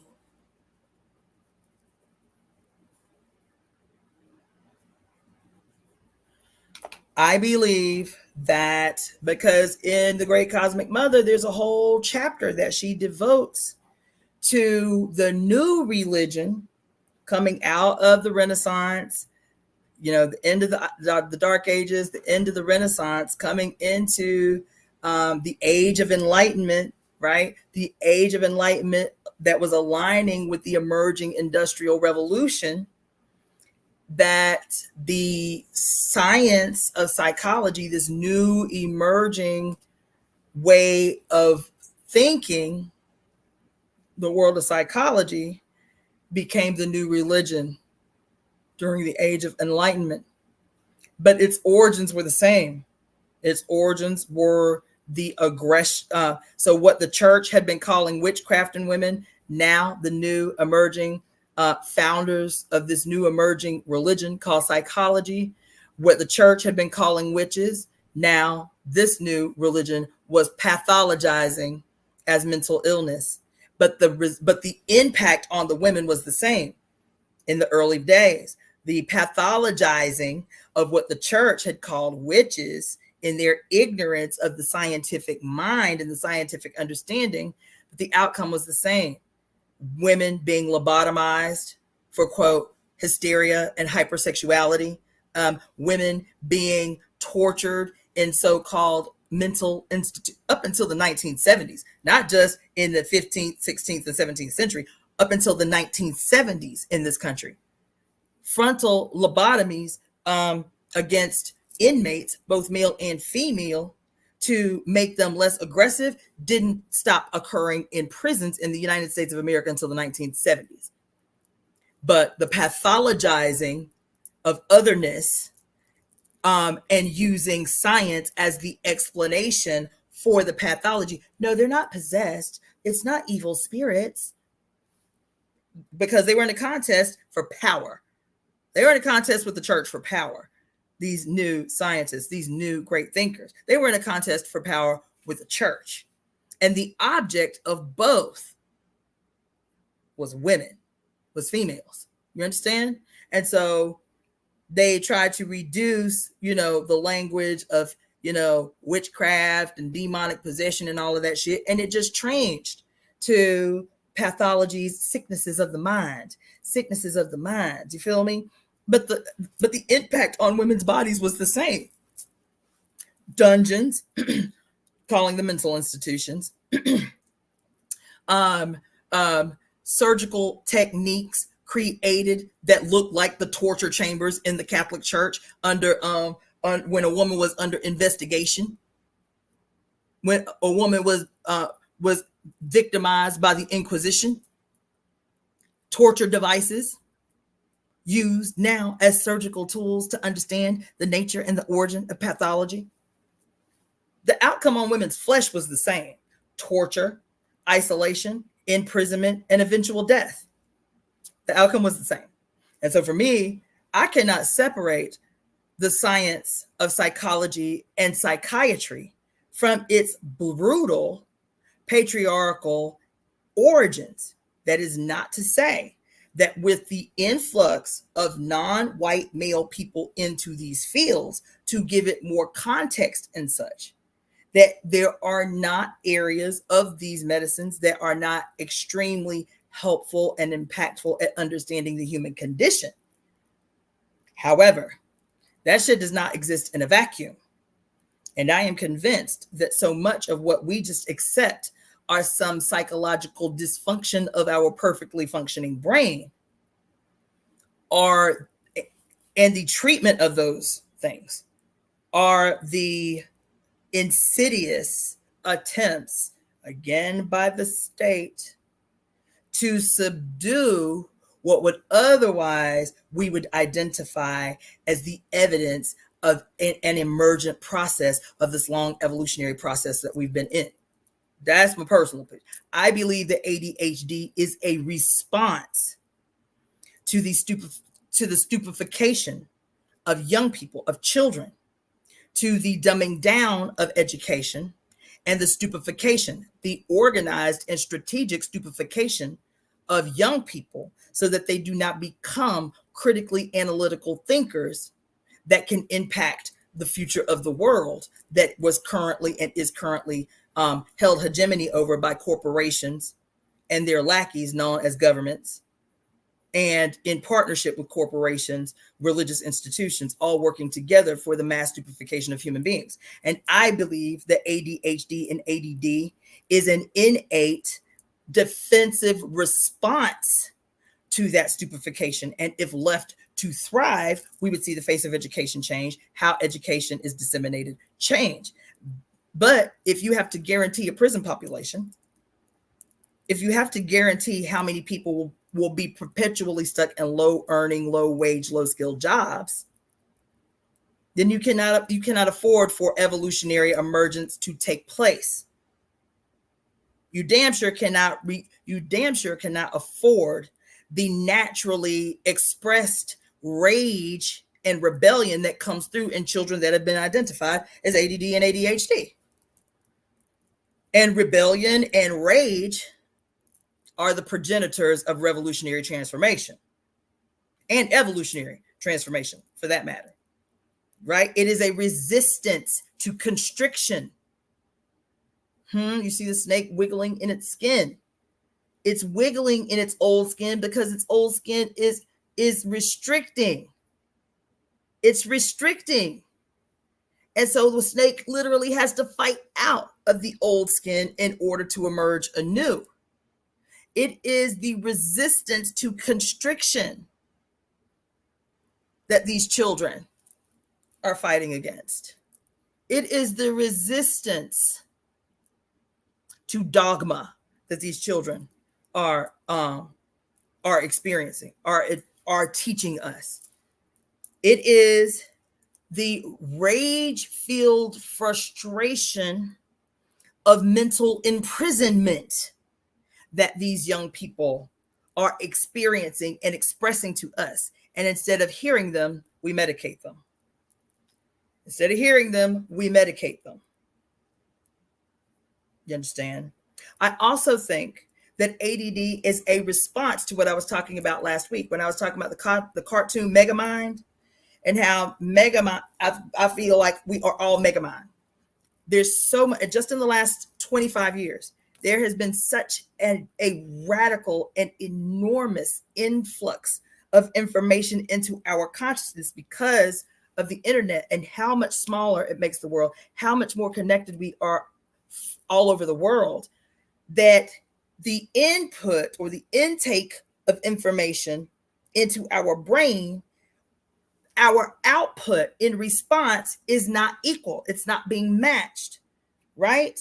The input is way outweighing our physical response that's supposed to match this energy. Again, the harmonizing of opposites. We take in information and we're supposed to have a physical response, okay?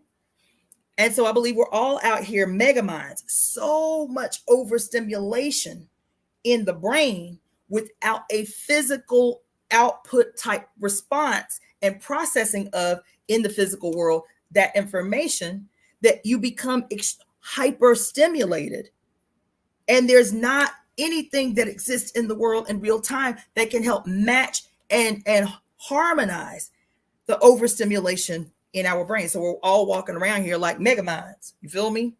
Big ass giant heads. I'm talking metaphorically, big ass giant heads, but our body is completely weak and crunched and tiny, so that we don't have the output that harmonizes this energy. And if we had the energetic output that could match because the input of information is not wrong. If we had the activity that could match and harmonize so that we could process this radical influx of information, we would be having evolutionary breakthroughs already. So that is, and listen, in this show last night, the Serpent Queen, the dude who is a corrupt ass priest, that's kind of an oxymoron, but this dude who is a corrupt ass priest, whose family is the one conspiring to start a war to maintain relevancy in this new emerging France, because the queen wants France to be, she wants her eventual future vision for France is to be secular. She is like, nobody gonna rule, not Protestants, not Catholics. I want France to be secular. But I recognize, even as she's a practicing Catholic, that as that is happening, there are some steps that we got to take. I'm trying to maintain the peace among Catholics and Protestants until we can get to this future that I see as a secular France, right? But in this shit, the corrupt ass priest says the greatest enemy of the Catholic Church is evolution. That's a quote. That's a quote. I've been telling y'all that for years about these institutions, these Abrahamic in particular institutions, but all patriarchal religions, Hinduism, Buddhism, Catholicism, and he said it in plain English. He said the greatest enemy to the Catholic Church is evolution. We cannot afford for the people to think. We damn sure cannot afford for peace to exist among these differences. Yeah, they all poor. Yeah, they all the same. But we need to think in their brain that something is better about them being Catholic than about these Protestants over here, these infidels over here. We cannot afford for peace to exist among the poor. And then he said the greatest enemy of the Catholic Church is evolution. So what would be the greatest enemy to the fields of psychiatry and psychology? If we began to recognize in real time that what we have been told in ritualistic cadence over and over and over and over again, that we are prone to psychological dysfunction, which means subliminally we're imperfect. Our flesh is imperfect. That's the underall theme that joins them all. Catholic Church, the flesh is flawed. The flesh is born in sin. Medical industrial complex, you're inherently predisposed to disease. Isn't that what they tell Black people all the time? Well, you're genetically predisposed to high blood pressure. Well, it's hereditary.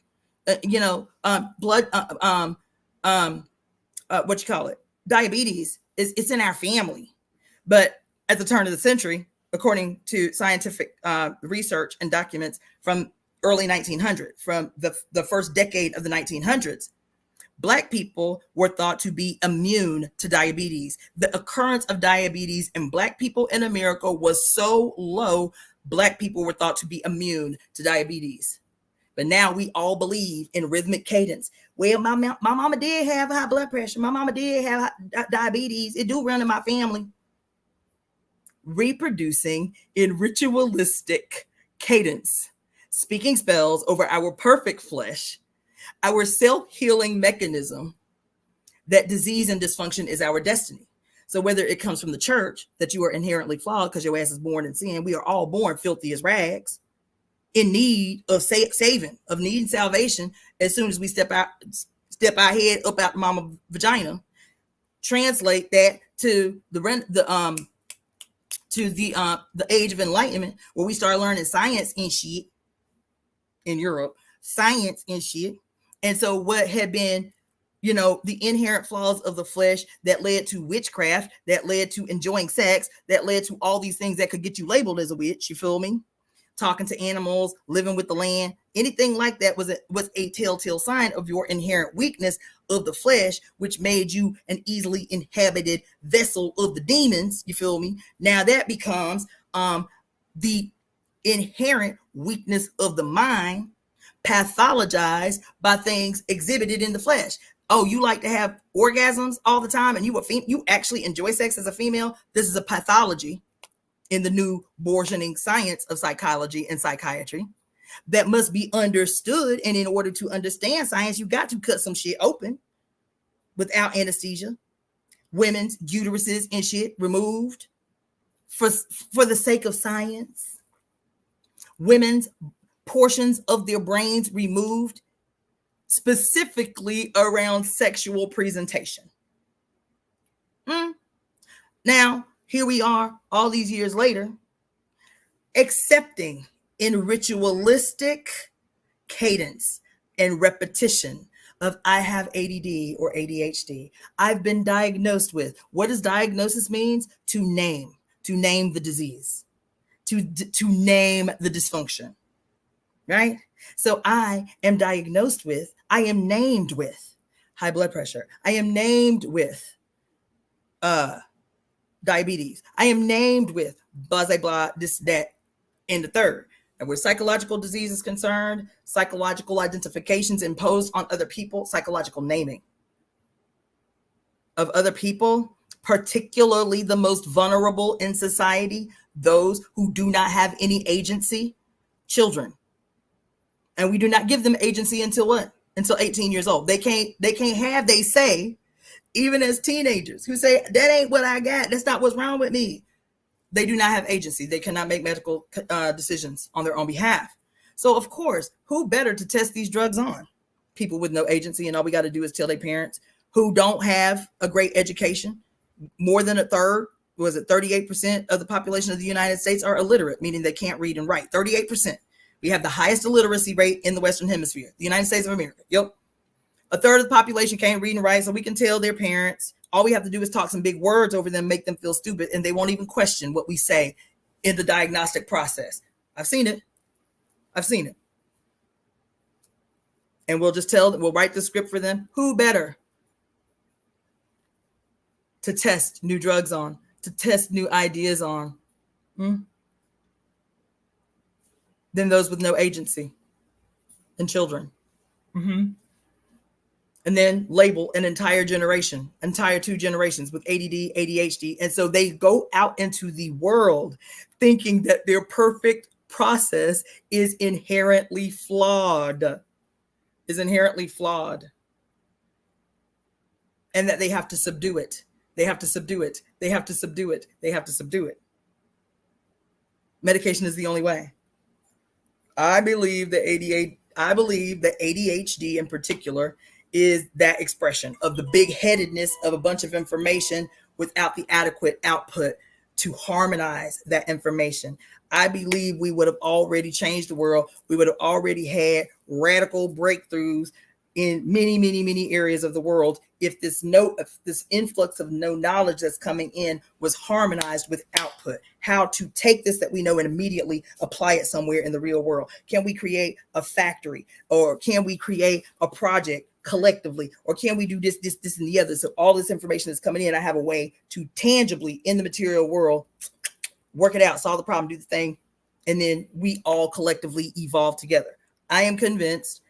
And even that master multitasking shit is an attempt, a feeble attempt in my estimation, but an attempt to harmonize this massive amount of information that's coming in with trying to solve all the problems without a collective output, without a collective participation. We as individuals trying to solve the problems of the world instead of we as peculiar necessary parts of a whole coming together with all this information that fits perfectly like pieces of a puzzle to collectively create the new world. That's my personal position. Nah, I'm gonna redo a few more of these and then I'm gonna go on about my life. Listening to you is confirmation. I was just talking to my ancestors about that. The power is in you, and if we think too hard, you confuse yourself, then never do what you set out to do. Taboos are imposed. I know that hit y'all hard. Taboos are systems of control, baby. Come on. Yes, the mosquitoes been teaching me they are my Well, Universal Faith, if you're still on here, there's a dope ass story about the power of mosquitoes. There's a documentary called 1804 about the Haitian Revolution. And in the beginning of the story, as a matter of fact, I believe it's Professor James Smalls that tells the story of the first spiritual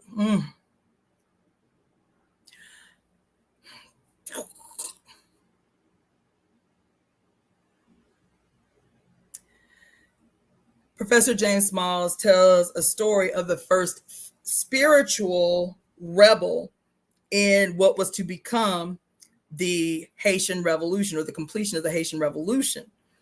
I forget the African's name, but this dude was a spiritual leader before Dirty Boukman and Cecile Fatima, right? And he was leading little rebellions here and there, little rebellions, pop off here, pop off there.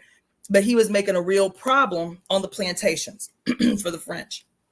And so they finally caught him, and they were going to execute him. And this was, the slaves were real demoralized. The way they were going to execute him was intended to demoralize the slaves from ever rebelling again, right? And I forget how they executed him, but before his execution, they asked him if he had any last words. And he told all the people watching, he was like, "Fear not, because I will be reborn, and I will come back as a mighty mosquito to kill your enemies." Right? That's what that comment you just made, Faith, was reminding me. This is an opening scene in the documentary 1804. He said, this man said to the people who were crying and demoralized that the white people was finally going to kill him or whatever, he said, "Do not fret. I will come back. And when I do, I will come back as a mighty mosquito to slay your enemies," or something to that effect, right? And it was several decades later.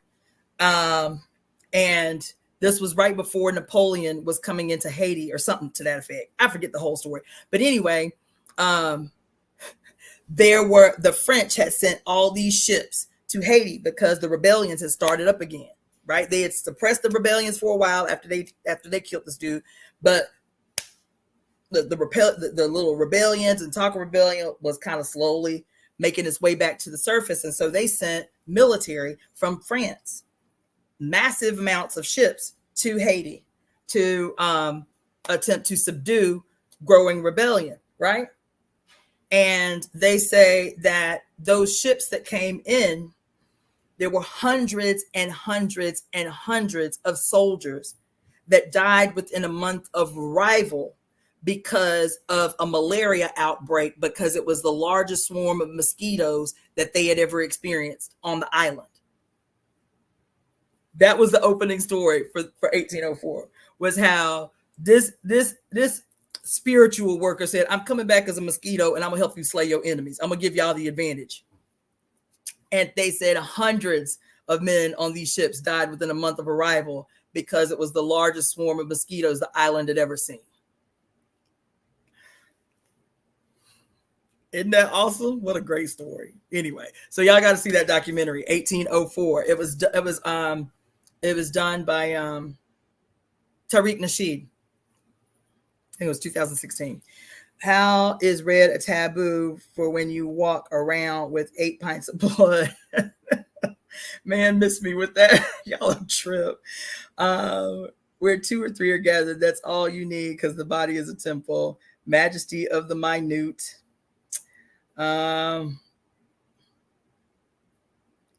Let's see.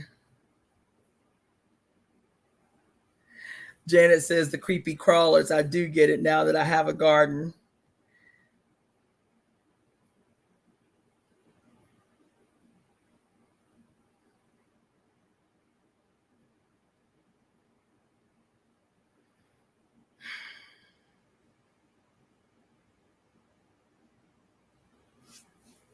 How does someone know who is reading the divine correctly and who might be from the enemy? With all respect, I put my question out.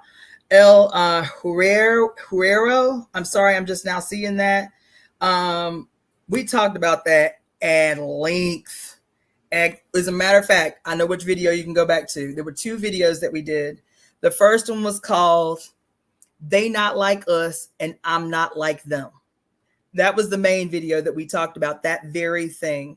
How do you discern who is about that life, meaning anybody, because we were talking about some people very specifically, but people, I was talking about how there are going to be people more and more and more seeing that it's a thing, seeing that it's a trend, seeing that it's an angle. More and more people are going to be talking about the goddess. More and more people are going to be talking about the great cosmic mother or the cosmic mother. More and more people are going to be talking about the emerging matriarchy. More people are going to be using particularly those languages, that language, to woo you, to win you to some bullshit. You feel me? To get you off your square, because there are so many people coming into consciousness, political life, spiritual consciousness, who are infants in their walk in this life. And so what catches them is the pomp and circumstance. What captures them is the phrasing, is the language. I submit to the will of the mother, and all of that shit that sounds really nice for somebody who's brand new. And plus, I don't know how the algorithm works, but there are a lot of people saying words that are similar to the words that I am saying, but the content is not the same. But that's the content that the many will see. The many new in their consciousness, the many new in their spiritual walk, the many new in their re-becoming of themselves, right? They'll see the algorithms will be favorable to people who have 250,000 followers who sound seemingly like they're saying what I'm saying. I got 2,500 followers. So the algorithm is not going to be favorable to me and others who are like me. And so it will be easy. It will be easy for people to be led astray by people who are talking the language of the mother, but who do not represent her interest and who do not represent her will. And so you can go back to that. You can go back to that piece that I did. It was only 2, maybe 3 weeks ago, but there was one called They Not Like Us and I'm Not Like Them. And it was specifically about this tendency of people talking that shit, but who I know right away within 2 minutes of listening to what they talk about, how they ain't about that life, and teaching you how to discern who is who when walking, especially into this medium right here, who is genuine. And that ain't a hard thing to do, to discern. But you have to learn how to listen. You have to learn how to see. You have to learn how to truly see, truly hear, to be able to truly discern. So we talk about that. So go back to that video. They Not Like Us and I'm Not Like Them. I think I did it 2, maybe 3 weeks ago. Then a follow-up to that was They Not Like Us. And then it was kind of like directly in response to the release of the video, which came out. But it still went back. It still circled back to how to be able to discern in this quagmire that we live in that is always looking to betray us. Always looking to get us to work against our self-interest, against what's good for us, right? So hopefully that answers your question. Just go back to those videos because I've already been on here 4.5 hours, so I'm not going to go deep into that subject. But yes, thank you for that question. It's an important question, right? I started to do that. We'll check and ask for confirmation from above. Yes, you can do that. Also, you can do simple divining. This was the way I was taught to begin to get familiar with your own divine knowing, and that it is your flesh typically that will tell you. And so the way I was taught early on was to do like a basic dafa, a basic reading for yourself, very basic, like in a minute, in a moment, you have to ask a yes or no question, right? And so, in Ifa tradition, you use, I'll just show you really quick. Hold on, because this is something y'all can use right away. And it is not only a divining mechanism, it is a teaching mechanism. Okay? Let's see.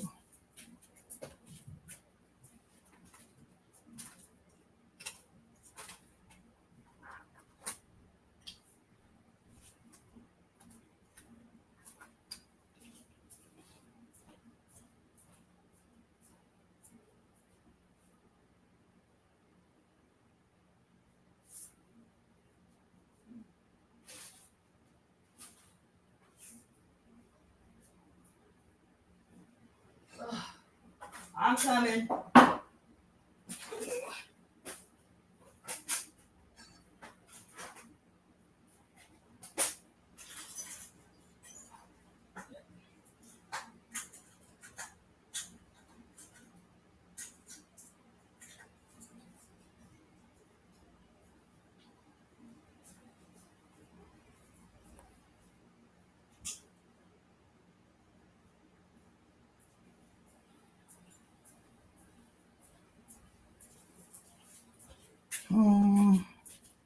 Okay. So this was one of the earliest things that I was taught. So, and the reason I say it's not only a divination technique, but it's also a teaching technique is because doing it regularly is what gets you in tune with your spiritual intuition and response and how it feels in your body. When the answer is yes, how does that feel in your body? When the answer is no, how does that feel in your body? Right? And so here, let me just show you something really quick. So this is a basic DAFA. And if y'all want me to take a picture of this and like post it on my YouTube channel, I can do that. But this, I don't know if you can see. Yep, there you go. Okay, so up there on the top right corner, that is a basic throw. Okay. So you see the circles. You see there's 4 circles across the 5 rows, right? So you see the top circles and then you see the bottom circles. All right. That is a more, okay, so that's the basics. All right. So you can use to, and this is just for yes or no questions. All right. So you can use coconut shells. So you can take a coconut and crack it up, into 4 pieces. You can use coconut shells, which is commonly used. And so the scooped up portion of the shell is like it's like heads. The scooped out version of the shell is your heads, and the back of the shell is the tails. Okay.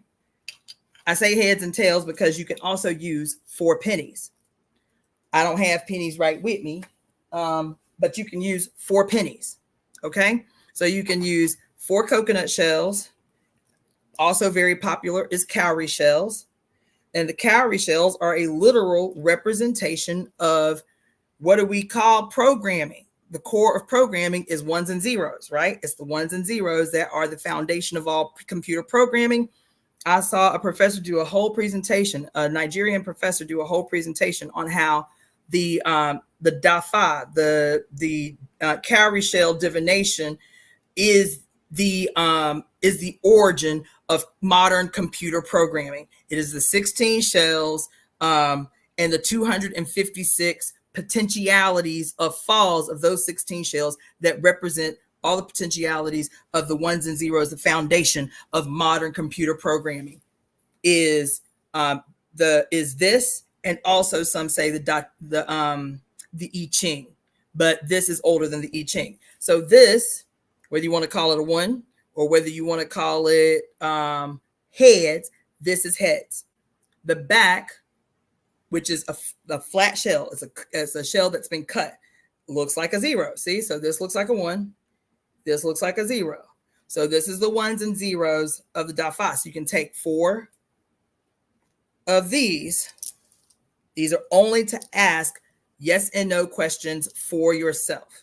Okay. So this is the front of the shell. This is the back of the shell, or this is the heads of the shell. This is the tails of the shell. Okay. And then also with your pennies, and I've always been taught to use pennies to throw a basic like DAFA for yourself. Okay.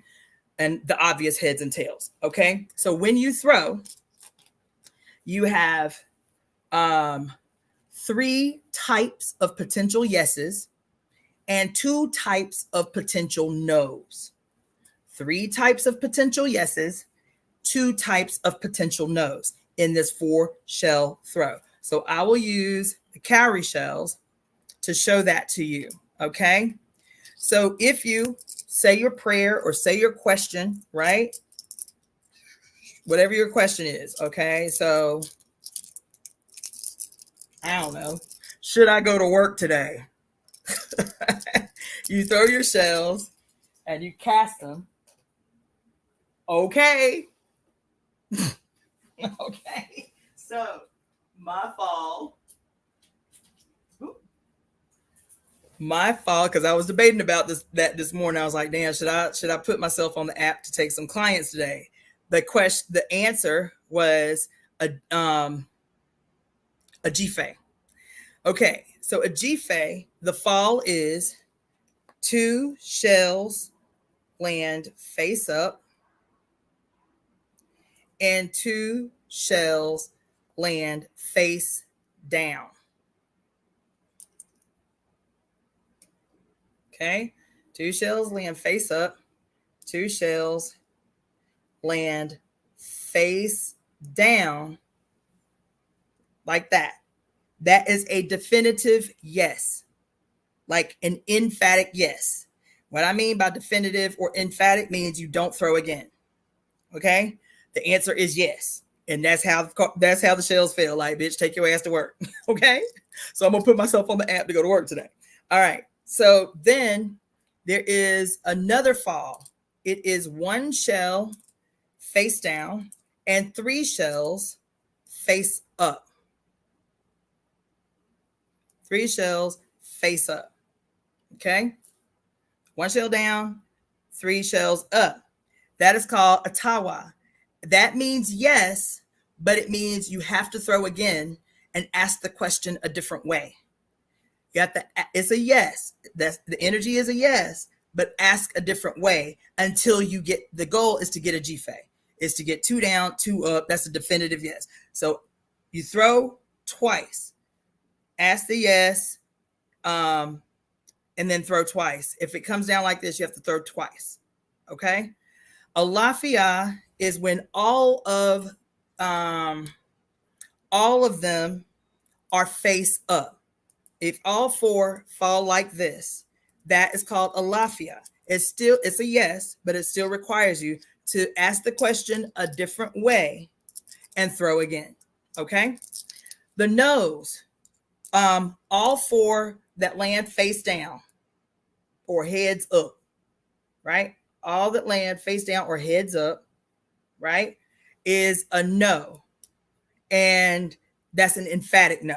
Don't throw again. Don't ask again. It's no, right? And then a kana or a akaran or a karan is also no. It is 1 up, 3. It's 1 up and 3 down. That too is an emphatic no. So the no's are definitive. If the answer is no, either way, all 4 down or 1 face up and 3 down, it's a no. But the yeses, 2 of the yeses are like, it's negotiable, ask a different way, right? A G-Fay is what you want for a definitive yes. That's the only yes that does not require a second throw. A G-Fay, that's 2 up and 2 down. But if there are 3 up and 1 down, ask a different way, throw again. If there are 4 up, ask a different way, throw again. Okay? That's not complicated. I can take a picture of that and post it on my YouTube channel. But that was a way that I was taught early on to ask yourself or ask spirit, because a lot of people will ask the question and precede the question by asking Eshu. Eshu, what do you think about? Because Eshu is the great communicator. Eshu precedes everything, right? So a lot of people will ask Alegba. They'll say Alegba or Eshu, Alegba, whatever. This is what I want, or this is what I need to know. Boom. You don't have to, but if you resonate with that, use it. But tap in, be deliberate, tap in with spirit and say, this is the question. It has to be a yes or no question. This is the only way you can use this effectively. It has to be a yes or no question. And then that, again, I was always taught that you use this regularly. It got to the point where I was using it every day just so I could feel in my body what the energy of yes feels like, the energy of no feels like. So when I began to make decisions without throwing the dafa, I could rely on my body's response to the yes I was leaning to or the no I was leaning to. It reteaches you how to connect your spirit and your mind with your flesh. That's what it felt like to me. Okay. So how you can begin to trust your own decisions through your conditioning. Because we may say yes to shit we ain't got no business saying yes to, and we feel it in our flesh because we are conditioned in our consciousness, which what? Impacts our flesh and impacts our behavior. You feel what I'm saying? So this is a way to bridge the gaps between mind, spirit, and flesh so that you can once again begin to trust your intuition, trust your instincts, trust how yes feels in your body, trust how no feels in your body, so that you can have the confidence to say yes or no to something that you're wanting to do or something that's been asked of you, relying on your flesh to tell you the truth of what it is you want to do or how you should move. So I think that is cool. I'm glad I did that. Hopefully that was helpful. Let me go down to the new comments because I was trying to read them all,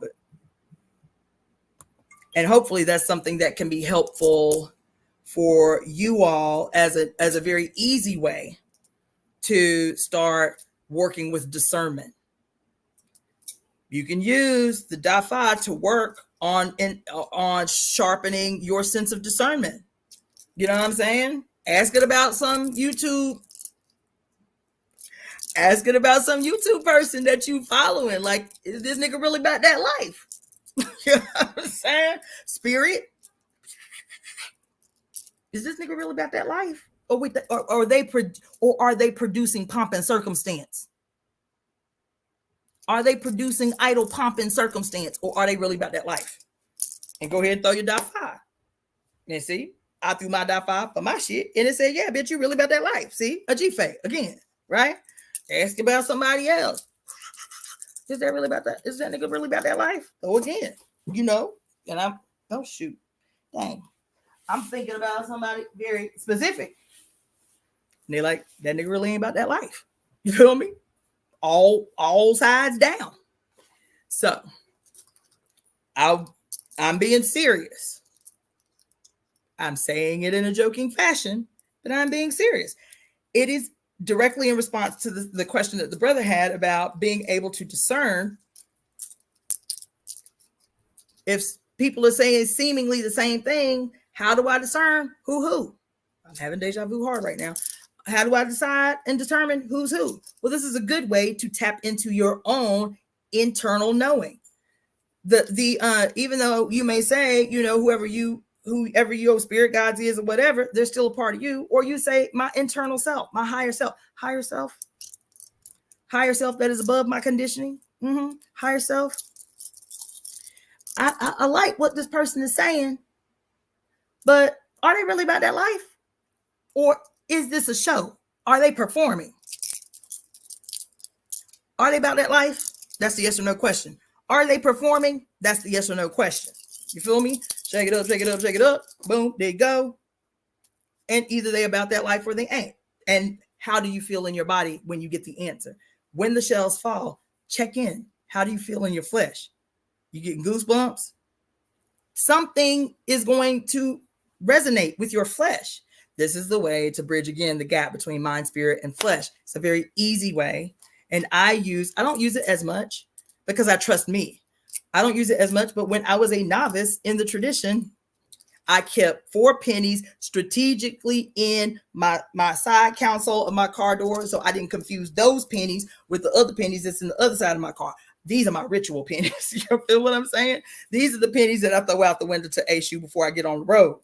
These are the pennies right here I use to read with. You feel me? I was using them all the time.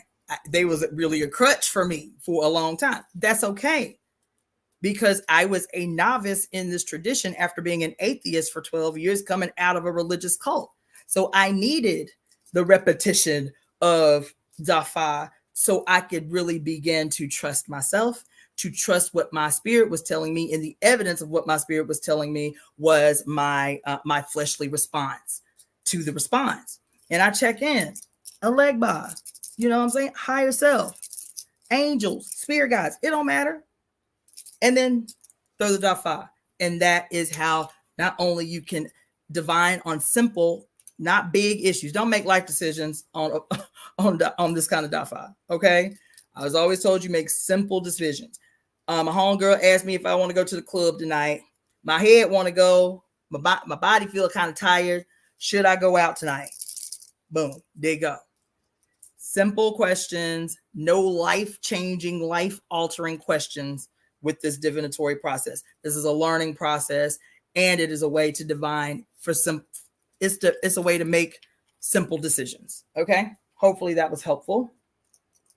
I like teaching more pragmatic immediately, practically applicable stuff like that. So,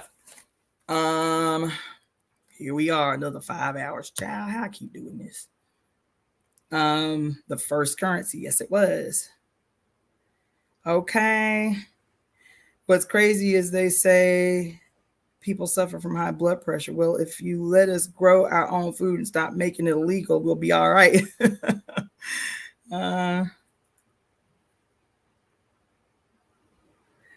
Yes. Okay. All right. So that's it for today. Another 5 hours. And but hopefully you won something from it. Hopefully you were able to be nourished by something that unfolded on here. This was really impromptu. Again, today is not our scheduled temple service day, but I felt compelled since I've been out of pocket for the last 4 days. But yeah, breakthrough always comes. One of these days, I'm gonna have to give you the Cliff's notes of this reading that I pulled for us. So maybe I'll do that tomorrow.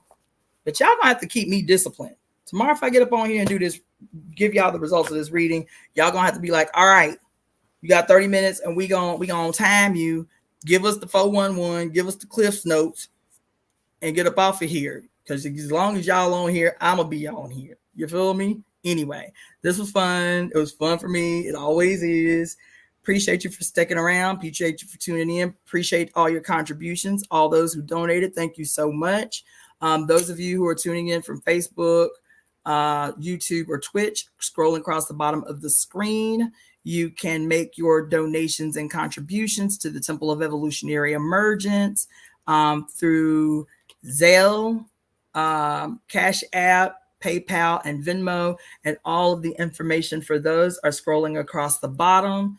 Zelle is my email address. Cashapp is $, DaughterOfTheFates. Venmo is Cassandra-Floyd, and PayPal is at Iapo Ngina, @ Iapo Ngina. So again, thank you so much. Now I'm gonna go do the work I don't want to do, and I will see y'all on tomorrow, because tomorrow I'm gonna give y'all the results for this reading. Okay? Appreciate you. Love you. Have a great day.